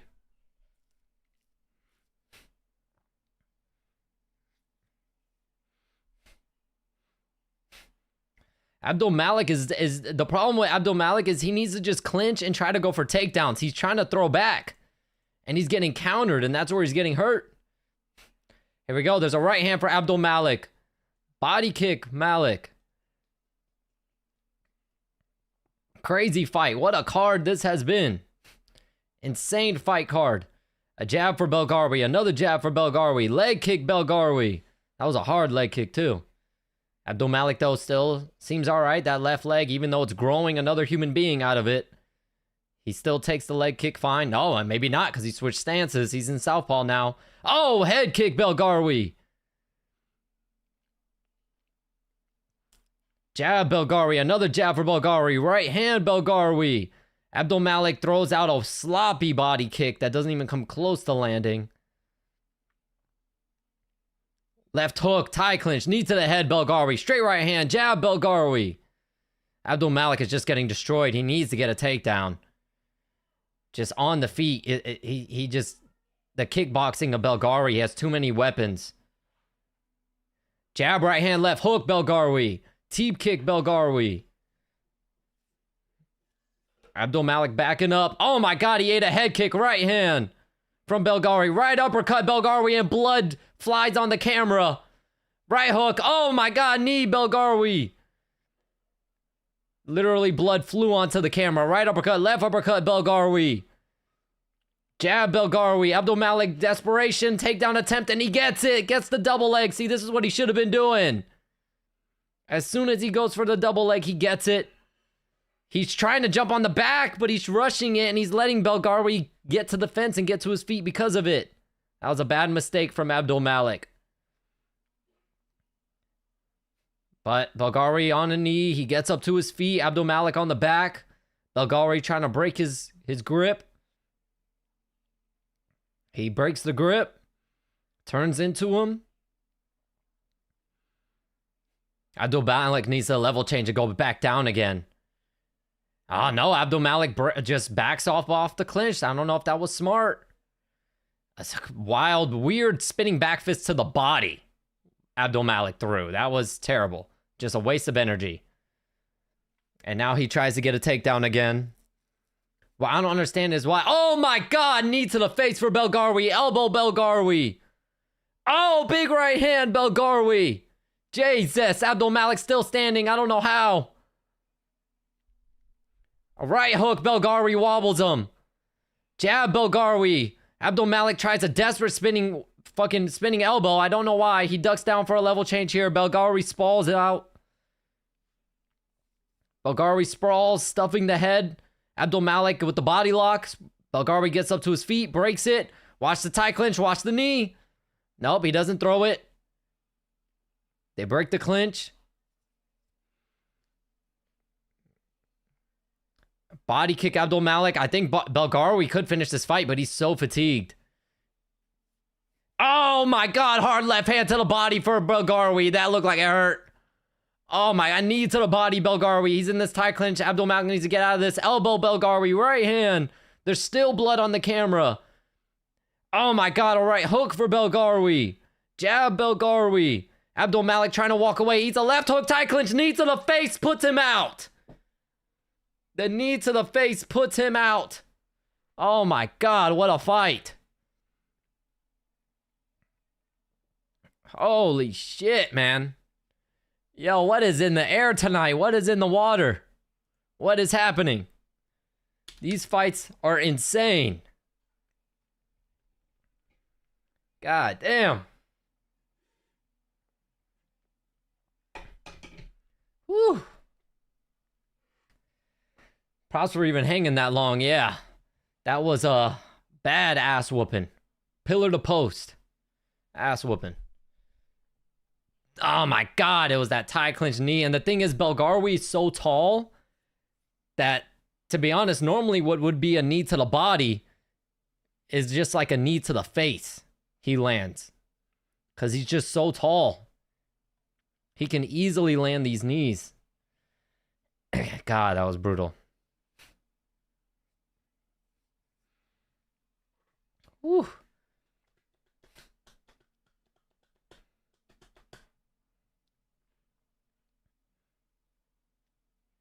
Undefeated for a reason, done dirty with this matchup. Should have built him a bit more. I agree, man. This was a very unfavorable matchup for Abdulmalik. Just bad. Also, the bad fight IQ from Abdulmalik. He's got to recognize that and go for takedowns more often instead of trying to brawl and getting clipped and getting dropped. Holy Muay Thai. Yeah, that was basically the Muay Thai fight we were talking about. That was it right there, basically. Because for some reason, Abdulmalik didn't want to go for the takedowns, man. Why? Just getting smoked.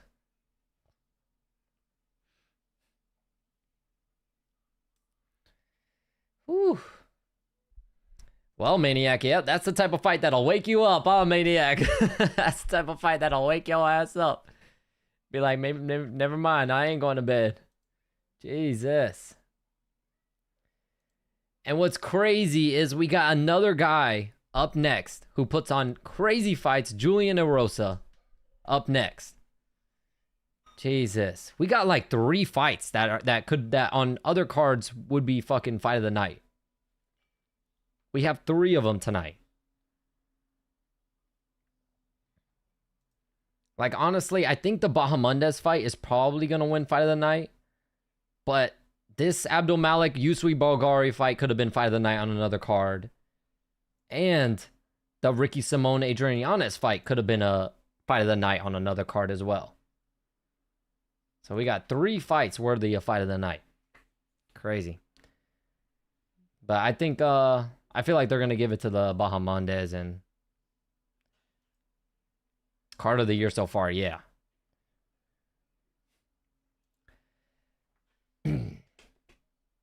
Fell asleep and missed the McKinney fight, but now I'm wide awake. Yeah, that's how I'll do it to you. That'll happen. Jesus.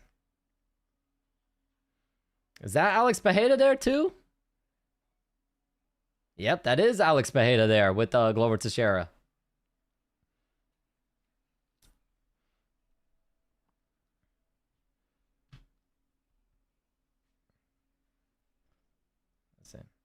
He said his power exceeded my expectations. Fight was one-sided, so performance of the night. Yeah, I agree. Yeah. Just one-sided ass whooping. I think it was really the leg kicks, man. Abdul Malik couldn't really explode like he probably wanted to because of those leg kicks. His left leg was atrocious.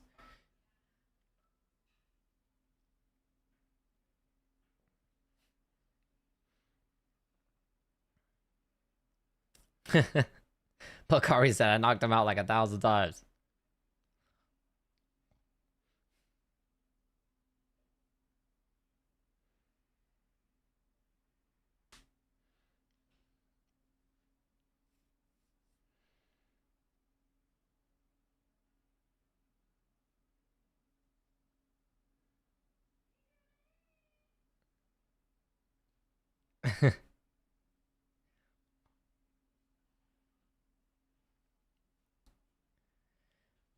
Bulgari said, my next toughest fight is going to be fighting this mother effer at heavyweight, talking about Alex Bejeda. And then he said, and then he wants to get another fight as soon as possible. Chelsea the Drewski skit? Yeah. Yeah, it's pretty funny. Pretty funny.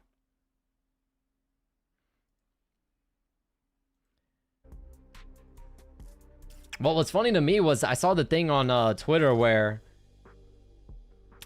someone asked like Grok who that is, and they said it was Eric Kirk. So fucked up. So fucked up.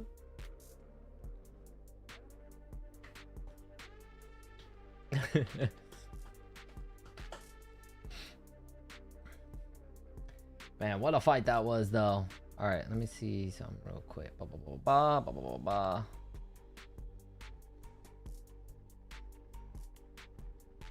Specifically, see, all right, 8,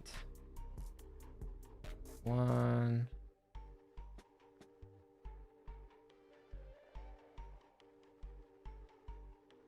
That was what, 3rd round knockout, I believe. Yes.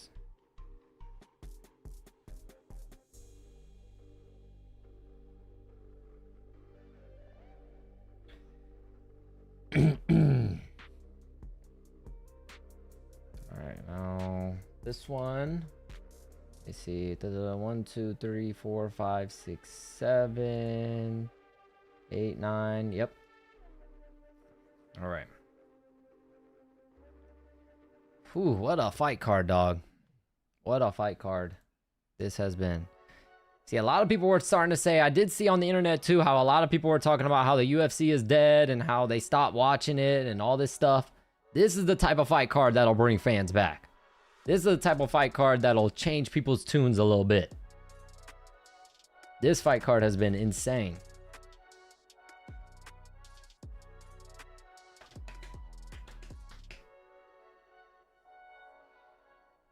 My grandma died, my first thought was to tour the country with her casket in WWE-esque entrances.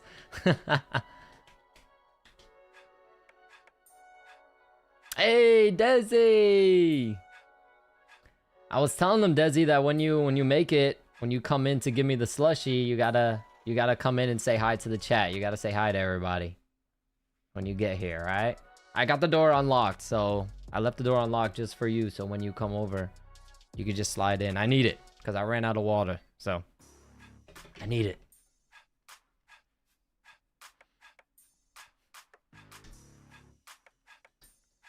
So yeah, everybody tell Desi, everybody say, hurry up, Desi. Yeah, I'm getting a slushie from Sonic. I'm gonna get the blue raspberry one with the nerds in it. I like the one when they have the little nerds in it. So yeah, blue raspberry. My go-tos are either the blue raspberry or the mango. But I'm feeling blue raspberry today. So she's getting me the blue raspberry one. No, MDH. No. Don't be like Fluid. Fluid used to threaten to break into my damn house all the time. Have you seen Joe Rogan's podcast with Dustin Poirier? He was calling Brock Lesnar versus Alistair Overeem the juiciest fight in UFC history. I bet it was. I bet it was. That's funny. I haven't seen it. I haven't really watched the Joe Rogan podcast in a while, man. I'll see clips every now and then here and there, but I used to watch the full-on episodes, but I haven't really watched one in a long time. All right, Desi.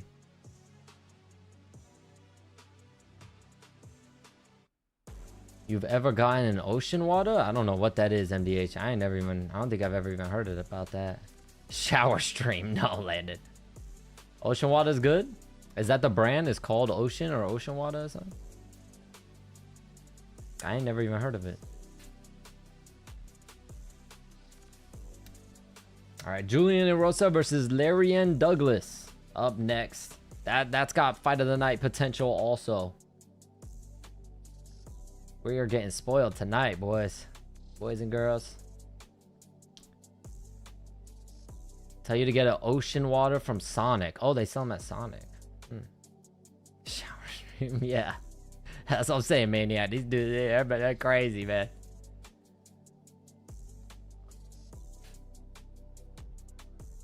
What is it? Is it just water, or is it just called ocean water and it's like what is it? What is in it?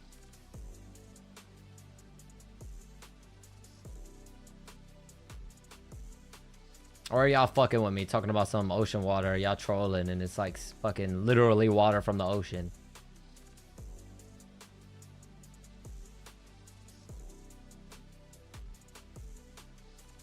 Yeah, Landon. Yeah. Imagine walking out and seeing Glover Teixeira and Alex Pereira in your opponent's corner. I'd walk right back to the locker room.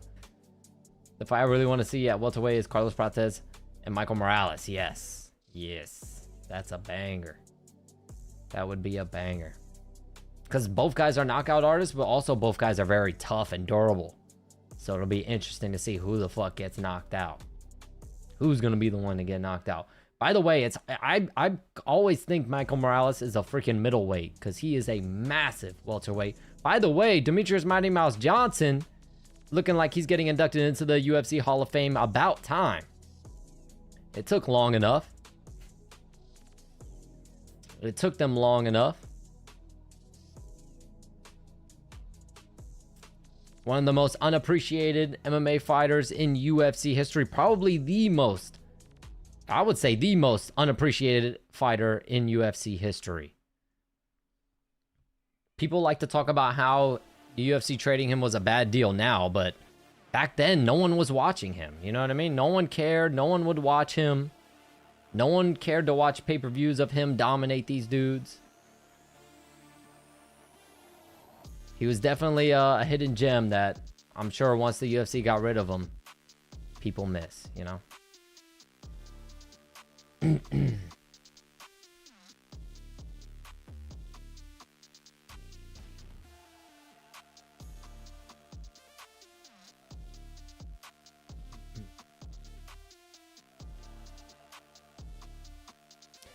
Probably, maybe the greatest UFC fighter of all time. To be honest, I'm sure that a lot... Mighty Mouse is the GOAT. Yeah, I'm sure to a lot of people, Mighty Mouse is considered as the greatest of all time. I've seen a lot of people say, like, Mighty Mouse or GSP because they don't want to count people that, like, failed drug tests and all that stuff. So John Jones gets ruled out. So they say either Mighty Mouse or GSP.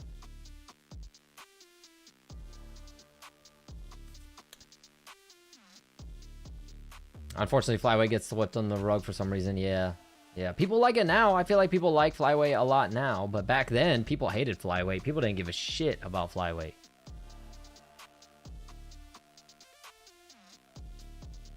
He definitely proves himself as the best when he got... Yeah, when he got that knee, when he got it back. Yep. Against Moraes guy. Never got to see DJ Josh Van. Well, DJ's been retired, so we were never gonna see that fight.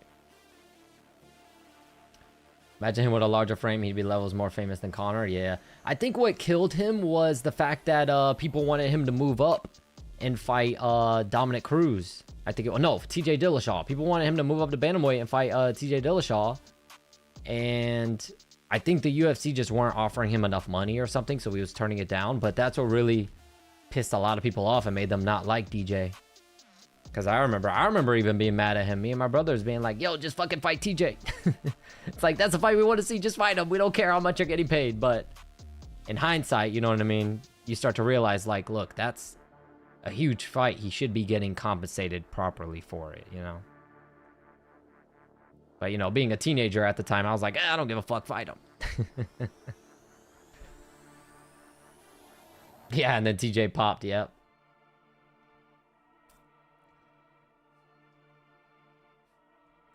DJ, a legend, man. I see he does the YouTube stuff, man. That'd be like my dream, doing like either a podcast or like maybe a live stream, or even just popping in on one of the fight streams or something, having him pop in. That'd be a fucking dream come true. I love Mighty Mouse. Legend. Well, I thought he was fighting on that damn Netflix card. I'm tripping. That must have been a rumor. Yeah, probably just a rumor. By the way, that Jake Paul MMA card is stacked. I'm sure they probably... It was probably a rumor because I'm sure Jake probably reached out to DJ. Jake is stacking that card. So he probably reached out to Mighty Mouse, and you know what I mean? Hey, Jose Valenzuela. For all my boxing fans out there, I see Jose Valenzuela, El Rayo, back there in the crowd. But yeah, I'm sure Jake probably and his team probably approached DJ with a pretty good check. Or to fight on the card, but he probably turned it down. You see Mighty Mouse train death sentence? Nah, I didn't see it. The last time I tried to watch some of those videos on stream, which they fucking took the whole fucking stream down and everything, so I'm like kind of too, I don't even know what is like falls under fair use, because I feel like any video on YouTube should fall under fair use. I don't feel like if you watch a video on YouTube, they should be able to take your stream down. I feel like that's just stupid. If you post a video on YouTube, it should fall under fair use. As long as, like, you know what I mean, there's like commentary or whatever over it. You're not just blindly watching it without saying nothing or nothing. You know what I mean? But yeah, so at this point, I don't even know what the fuck I'm allowed to watch, what I'm not allowed to watch. I don't know. They lost me on that.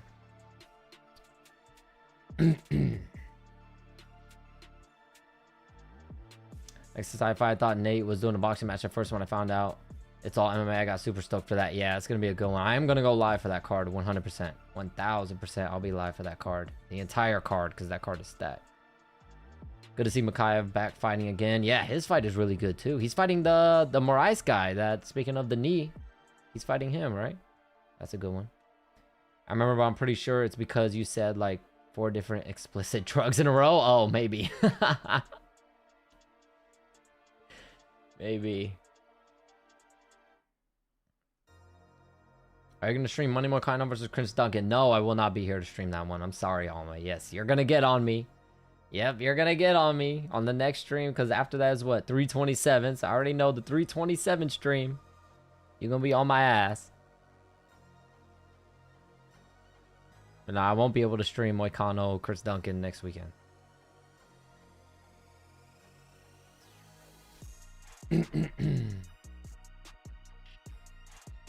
Your boy is gonna be MIA.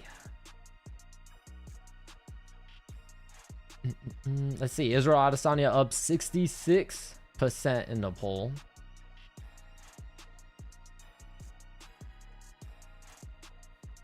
Didn't connect the dots. This is a crazy contender series guy. Yeah, this fight's gonna be good, man. This is another fight that's got fight of the night potential on it.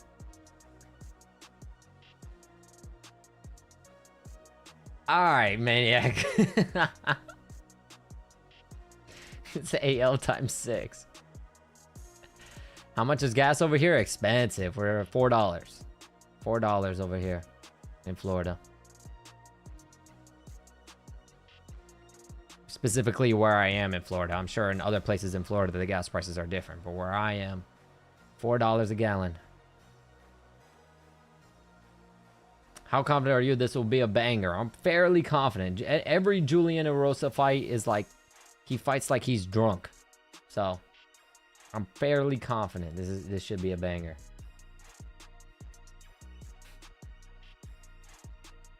Julian Erosa literally fights like a fucking zombie.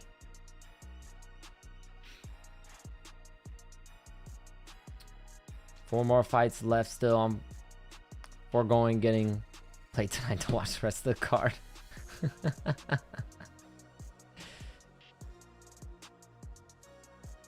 We got 430 roughly in the Northwest. Damn.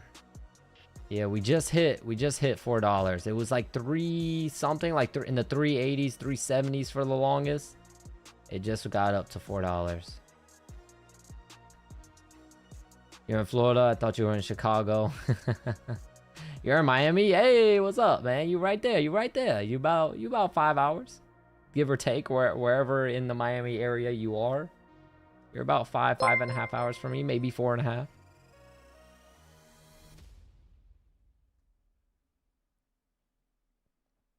All right, Alma. Hey, Jim. Thank you so much for subscribing. Thank you, brother. Welcome to the other ground, my guy. Thank you. Gas prices in Cali are insane. I don't know why anyone even lives in Cali anymore. Cali, everything in Cali is insanely expensive.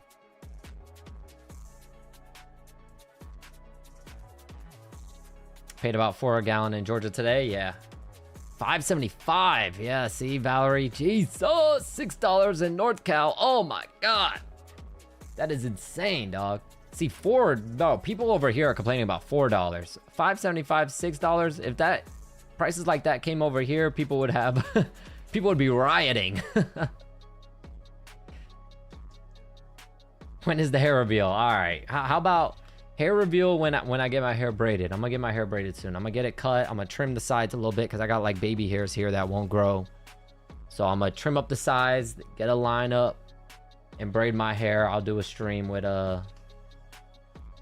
probably not straight without my do-rag on, but I'll put the do-rag on and then put the headphones on over. But there we go. I don't got no crazy hairline or nothing, so.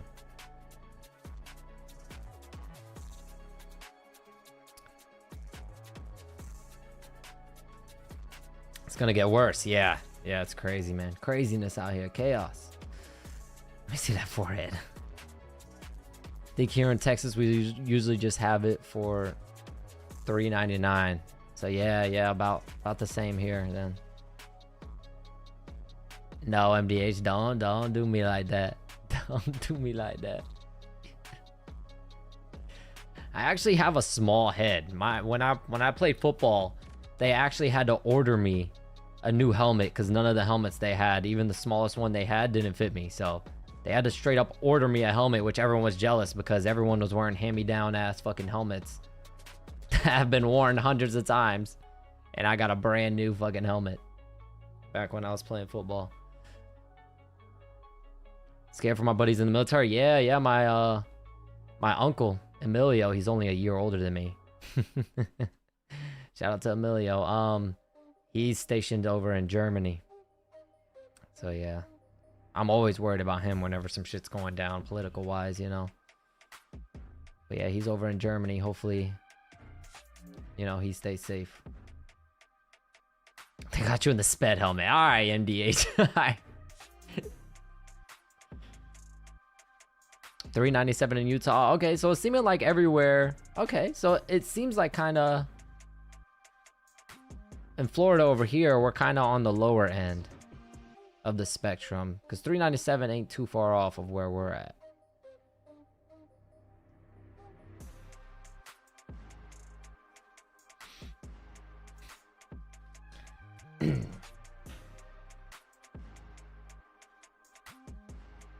What's it like in Miami though, Maniac? You be encountering the thotties, huh?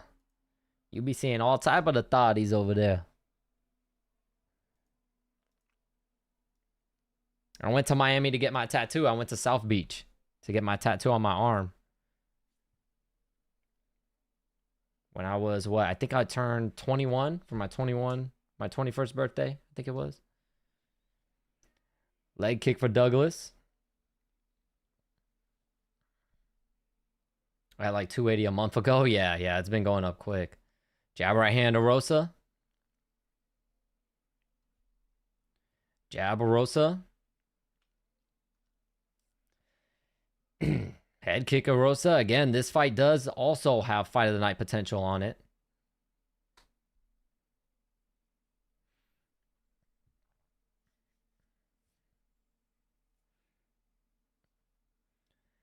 A jab for Douglas. Leg kick Douglas. Oh, big left hook for Douglas. Erosa ate it. Another hard leg kick for Douglas. Right hand jab, Erosa. Tie clinch Erosa. He ate an uppercut from Douglas.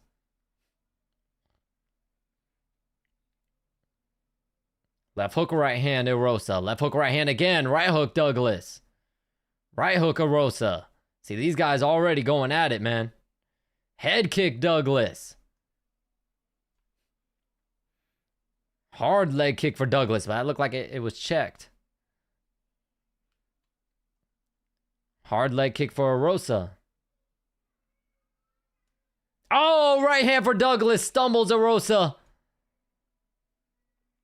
Leg kick Douglas. Left hook Douglas. Stumbles him again. Like I said, though, Erosa fights like a zombie. You got to put him out. He will continue to come at you, and he just did land a left hook, right hook. But a left hook came right back from Douglas. Erosa looks like he's bleeding from the nose already.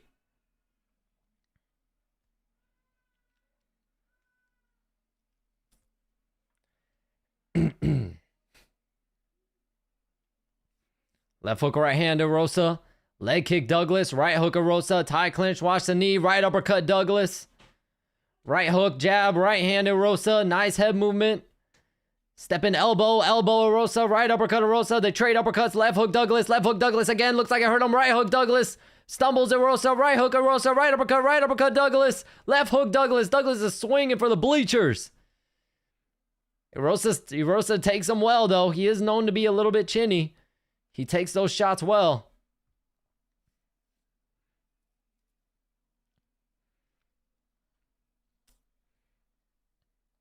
Body kick Douglas.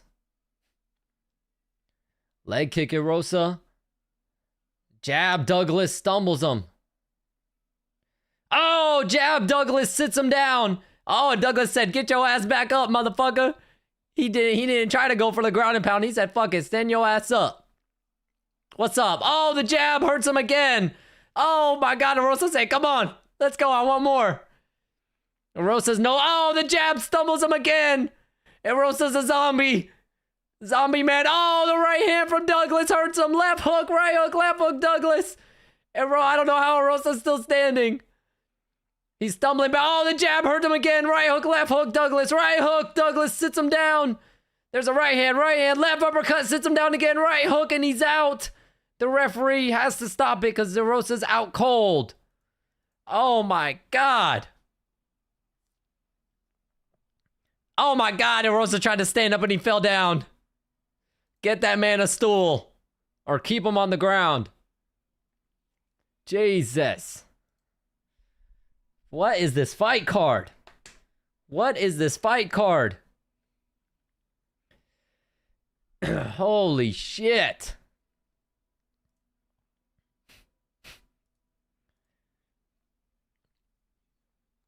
And Rosa's nose has exploded with blood as well. There's blood everywhere, all from coming from his nose.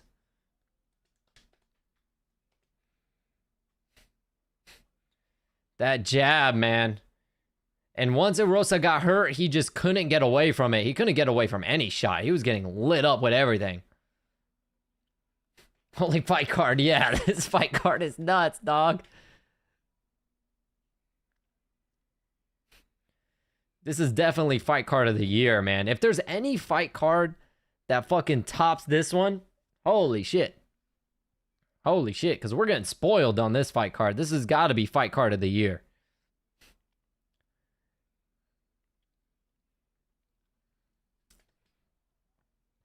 Well, Rosa can retire. He's been knocked out many times. Yeah. That's a typical Julian and Rosa fight. You know what I mean? He gets hurt, dropped. Sometimes he comes back to win. Sometimes he gets knocked the fuck out, just like he did. Yep, he got knocked down like 3-4 times with the jab. Jeez. Exactly, Jamal. Exactly. But what's up, Kyle? Welcome back. Good to see you. Time for Michael Chiesa to get finished. Yep, Michael Chiesa, Nico Price time. Must win for both of these guys. Nico Price has been getting brutalized recently in his career. Just getting knocked out, submitted constantly. And Michael Chiesa, this is his last fight, retirement fight. Wants to go out on a high note. So Chiesa needs a dub too.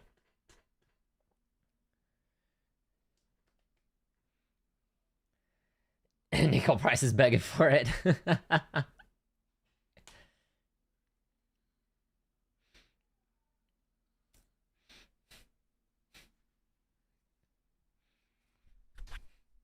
Man, how many, by the way, how many fights have even gone to decision?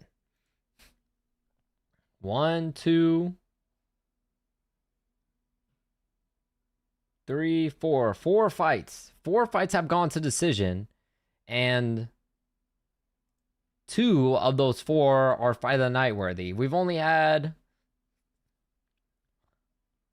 really 2. Only 2 fights have been lackluster on this entire card. Every other fight has been a banger.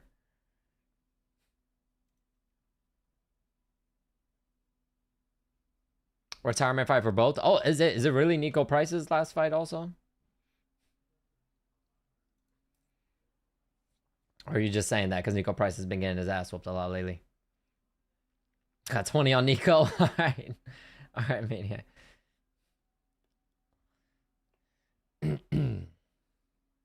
Most dangerous thing in the UFC is a technical Brazilian fighter. I know, Brazilians, man.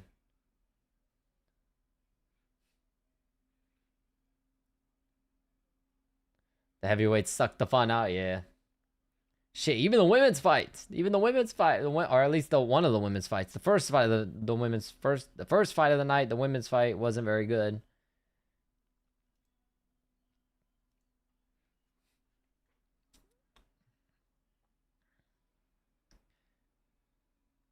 Are those game discs or DVDs in the back? Those.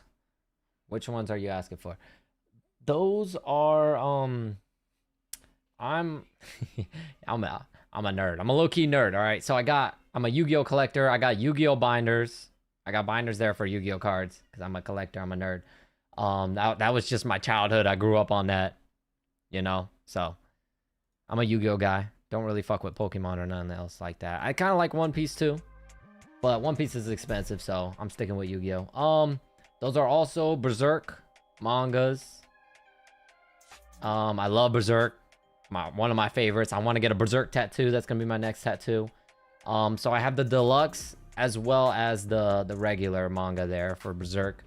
I have some other books down there too, just some regular books that I read whenever I go on flights or on planes. I just read a book. What else do I have? I do have one, I have the DVD set for Full Metal Alchemist right there. Full Metal Alchemist Brotherhood right there. I have the DVD set for that. What else?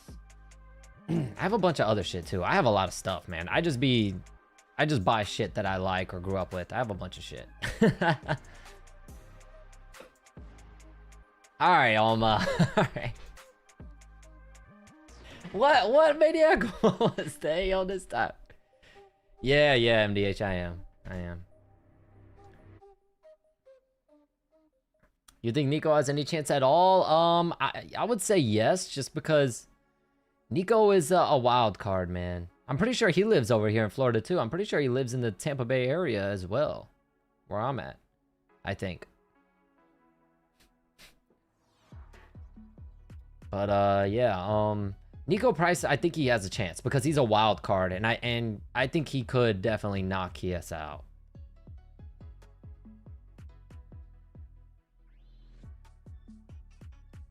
You look like you pissed the bed before you're even asleep. What does that mean?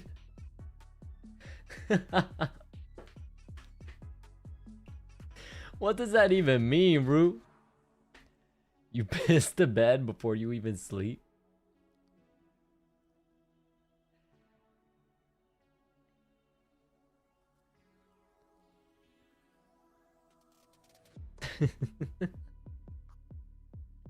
I don't even know what that's supposed to mean. I ain't never even heard that before.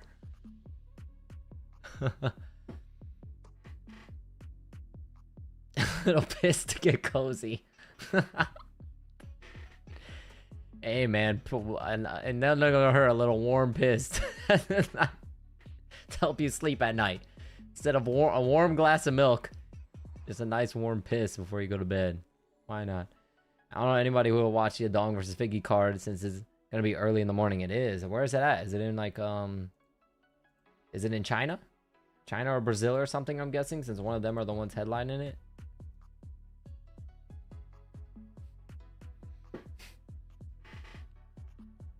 My guess would be China. I'm guessing it's in China. If you're saying it's gonna be super early.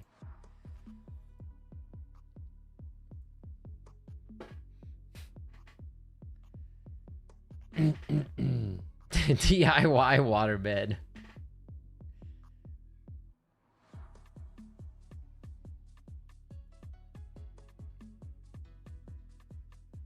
Yeah. Oh, also back there, I'm a big Warhammer fan. I like Warhammer, so I have some Warhammer stuff back there also.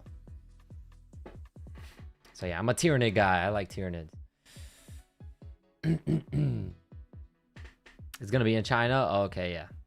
Yeah, I was gonna say, if it's in China, it's expected that there'll be a time difference. How early? If it's not that early, I'll go live for it, but if it's stupid early, like how they be in Japan with Naoya Inoue's fights, I'm not freaking, I ain't doing that. They really grazed Michael Kies. I never felt strongly about him one way or another.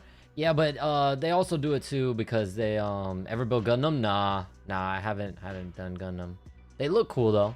They look cool. But Michael Kies is also, you know what I mean? He works with them. He does like, you know, the broadcast and all that stuff. He doesn't do commentary, but I'm pretty sure he does do, like, he hops on the broadcast booth. So yeah, they gon' glaze him a little bit.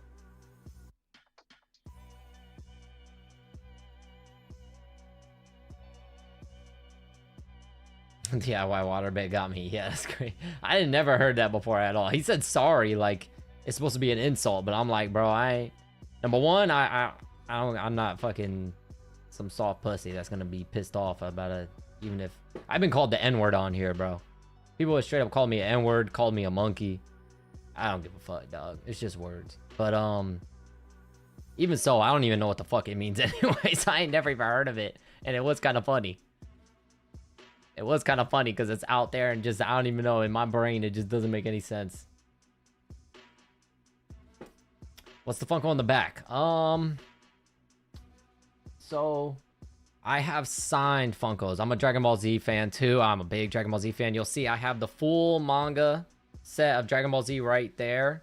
That thing right here where the Funkos, see the Funkos up here? They're sitting on top of the full like case manga of Dragon Ball Z. This one is the Brawly one. That's the glow in the dark limited edition Brawly one. That's huge.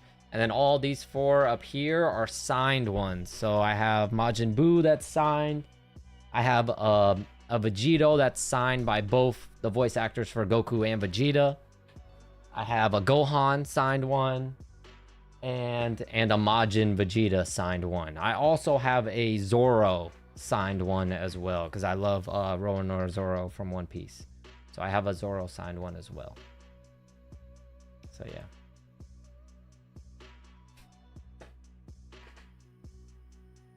I've watched more DBZA than DBZ recently.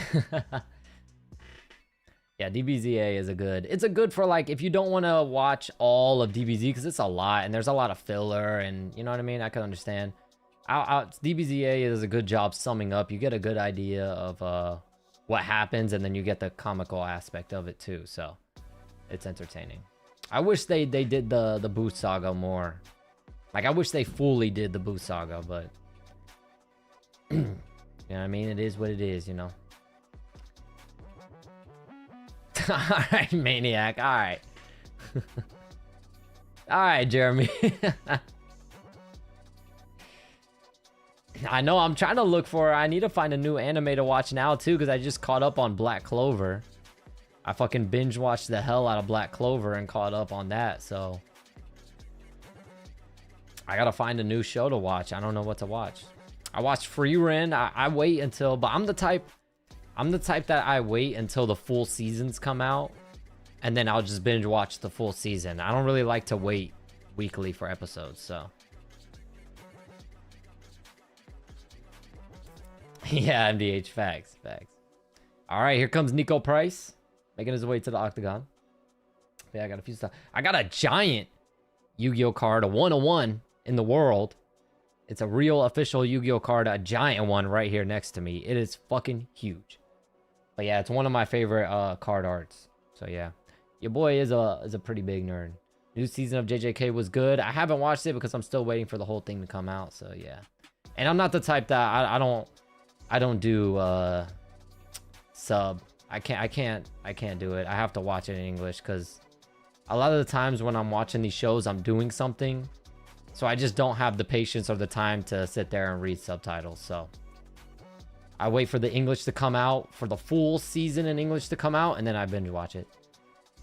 Do you think they shouldn't show clips where fighters lose in their promos? I don't know. Do you like Bare Knuckle? Yes, I do watch the Bare Knuckle. I did go to a Bare Knuckle event kind of recently. Somewhat recently. I think it was over in St. Pete or... No, it was in Clearwater. I've been telling Desi that I want to go whenever they come to Tampa. I want to get tickets, front row tickets, and wear white t-shirts. See if I get any blood on me. So yeah.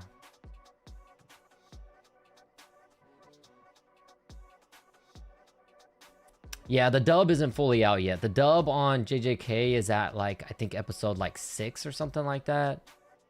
Yeah, the dub for JJK, for Free Ren. I didn't think I was gonna like Free Ren. I thought Free Ren was kind of like one of those girly type animes, but I actually fucking loved the first season.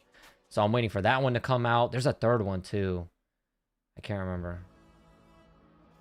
JJK, Free Ren. What's the other one? There's another one that's coming out with episodes 2 that I'm waiting for them to catch up. Do you do like legit card collection? Oh yeah. Oh, I could show y'all some expensive shit I got. That fucking... Now, I don't want to get into how many prices because I don't want nobody to try to break into my house and steal my shit. Oh yeah. I got some serious heat in there. Serious heat.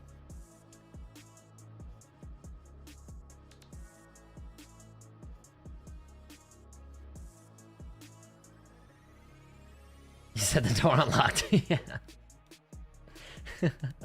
You know how people be nowadays, man. They're crazy. You see people breaking into people's houses and stealing their shit. You see people fucking... Has the main card started? Yes, Ken. The main card has been on. We're on the 4th fight on the main card right now. Michael Chiesa is making his way to the octagon now for his last fight of his career.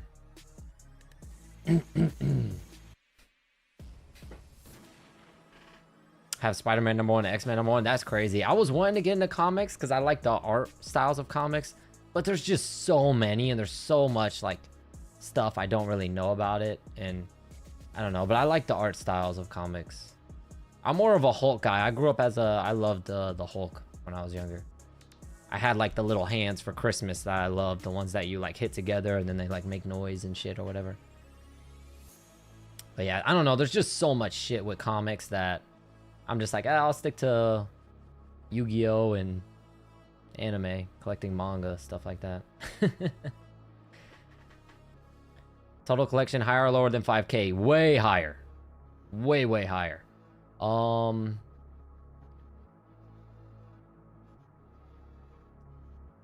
Thank you, Landon. Thank you. I appreciate you. Got a cool Joker comic collection. Oh, that's dope. That's dope.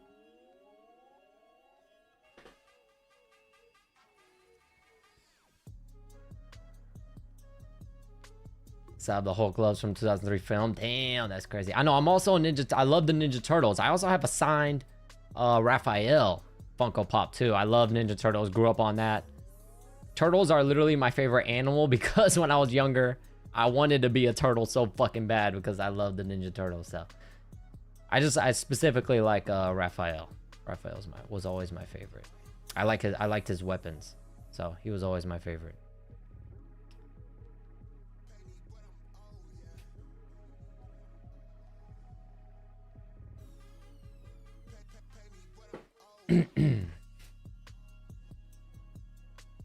What the hell? It looks like they're bringing up Michael Chiesa's wife to be ringside to support him. They let her go over the barrier. It'll be pretty brutal if she just gets a closer look at him getting knocked out by Nico Price. That would be pretty bad. Wanted to be a turtle. Yes, I wanted to be a Ninja Turtle specifically. I wanted to be a Ninja Turtle so bad. I was like, can there be like some mutant ooze that turns me into a Ninja Turtle or something?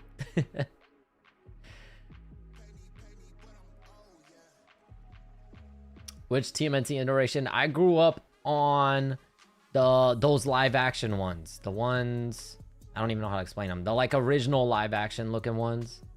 I watched those a gazillion times. I have a t-shirt in there. I have a t-shirt in there that I wear of it.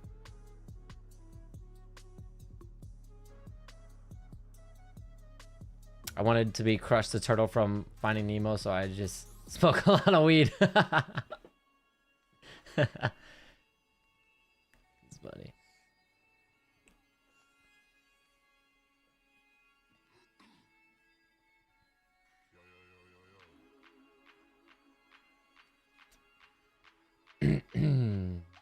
The movies were fun. Yeah, I grew up on those a lot. There's also an animated one, of course, that I grew up on too, watching, but I don't know what they're called, like what the difference is or what they're called and stuff like that. I want Nico to win now that my parlay's already cooked. And Michael Chiesa does the trademark forehead to forehead, nose to nose with Bruce Buffer. All right, here we go. Time to lock in. We continued the combo after.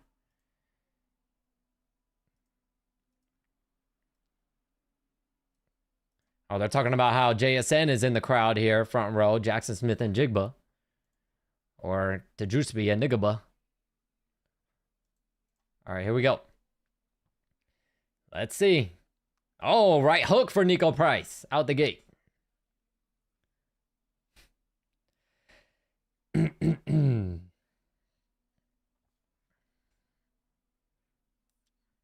Let's see. Nico Price trying to play spoiler here. Nice body lock for Nico Price. Oh, takedown attempt for Chiesa. Doesn't get it. Knee to the body, Price. Both guys hugging each other right now with body locks. Nico Price now trying to go for a takedown, and he gets it. Chiesa tried to whip him around and sweep, but the fence prevented him from doing so. Chiesa gets back up to his feet, trying to get a single leg takedown here. Price stuffs the face. Chiesa goes, circles to the back, and takes Price down. Both hooks in on the back. Chiesa already going for the choke. Oh, Nico Price slammed him forward. That's why I say Nico Price is a fucking wild card. Because who does that? Oh, Chiesa has the choke. It's over. It's over. Price tapped. It's over. Michael Chiesa submitted him.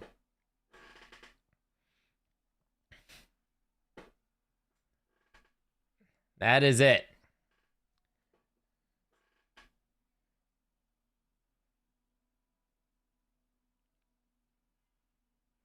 Michael Chiesa looks for his wife, gives her a kiss.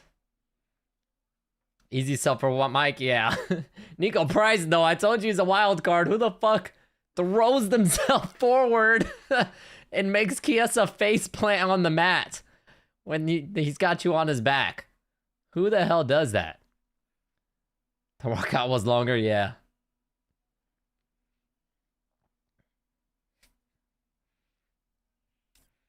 Oh, Michael Chiesa runs out of the octagon, runs to the crowd. I'm assuming that's probably, looks like an older woman, so probably his mother, his parents. What a good fight night. Yeah, to be honest, the submission was the only thing we were missing tonight. We literally have seen everything tonight. Everything. A submission was the only thing that we were missing, and we got it.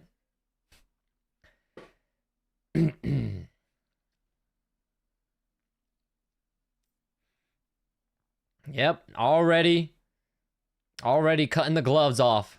Getting ready to call it a career. I want to see that roll, because Nico Price, bro, instead of fighting the choke or something, he decides to do this freaking roll like a maniac. Yep, there it is, and he makes Chiesa face plant into the fucking mat. That's what I'm saying. Nico Price couldn't be on a 10-fight losing streak. I don't care. You need to keep him around. The guy is just a nut. The guy is an absolute nut.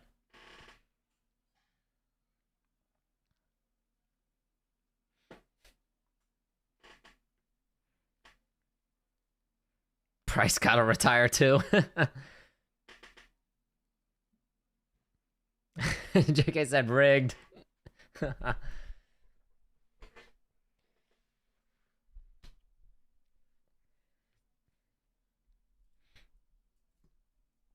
Slammed him on his face, yeah. That face slam, yeah, that's what I'm saying. Nico Price is just nuts, man. He just, you don't know what the fuck he's gonna do in there. He just does shit. He's like just, oh, Nico Price took his gloves off too, so he's gonna probably retire too. Nico Price is like a fighter who just fights on intrinsic thoughts. He just lets the intrinsic thoughts that you leave in the back of your mind normally, he just fucking does it without a second thought.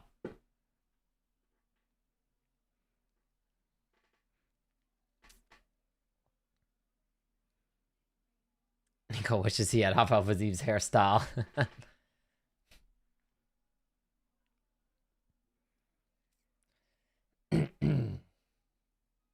So it looks like Chiesa wasn't able to get the gloves off. Nico Price did take his gloves off and leave them in the mat. So yeah, Price is going to retire. Nico Price left the gloves in the center of the octagon, literally stealing the thunder of Michael Chiesa. He couldn't have waited till after the interview. Goddamn, Nico Price.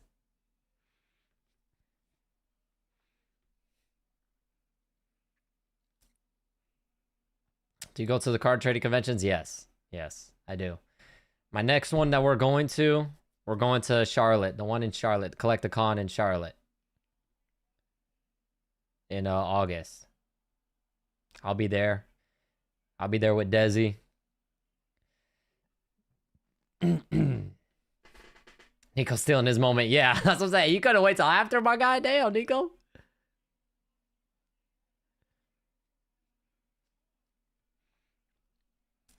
By the way, Nico Price is like the ultimate retirement fight to fucking win. And Robbie Lawler, Michael Chiesa. Who else?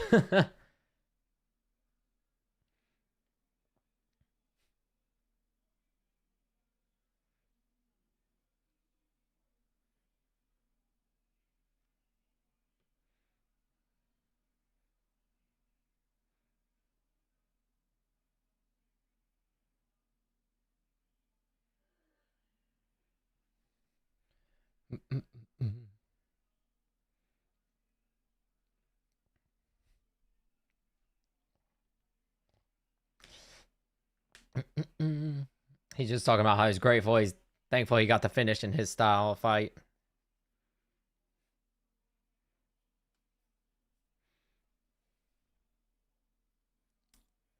He's starting to tear up now. He's starting to cry. They get better retirement for Kisa than they did Aldo. Yeah, Aldo. Who else? Anderson Silva. Yeah. There's a lot of legends out there that kind of got a worse retirement. Habib's retirement was kind of bad because it was an empty arena. Yeah. How petty is it to take off your glove first on a dude's retirement fight? Then they've been promoted for weeks. Yeah. That was such a silly face slam. Yeah.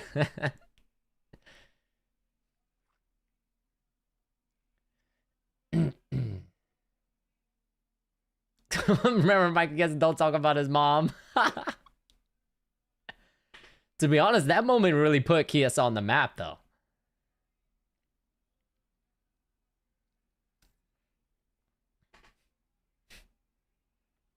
He said, I love you, Washington. Love you, Daniel Cormier, and go Seahawks. He's taking the gloves off now.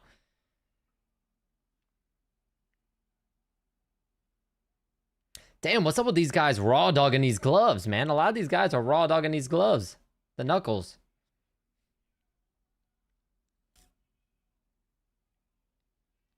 Oh, they made a whole video package for Michael Chiesa. Alright, they made a whole video package thing for Michael Chiesa.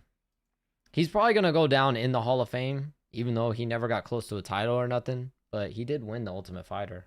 So there's that, you know. And he fought in the UFC for a long time.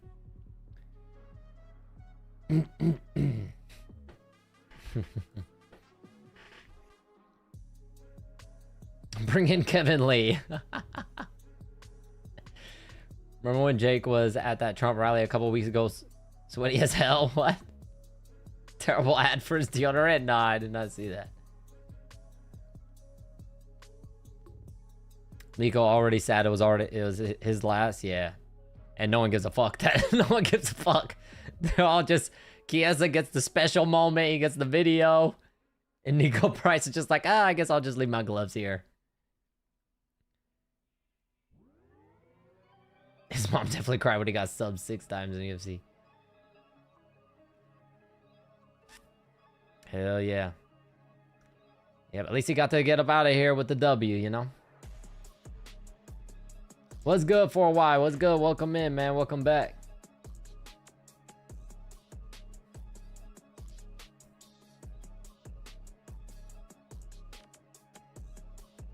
All right, we got 2 more fights left. Alexa Grasso, Macy Barber are up next. Let's see, are they going to be the ones to destroy our... Let me see, we have a... We're on a good little streak here. We're on a... Let's see, what? 1, 2, 3, 4 fight finishing streak. Is Alexa Grasso, Macy Barber going to ruin the streak we got going? You know, Dylan Dance fighting with Covington, but yes, yes. And Armin, too, is wrestling on there, too. I have less of a problem with this retirement tribute for Chiesa than that BS for big-hearted Anthony Smith.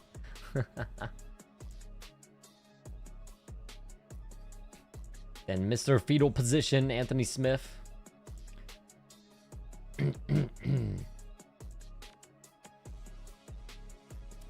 I'm going back to sleep for this one. Alright, Maniac. We gotta start talking shit about the girls fight, because last time we talked shit about a girls fight, fucking, we got a knockout in the first round. So, what were we saying? Intermission time. Fight intermission. Go get your food. Go use the bathroom. Take a bathroom break. Go fucking call your girlfriend. Call your baby mama. Tell her you're sorry. Go pork up the wife real quick. Make it snappy. Because Israel Adesanya, Joe Pyfer are up next after Alexa Grasso versus Macy Barber. Holy shit, that was long. Let me see, are Nico Price's gloves still there? I know about my baby mama.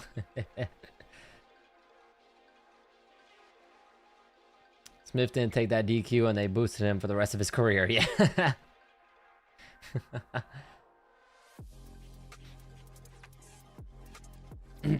At this point, he should have just took it. He should have just did you know what I mean, Aljamain Sterling style, you know? He should have just fucking did it. Many casuals use full fight cards as intermissions to get ready for the main event. Yeah.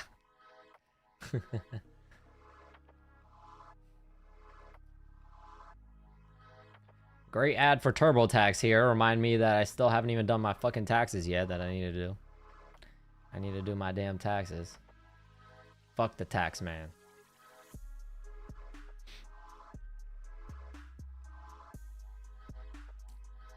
Fuck the tax man. Who wants to let me get them pregnant? Who wants to let me get them pregnant so that we can get a nice little tax break here? MDH, you want me to get you pregnant? When are the bros getting on the stream again? Okay, so wait, did I tell y'all about my brother? I think I did. I don't know. I'll quickly go over it again because just in case for people here that don't know. My brother, for some people that don't know, my brother got cancer. Stage 3 sarcoma in his ribs. It got to his lung. It spread and got to his lungs. So, you know, he went through chemo for a long time, all the stuff. He got surgery to remove some of his ribs, and they had to remove a portion of his lung because, like I said, some of the cancer got onto his lung. They also removed part of his spine as well. So yeah, he's been in recovery for that. But then most recently, he dislocated his shoulder. And the bone got down into the mesh that they had put in for his ribs to replace his ribs, and it messed up the mesh. So literally, last Thursday? I think it was last Thursday. He had to go in and get surgery again to fix the mesh.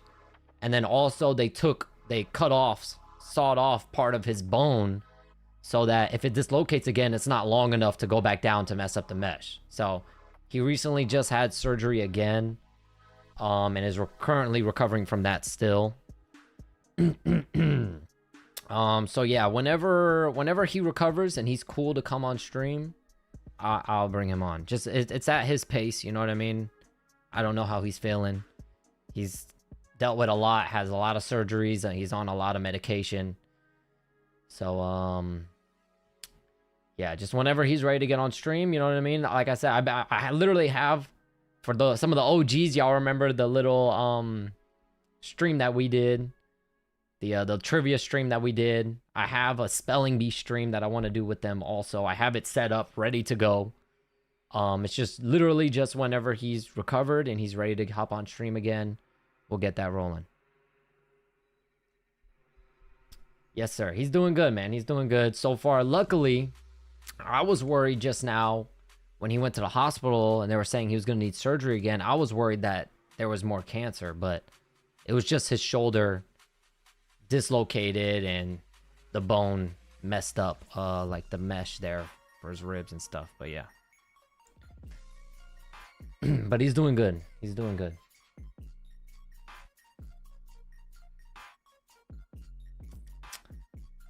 How bad do we handle dark jokes on the channel? I don't give a... I love dark jokes. Dark humor. I love it.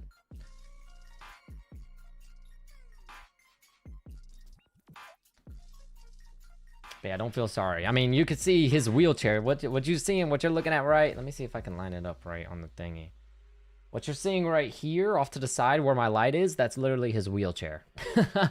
That's his wheelchair because he... They just don't really have it. They don't really have... anywhere else to put it, so I got his wheelchair in here.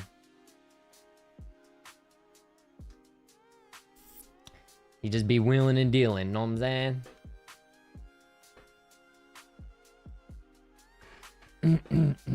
Did Nico Price retire? Yes, he did leave the gloves in the octagon, but of course he didn't really want to steal the thunder of Michael Chiesa's retirement. They had a whole fucking thing for him, so.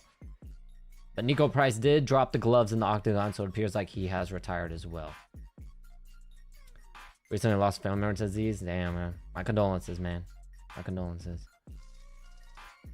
Yeah, Landon.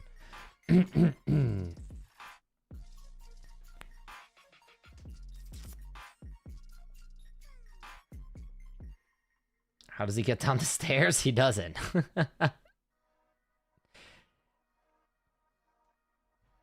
He's good though. He's good though. He was using a little pimp cane for a while. He was walking around like a little pimp. He had to use a cane. When he was still in the hospital, they literally they wouldn't let him leave the hospital until they taught him how to use it properly. So he was using a cane for a while, but he hasn't used the cane in a long time. So he's recovering good. He's recovering good. He's kind of now, like I said, he's still recovering from that last surgery. So now he's kind of just been resting a lot, and he's been on a lot of medication and stuff.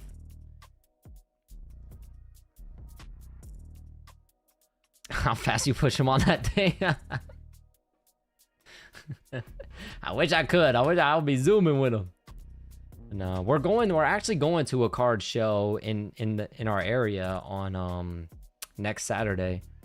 So yeah, I'm gonna push him around in the wheelchair on that. The Dutch girls love pimps.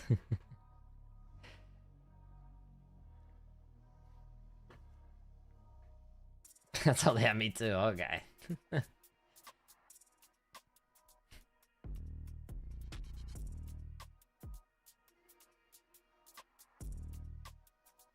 Zoom it like the water boy. But yeah. He's popped in stream a little while ago. He popped in, but he can't really like bend over or nothing like that because they had to put, you know, like I said, they took part of his spine, so they had to put in like metal rods and stuff in his back, so he can't like bend over or nothing. So if he hops in on stream, you'd really only see him like chest down. Getting rolled around like a king. Yep. Yeah, he gets the king treatment, man. He just gets to sit there and relax. Everyone just bringing him food, bringing him water. Fucking might as well just fucking dangle the grapes and feed the grapes to him. Thank you, Landon. Thank you. Yep, it's all good though. It's all good, man. He's doing good. It was worrisome, especially when they said stage 3. Stage 3 was woo, scary. Scary, scary, scary.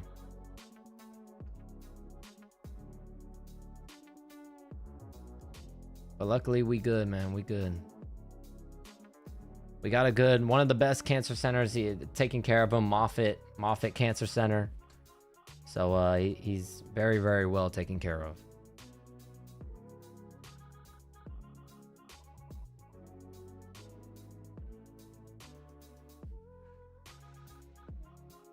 Do you think the UFC should promote more female MMA fighters? Because after Amanda left, their stock tanked. Yeah.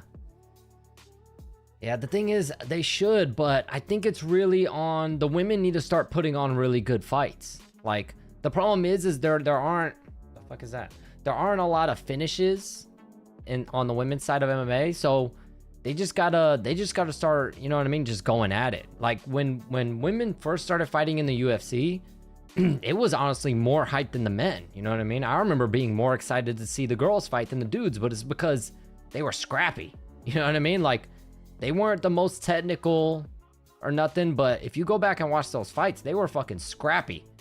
So it was entertaining. The women just need to put on more entertaining fights.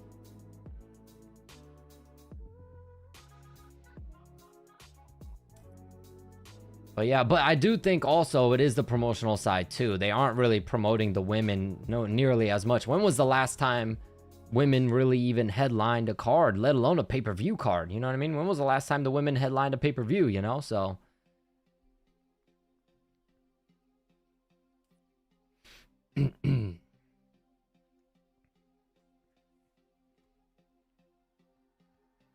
forget like a, you know what I mean? Forget like a all women's card. I'm pretty sure we've only had one all women's UFC card, and that was the Ronda Rousey Holly Holm fight card. I'm pretty sure that's like the only all women's one, but that shit was hype back then. Nowadays, you do an all women's MMA card, the views are gonna tank.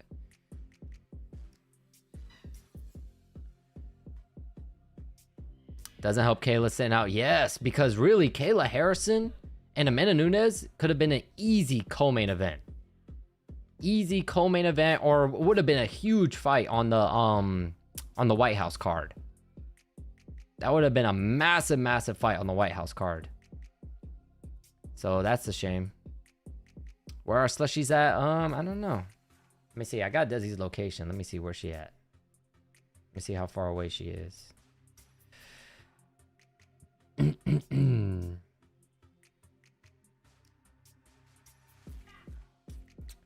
me see. Oh, Desi's almost here. Desi's 2 minutes away. She's 2 minutes away, so she's about to pull up. Zhang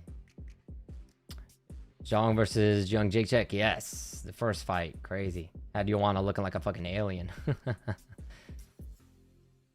Women's fights have gotten a lot worse in the last years. Yeah, they just need to make them scrappy, man. Just scrap. You know what I mean? And people will fall in love again. Because who doesn't like watching two chicks go at it? You know what I mean?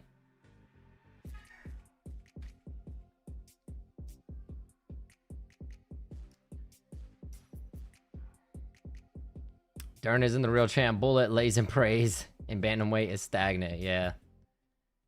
Yeah. Valentina doesn't really have that pop and that fire like she did before. She kind of just takes girls down and... Yeah. Give me that ocean water. Oh, God. Is it really that good? Yep, she's about to be here. She gonna pop in. Let me make sure my door.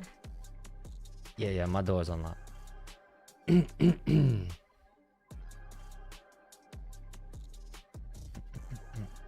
Brandon Moreno in the building, supporting Alexa Grasso, fellow Mexicano. Will you stream JDM Prates? Oh, of course. I'm not missing that one. Yes, sir. We live for that one. Looking forward only to Barber and Natalia Silva. Both look sharp. Yeah. Natalia Silva's cool. I think her last fight wasn't very entertaining. But when Natalia Silva lets her hands go and she gets going, she's a fun watch. Yair needs to fight. Bro, Yair never fights. Yair never fights. That's why I'm like, the UFC must be paying pretty damn good, because Yair don't ever fucking fight. Like, if the UFC was paying as bad, like that bad, these motherfuckers would be fighting all the time. But Yair don't ever fight. Brian Ortega don't ever fight. There is a lot of big names in the UFC. There are a lot of big name fighters that don't ever fucking fight.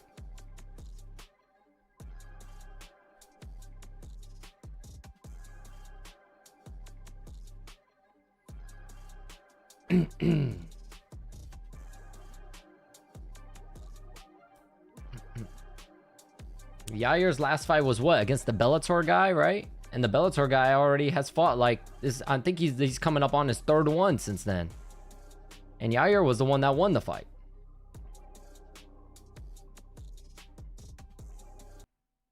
Let me see. Are they? Oh no, they're gonna announce Grasso first.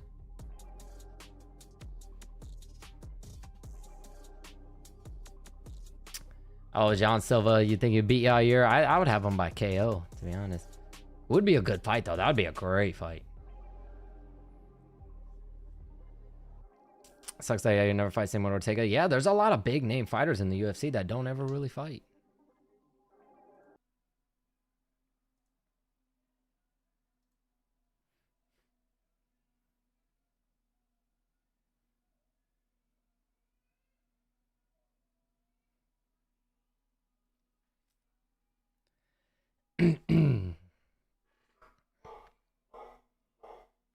Oh, Desi's here. You hear my dog? That's Simba barking. That means Desi's here.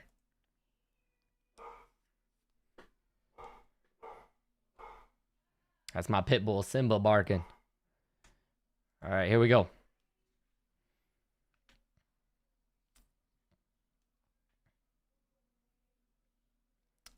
Simba's a pit bull. I have Simba, who's a pit bull, and then 3 bull mastiffs. I have one bull mastiff named Biggie, and then 2 girls, Mia and Maui. So I got Mia, Maui, Biggie, and Simba. And Biggie is big. He probably weighs like minimum 150 pounds. He's a big boy. Little leg kick there for Grasso.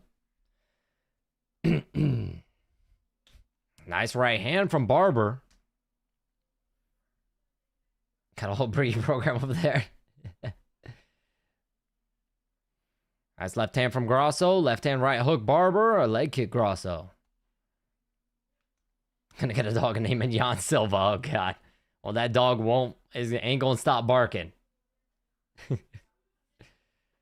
Thank you, Maniac. Thank you. Oh. Hello. You want to say hi to everybody? Here's the mic. You can say hi real quick. Hi, people. Oh, here. Thank you. Ooh. Thank you. Hi, peoples.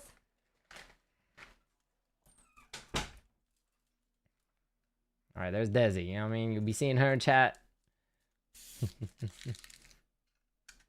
There she is, live in the flesh.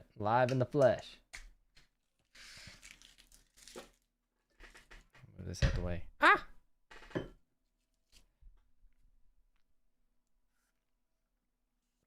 Ooh, that's fine. The crowd is chanting Mexico. Nice jab, left hand jab for Grosso. Right hand to the body, Grosso. That's what she's fine.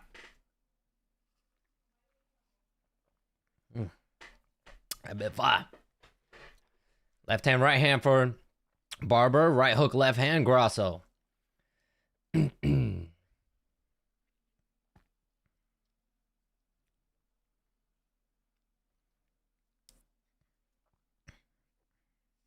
Both girls fighting very, very patient so far. Leg kick, Grosso. Another leg kick. Jab, right hook, Grosso.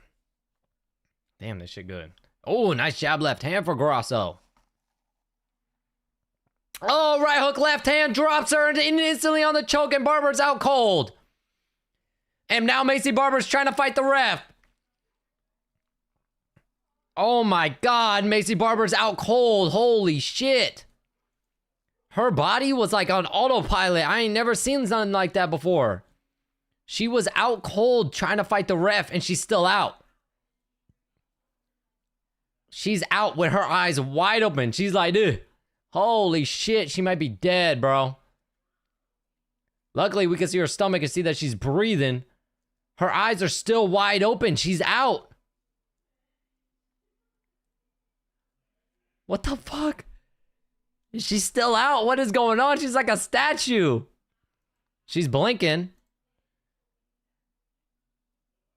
She's blinking. She just... Oh my God. Grosso fucking slept her. That's why we gotta talk shit about these women's fights every time. Holy shit.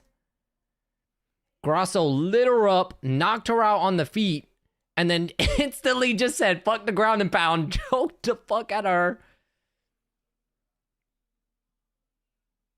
And what is she? I don't understand. She's blinking, but she's like still. Is her neck dead? Yeah, it's, oh my God, actually. That was bad, man. That was a right hook, straight left hand on the chin. She was out. And Grosso jumped on her neck. Yes, what I'm saying, what I would be worried about, is she paralyzed? Is something wrong with her neck? Because she's blinking like she's awake, but she's not moving.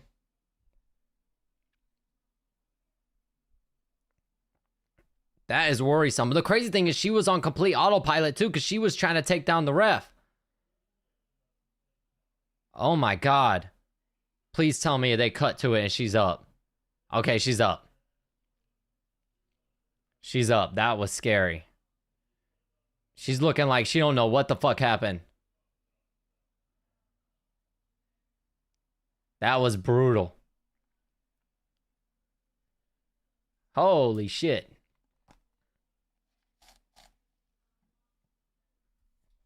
Holy shit. We saw a knockout and a submission in one fucking fight. Jesus.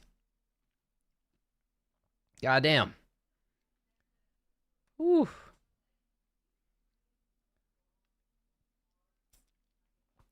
She went out cold, and when she got dropped, Alexa went for the choke. Yeah. Alexa said, I'm gonna knock you out and I'm gonna choke the shit out of you too. Jesus. That was like assassin type shit. My roommates hate me. I've been yelling at my TV screen all day because of these bizarre ass finishes. Yeah. That was scary. Yeah. I ain't never seen that before. She was blinking, but she wasn't moving. I was worried that she like hurt her neck or something, that maybe she was paralyzed. But luckily she's up. She just, I don't know what the fuck that was. Woke up to Macy Barber's dead body. All right, well, we're at it to what? 5 finishes in a row now. 5 finishes in a row. All finishes on the main card. All finishes. Jeez. Why commercial break now? Best card of the year, yes, by far.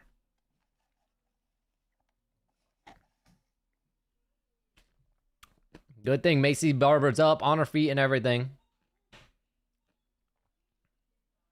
Jesus. That came out of nowhere, too. The crazy thing, he said the winner by knockout. He didn't even say winner by rear naked choke. You know what I mean? He said winner by knockout. That was one of the scariest 1,000-yard stares. Yeah. Is he about to slime out Pyfer? This is the best non-title card I've ever watched live. Yeah, this is crazy.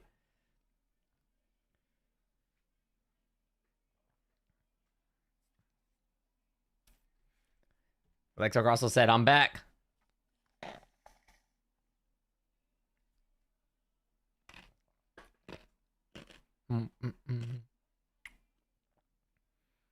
Oof. That was just crazy. The knockout. Oh my God, Macy got her tongue out. Holy shit. She was choking her with her tongue out. Macy was like, choke the fuck out. Jeez. I want to laugh and make jokes about it, but I feel bad because it was just, that was one of those knockouts and that you just feel bad, man. You don't even want to like say nothing.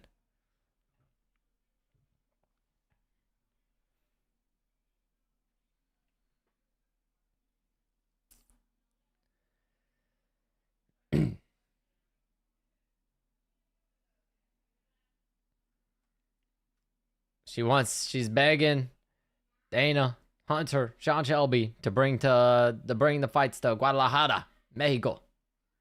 Guadalajara, Jalisco, Mexico.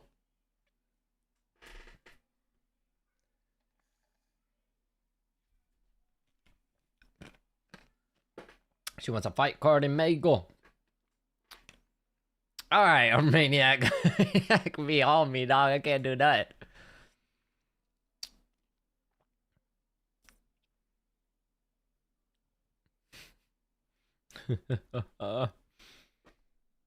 Jeez, that was brutal.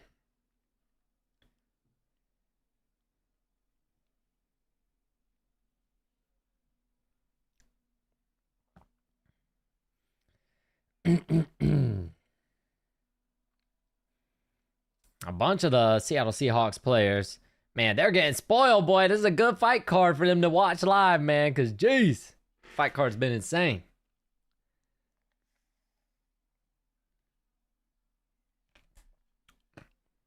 What are they going to do with the fight bonuses, by the way? Holy shit. What are they going to do with the fight bonuses?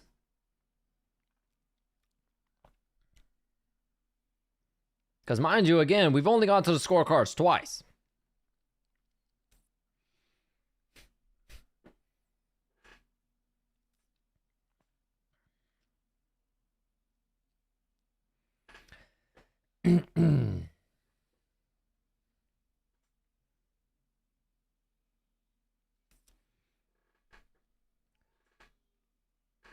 Macy didn't know where she was supposed to be standing for the announcement. Damn.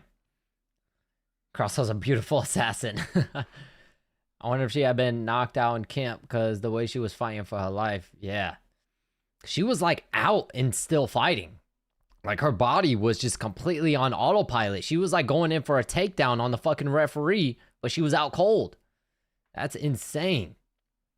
Literal fucking zombie. Everyone gets a bonus, yeah.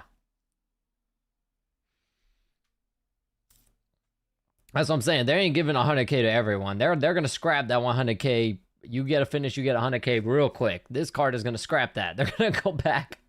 They're gonna be like, nah, y'all need to share. They're gonna be giving away all their money now. Fight of the night so far, I would say either Ricky Simone, Adrian Yanez, or I would say Ricky Simone, Adrian Yanez. I think Bahamondes, it was a good fight, but I think the blood kind of overshadows. I think without the blood, I don't think the fight would have been as entertaining as it was. You know what I mean? Without all the blood. Action-packed wise, entertainment-wise, I'd probably say Ricky Simone, Adrian Yanez. But one of those two. Ricky Simone, Adrian Yanez, or Bahamondes and Musayev for Fight of the Night.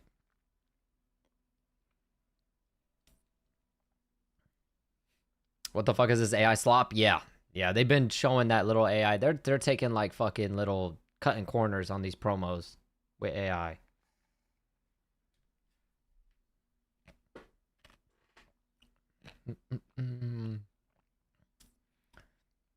Crazy autopilot instincts for a chick with her consciousness blasted into the stratosphere. Yeah. Cheater shouldn't get a bonus. Yeah. True. So I would say Ricky Simone, Adrian Yanez probably fight of the night. Or if you want to give it to Mansour Abdul Malik, he got his ass fucking whooped. But I mean, it was a dogfight. He was trying to take it to Yusui Belgarwi the whole time, but he got smoked. That was like a one-sided ass whooping. So that's the only reason why I say not really that one. I would say probably Ricky Simone, Adrian Yanez. This fight was pretty one-sided after the cage grab, yeah. Yeah. Billion-dollar company, by the way, yeah. That's what I'm saying. I'm like, they got plenty of money and they got their fucking promotion team doing this AI shit.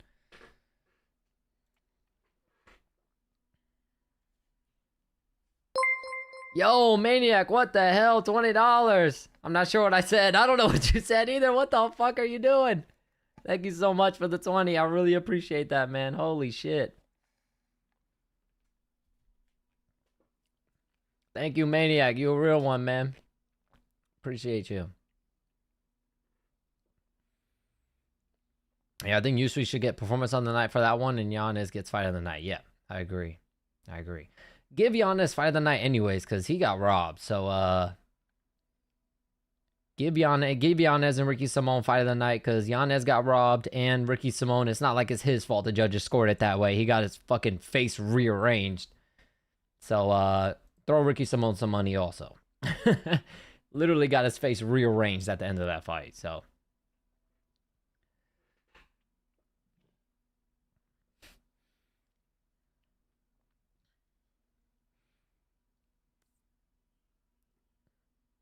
Buying that #1 place.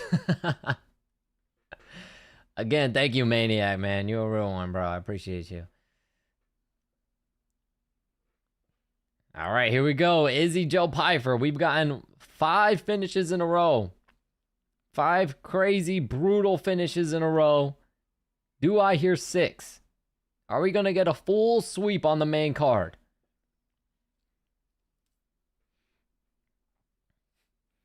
Last call for the poll as well. Israel Adesanya up 67% in the poll. Oh, let me hit y'all with some music while I'm doing. That fucking knockout submission got me all discombobulated and shit. That was nuts. True, I totally forgot I got robbed like that. Yeah, that was a bad one. Do you think Adesanya is going to go on a title run if he beats Pyfer? I think he could. All right, Addison. Talk.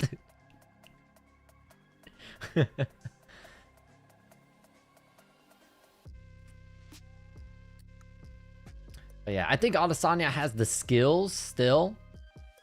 I think he has the skills to go on a run and get the title back. But the problem is the fact that I think all of his fights throughout his career are starting to catch up with him, and that he's starting to get, you know, chinny and he's getting knocked out. Like, these fights that he's getting knocked out in and losing, he's winning the fights up until he gets knocked out. You know what I mean? It's not like he's losing these fights and getting dominated pillar to post and then getting knocked out. He's winning them and then just getting caught and getting knocked out. So I don't think it's a matter of his skills being diminished or that he's not a good fighter anymore or that he's washed. I just think he's getting caught and getting clipped and getting hurt easier now. He's not able to take as much punishment as he was before.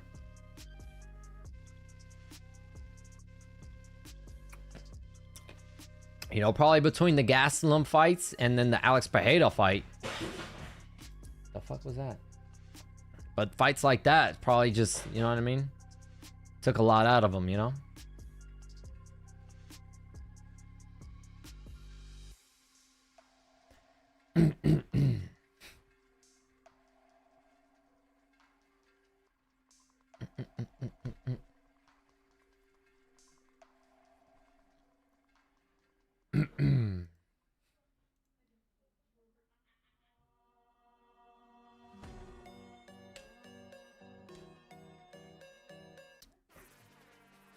All right, if I were to guess, I'm guessing this is Joe Pyfer making the walk. Yeah, let me listen to it. Let me see. What's he walking now to?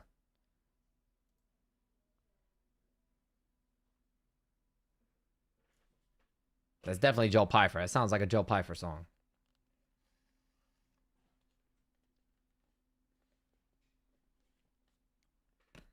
I don't know what song that is.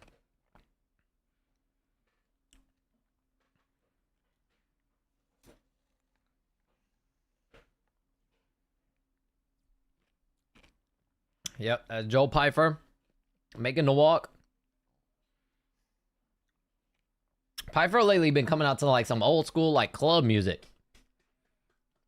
Like some shit my parents were fucking dancing to in the clubs. You know what I'm saying?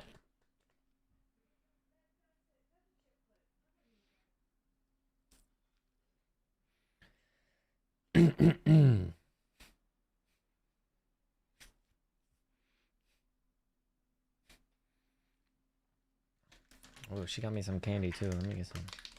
By the way, these, I'm addicted to them, bro. Starburst Minis, the all red ones. Bro, addicted. What's up? Huh? Okay.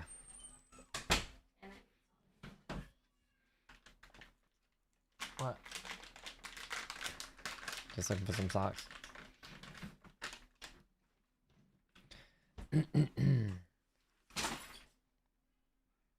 You good? Huh?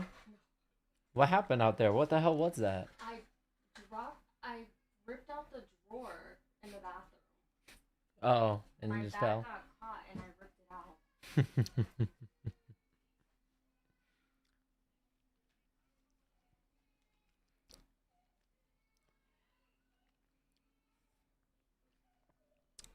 out. Born again body cam. Joe Pyfer does look like the type that if he was a cop, he'd turn the body cam off. For being real. Especially with his head shaved like that. He definitely looks like he turned the body cam off.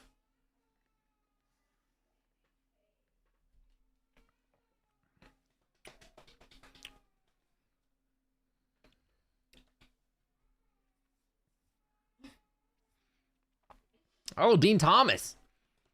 I always forget Dean Thomas works the corner of Joe Pyfer. I like Dean Thomas.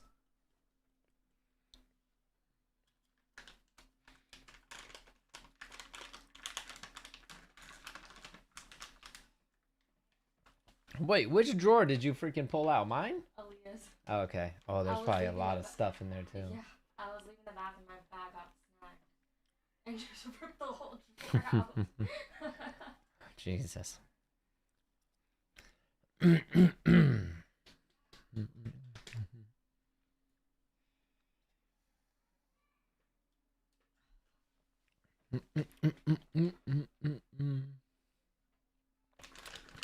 Here, can you put these? Because I ate a bunch earlier. There's like 5 left. Yeah, but can you put it in the drawer? The middle one? Yeah.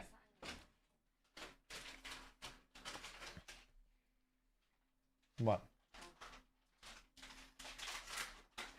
I have another one there with the yellows and oranges that you like. Oh, that's one you grabbed? Yeah. Because that's the one I think you gave me a little bit ago, right?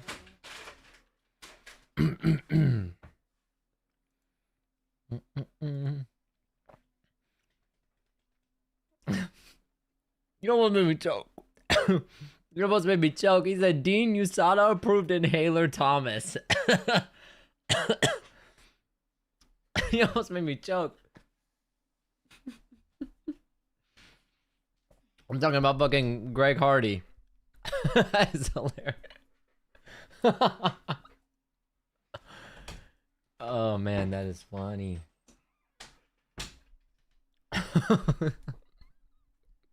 Y'all always say some shit that I just don't expect.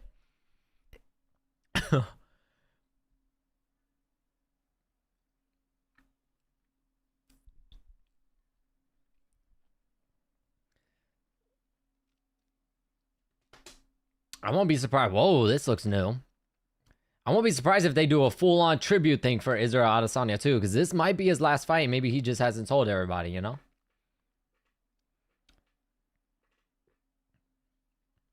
I mean, honestly, Pyfer will grapple instead of striking. Yes, that's what I think too. I was saying that I think either Pyfer's gonna catch him with one of those big right hands and hurt him and TKO him, or he's gonna take him down and wrestle fuck him.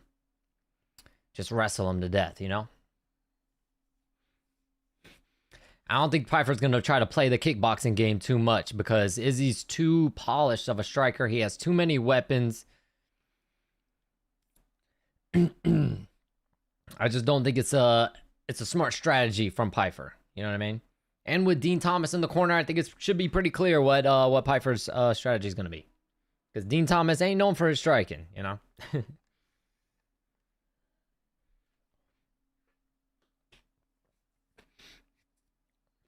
And Pyfer's strong as fuck.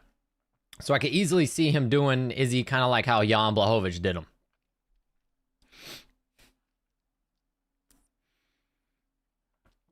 But we gonna find out. Here's the thing though. Number one, Joe Pyfer isn't really used to going 5 rounds. Number two, Joe Pyfer probably isn't used to wrestling that much either. He's used to knocking motherfuckers out quick and early. So can he withstand it for 5 rounds? That's the question. Can he take Izzy down, hold him down? If he can't knock him out on the feet, will he be able to constantly take Izzy down, wrestle him, hold him down, grapple, scramble for 5 rounds? That's the question, if that's the strategy. How long since Izzy's last fight? It was a little while ago. I'm pretty sure it was the knockout loss against Imavov, if I remember right. Against Nasruddin Imavov. Yes, knockout loss against Nasruddin Imavov February 1st, so it's been over a year. It's been over a year since Adesanya's last fight. He has not hinted at retiring, but should he get knocked out here, I won't be surprised if he does.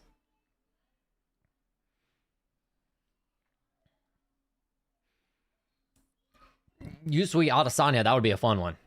That would be a fun one, but I think Yusui can take more punishment than Adesanya can. I think Yusui would knock Izzy out. Just purely based off of who could take more punishment, who could take more damage. I just think, like I was saying, I think Izzy's taken too much damage over a very, very long career. I don't think his body can withstand it. All right, let me put the music back on for now as they do the ring introductions. Last call for the poll. Last call for the poll. I'm about to end poll. Izzy looks hyped up, ready to go. Wearing his custom shorts with the yellow lightning.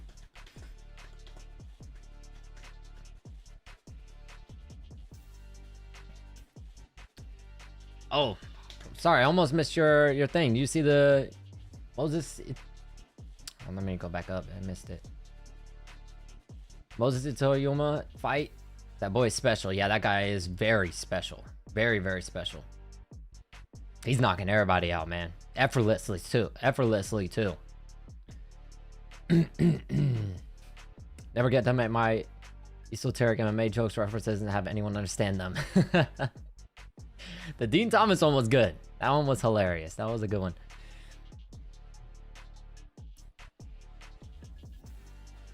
Inshallah, the infidel.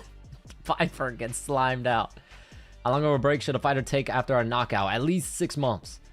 I would say a year. You should wait at least 6 months before you get back into sparring. And then from then, however long it takes you to get back into fight shape, because getting into shape is different from getting into fight shape. Getting into fight shape is a lot harder. So get back into shape and then get back into fight shape for a camp and then fight. So I would say it should probably take you at least a minimum of 8 months. A minimum. If you get like brutally knocked out cold, you should take 6 months straight up without any sparring. No sparring. Nothing for 6 months. First 6 months. That's the problem. There was this chick. I don't know if y'all saw the chick in boxing. The 19-year-old chick. She literally got knocked out in February. Decided to come and just had a fight just recently. And got knocked out and fucking put in a coma at 19 years old. That's what happens when you fucking just say, ah, fuck it. I got knocked out, but I'm just gonna go fight again anyways. She got brutally knocked out and got sent into a fucking coma at 19 years old. That's why you take time off. And that happened just recently, too. Luckily, she's okay. She's out of the coma and everything, and it looks like she's recovering, so... Luckily, she's okay, but... Yeah, that was scary. That was a bad one.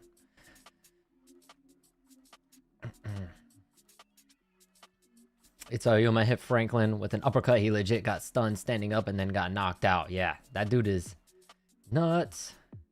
His fights, too. They're entertaining, man. Always knockouts.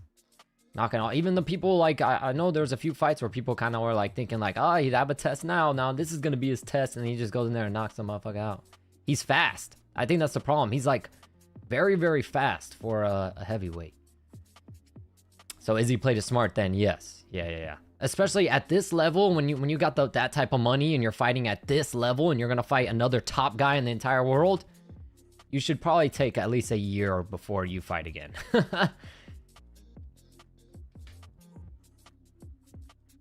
Because we're not talking about the little leagues where someone flukily knocked you out or anything. We're talking about these are the best fighters in the world in your weight class. So take some time off because you're going to have to fight another one.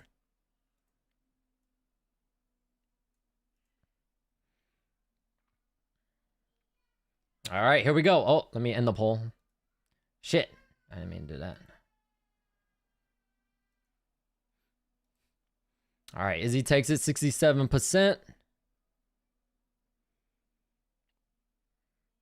Here we go.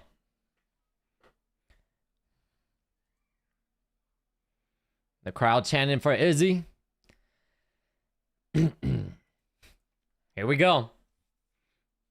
Pyfer wants to touch gloves. Izzy decides not to. And Pyfer just goes, okay.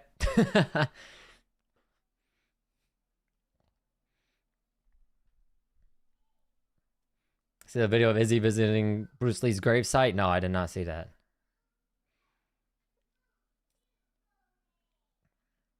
Leg kick Izzy. Body kick Izzy. Pyfer looks big, man. Normally Izzy's kind of like the tall, rangier guy, but Pyfer looks pretty tall himself. Here we go. Takedown attempt already for Joe Pyfer with the body lock. And he's trying to just muscle. That's good defense from Izzy. He tried to just muscle Izzy to the ground there. The crowd is already booing.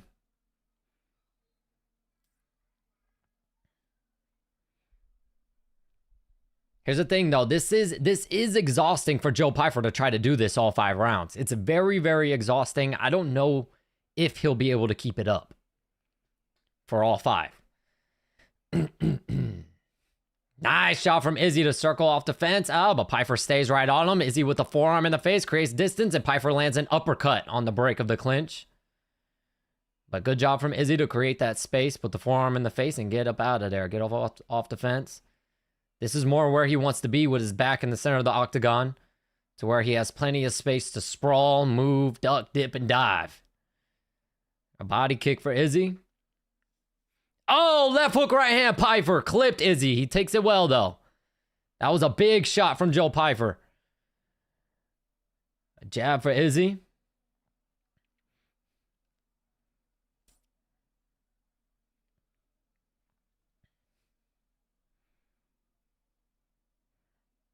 Jab for Izzy.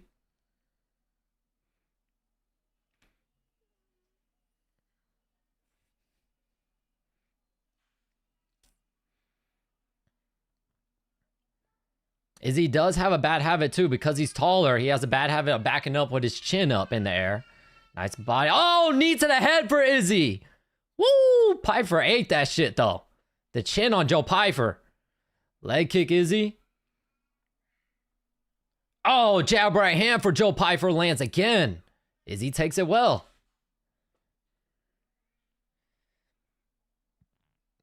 Jab Izzy, left hook Pyfer. Right hand lands on the shoulder. Leg kick Izzy, jab Izzy. Pyfer closing the distance. Clinches, elbow for Pyfer. Looks like it might have missed by an inch. There's a jab for Izzy. Another jab Izzy. Tie clinch, watch out. Right uppercut Pyfer. Right hand Pyfer, doesn't land. These are very dangerous exchanges. Double jab Izzy. Pyfer trying to close the distance. He wants to grab those hands and land that fucking elbow. There's a leg kick for Izzy. Jab Izzy. Pyfer looks like he might have a little bit of blood trickling from the nose. Jab right hand Izzy. Take down the chin for Joe Pyfer. Izzy stuffs it. Good job from Adesanya to stuff it. Crowd chanting Izzy.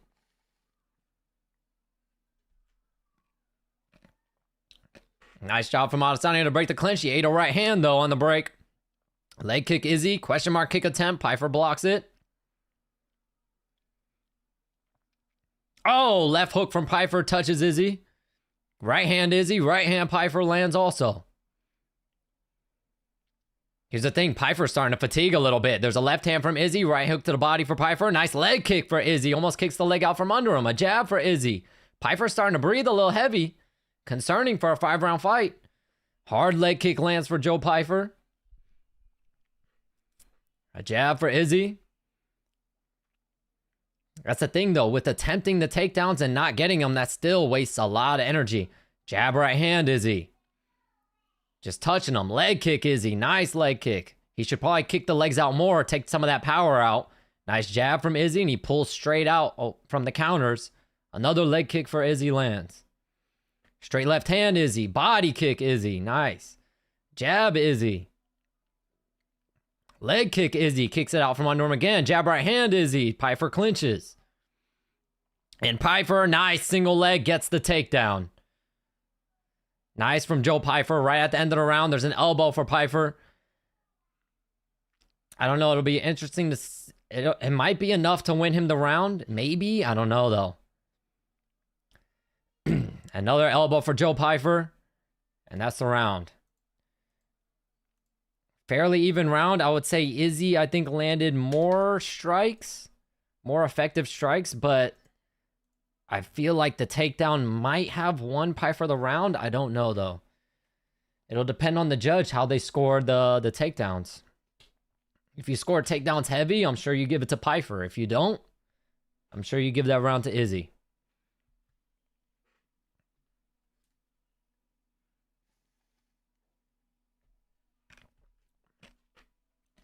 In the corner of Joe Pyfer, they're telling him, let's not stare at him too much. We're here to fight. 1-0 Izzy. I'll give it to Izzy as well. I think the damage is much more... The damage, number one criteria. I think Izzy landed way more strikes. Yeah, Pyfer got the takedown, but it didn't really do any damage or anything with it. So, 10-6 Izzy. So I'll say Adesanya 1-0. I agree. Here's the problem, though. This isn't unfamiliar territory for his most recent fights. He does get up in the fights, and then when he gets complacent and starts to slow down a little bit, that's when he gets caught and gets TKO'd. Nice body kick for Izzy. He's just got to stay switched on for 20 more minutes. He's got to stay switched on the whole time. Nice body kick for Izzy. Pyfer up against the cage. Another body kick for Izzy. Jab right hand Izzy. Pyfer swings wild. Doesn't land. Oh, nice leg kick for Izzy. That left leg is compromised. And Adesanya accidentally poked him.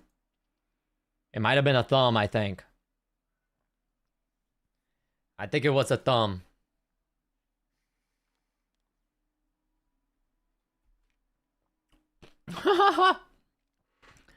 He said he's got to be gingerly on that. He's walking gingerly on that lead leg.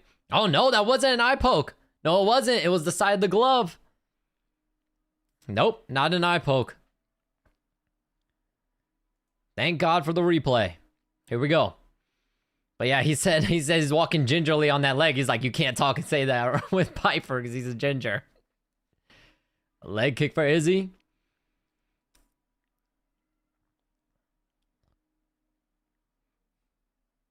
Jab to the body, Izzy. Oh, nice knee to the body for Izzy. Pyfer throws out that right hand. Pyfer tries to get a takedown here. Izzy with the forearm to the face, trying to create that space. Pyfer with the body lock. Nice job from Adesanya. Goes one direction, then switches and goes the other to get up out of there. Leg kick Adesanya. Jab right hand Adesanya. Oh, left hook, right uppercut, right hook Pyfer. Jab right hook, Izzy right back. Jab right hand, Izzy. They clinch. Oh, Izzy almost gets a takedown there. He almost gets like a little trip there. Oh, nice right hand for Izzy. Pyfer got caught ducking.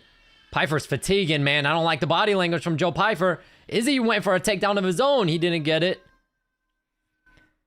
Joe Pyfer's starting to fatigue bad. That was the concern when you want to wrestle with a guy who isn't really familiar with going 3 rounds, let alone 5. Nice left hook to the body for Izzy. Tie clinch, knee to the head, Izzy. Straight left hand, Izzy. Pyfer going for a takedown again. Izzy, nice. Double underhooks, pulls him up. There's a knee to the body for Pyfer. Left hook, Pyfer lands. Jab, Izzy. Right hand, left hook, Izzy. Pyfer landed the left there in between combination, though. Oh, nice right hook for Joe Pyfer. Izzy took it and nodded at him. Jab, Pyfer. Right hand, Izzy. Oh, left hook, right hand, Pyfer. Izzy still just staying in his face. Doesn't give a fuck. Izzy taking these shots. Oh, nice right hand, left hook, right hand, head kick, Izzy. These guys are going at it, don't care. Left hook to the body, left hook to the head, Joe Pyfer. Straight left hand, Izzy. Right hook, Pyfer might have hurt him. Left hook, right hook, Pyfer. If Izzy might be hurt, he covers up. Left hook, right hook, Pyfer. Izzy needs to get up out of there.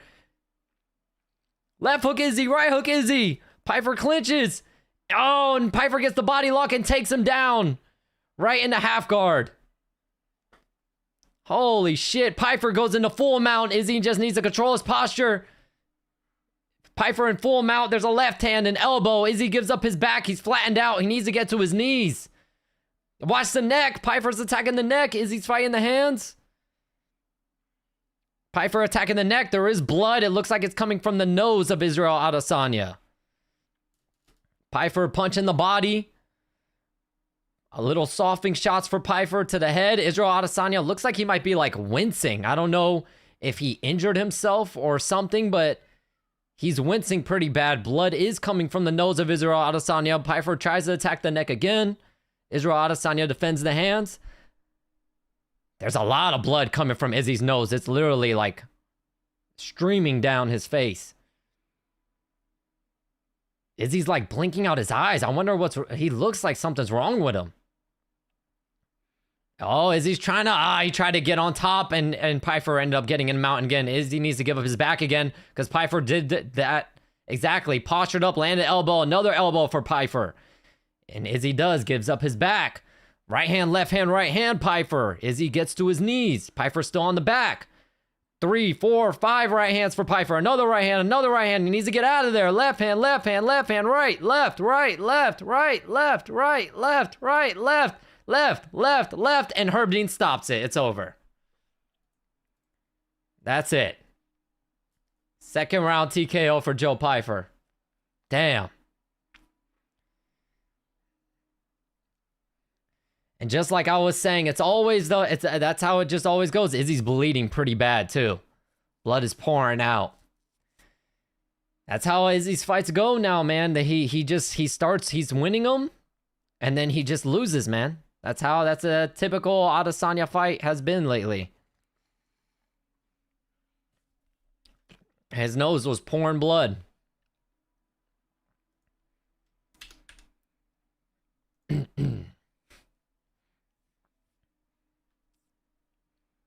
Man.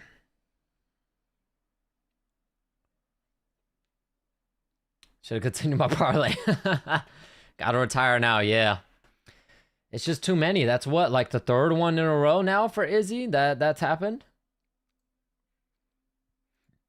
Because now it's the Pyfer one, the Emovov one, the Drakus one. And that's 4 losses in a row for Israel Adesanya. He hasn't won a fight since the knockout win against Alex Pereira.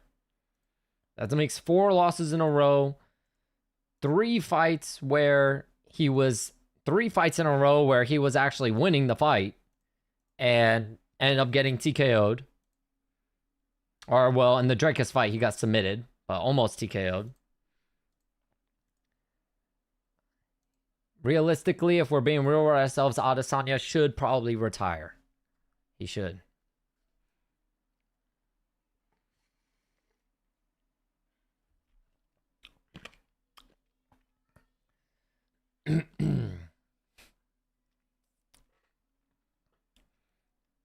He was having a bunch of success too. The problem was, is you see it too. You kind of saw it. In a way, it was the beginning of the end when Pyfer landed big and Izzy just stood there with his guard up and just stood there. He didn't try to circle. He didn't try to move his feet.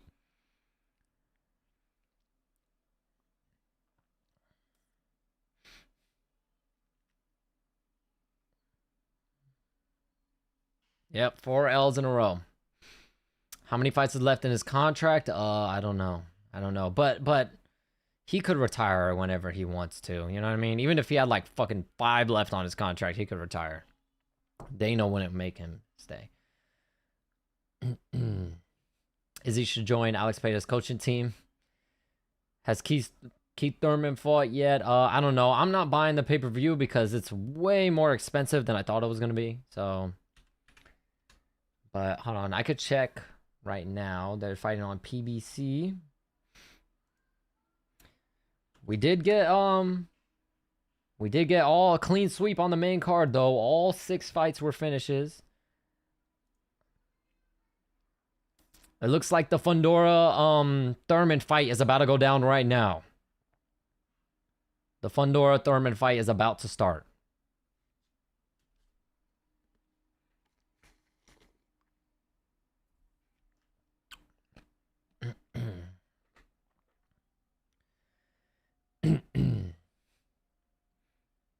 Told you Joe was gonna crapple? Yeah. Makes sense. Guess Joe Pyfer keeping his hairline implant. Izzy doesn't take off the gloves. DC tells him like, oh, I'll come to you after talking with Joe Pyfer.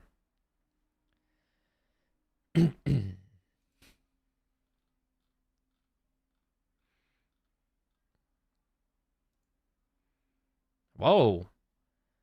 Joe Pyfer said he almost took his own life a couple weeks ago. What the hell?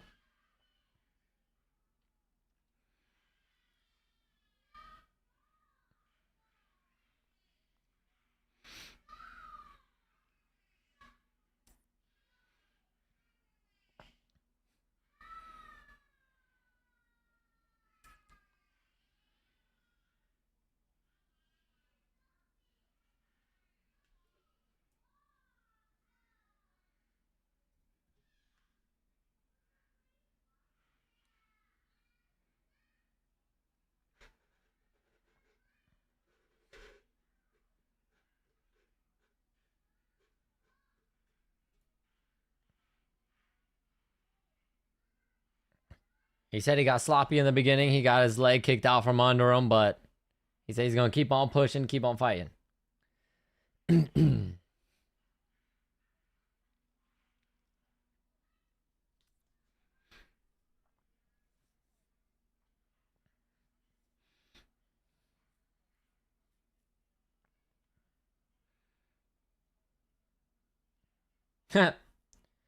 He said Izzy's not the most powerful guy in the world, but he is one of the most highest IQ'd fighters. He said, in my book, he's the greatest middleweight of all time.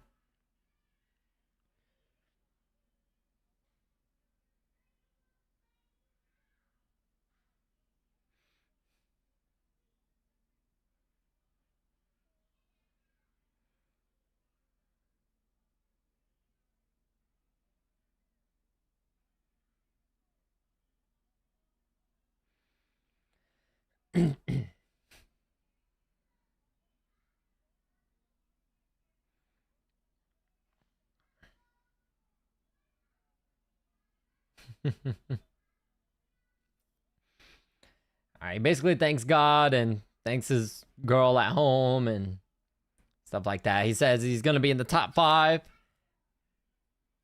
So I'm assuming title elimination fight is probably what's next for Joe Pyfer. Talking to Izzy now. See what he says.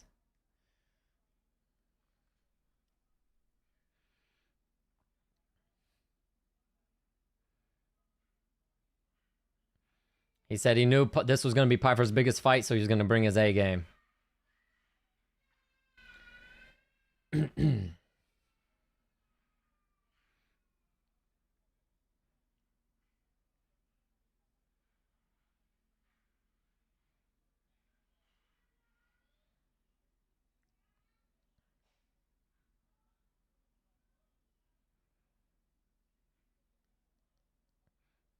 All right, he said they gave me a shot when it was my time. I gave him his shot when it's his time, and he did great.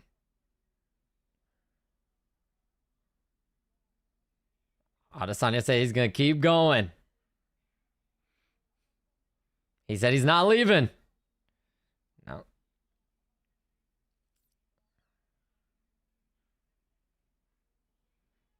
Adesanya says he's not going nowhere. He's not done. So who's next? Let's have some fun. Let's look at the middleweight rankings. Who could possibly be next?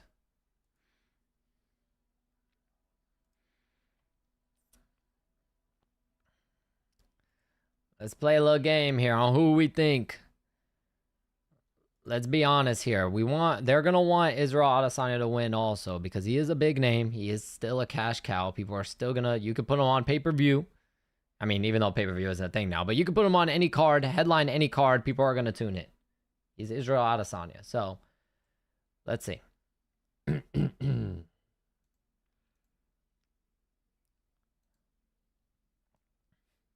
Let's see the middleweight rankings and try to see if we can guess who he might be fighting next.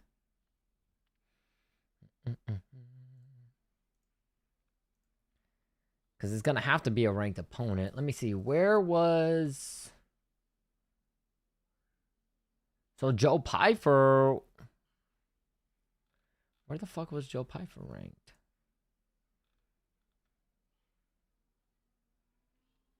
Hold on. Let me go back.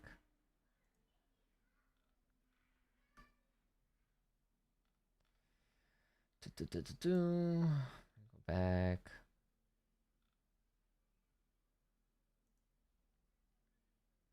All right, let me see. Lightweight, welterweight, where's middleweight?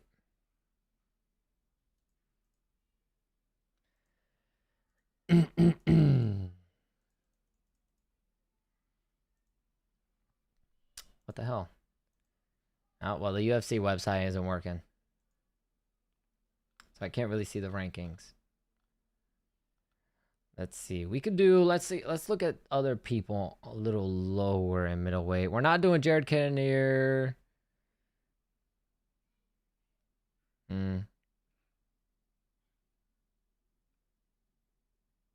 RoboCop, fuck no. Hell no. Izzy would get Cody Brundage, yeah. If you want to guarantee Adesanya will win, give him Cody Brundage.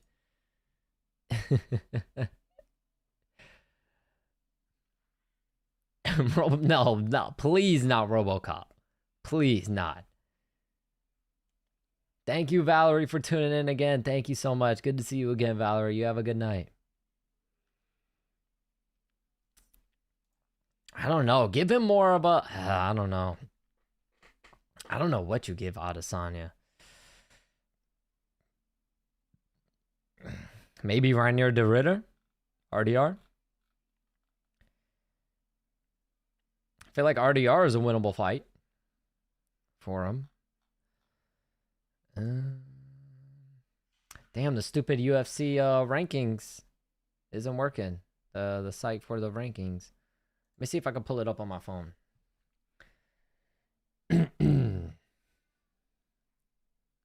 Let me see if it's my computer or just my phone. Kings.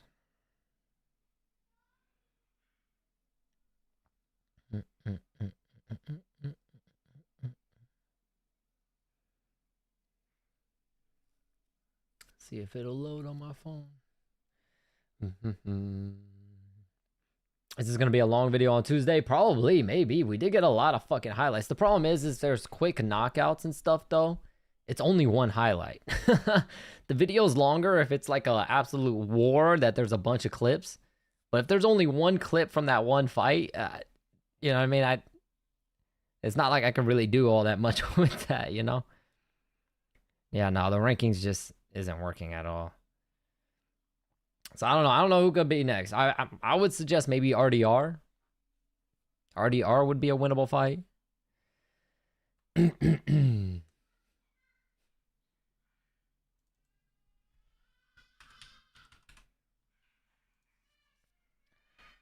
Let's see if I can pull up the rankings a different way. Okay, there we go. Yeah, I pulled up the rankings a different way. Let me see now.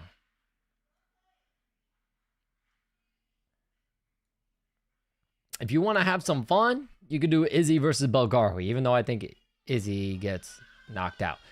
Another fun one would be Izzy versus Christian Leroy Duncan. That would be a fun one to watch. Izzy and CLD would be fun. Let's see. I don't think... I mean, I think Roman Dolidze would be a winnable fight for Izzy, but then there's a chance of him getting wrestled like crazy as well. I'm feeling really bad for Adesanya from being one of the best pound-for-pound fighters to getting knocked out by Joe Pyfer. I think bro should put the gloves down and retire. End of an era, man. Yeah. But he's not, so here we are. He could fight Abus Magomedov. Abus Magomedov would probably be a fun one. Abus known for having bad cardio, so Izzy really just needs to survive first round and a half, maybe 2 rounds, and then he could pick apart Abus. Let me see. He could beat the shit out of Bo Nickel too, but I don't think the UFC is gonna want to do that to Bo Nickel. They wanna try to ride Bo Nickel up to the top. I think that's really it. He could try to kill Jack Hermanson. Jack Hermanson's a little chinny now. Izzy resigned during the fight. Yeah. Yeah, what was the bad sign was when he just started covering up against the fence instead of moving and getting out of there.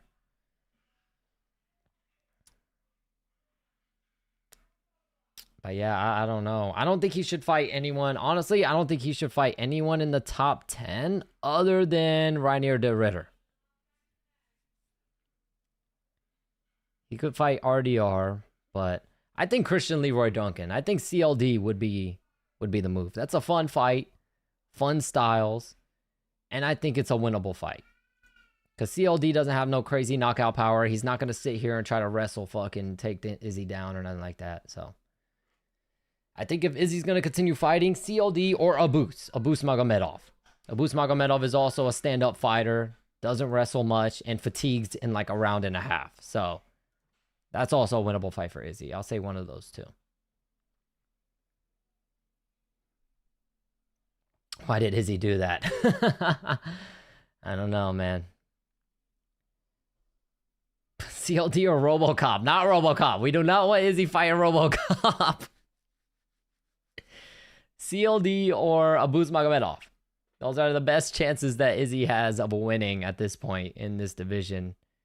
If we're looking more up. Or just give him some fucking unranked dude, which would be a terrible idea because that would basically mean he's going to either have to retire or you're going to have to kick him out. He's going to have to get cut if he loses. So I never want to see Izzy fight again.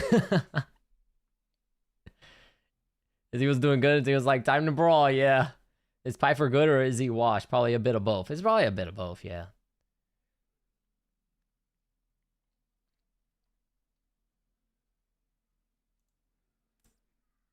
RDR said he's going to move up. Okay, so RDR ain't it. RDR too slow. Exactly. Exactly. That's what I'm saying. Izzy's on a, what, 4-fight losing streak now. We need to get him to win. I think he would fuck RDR up. And I don't think RDR has the wrestling to take Izzy down. I think he would just get pieced up on the feet the whole time. And he gasses out. So, but if RDR is moving up, I think CLD would be a fun one. Crazy fun one. The problem with that one is there's a good chance Izzy gets knocked out in that one too. But it's a winnable fight, I think. Very fun fight. Stand-up fight especially. Or Abus Magomedov. He gasses out within a round and a half. Izzy really just needs to survive to the third round, and then he could fucking knock Abus out. So, I don't know. Other than that, I have no clue who else they're gonna put, who else they would put Izzy up against. There's no way they're putting him up against Jared Cannonier. Definitely don't want to see him up against Michael Venom Page. Definitely not Robert Whittaker. I don't know if they'll have him fight Anthony Hernandez. That doesn't really make any sense. Plus, Anthony Hernandez will probably wrestle him. What's good, BR? What's up? What's up? Have a good night, Langston. Why not MVP? Just cause MVP is too boring. MVP is just too boring, man. And Izzy is also a counter puncher. I don't want to see that one. I don't want to see it. We need an MVP to fight someone like a Paulo Costa, someone that's like short and muscly, that's just gonna fucking march forward and doesn't care if MVP hits them. That's what we need an MVP to fight.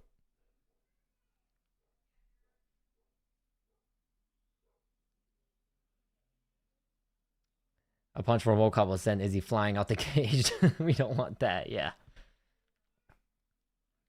I don't know. In my opinion, the only ones that make sense are CLD and Abus.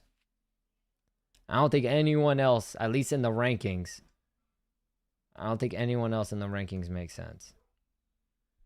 Definitely not Anthony Hernandez. Anthony Hernandez will wrestle fuck Izzy. Brendan Allen will wrestle fuck Izzy. Kyle Borhalio will wrestle fuck Izzy. So yeah. Anyways, I think those guys are too high ranked anyways. Big fan of RoboCop, yeah. Yeah. I don't think, if you're not a fan of RoboCop, you're not a fan of MMA. Who doesn't love that fucking guy? Who the fuck wouldn't pay money to see that guy fucking fight on pay-per-view if the UFC still did it? Who wouldn't? That guy is must-see TV.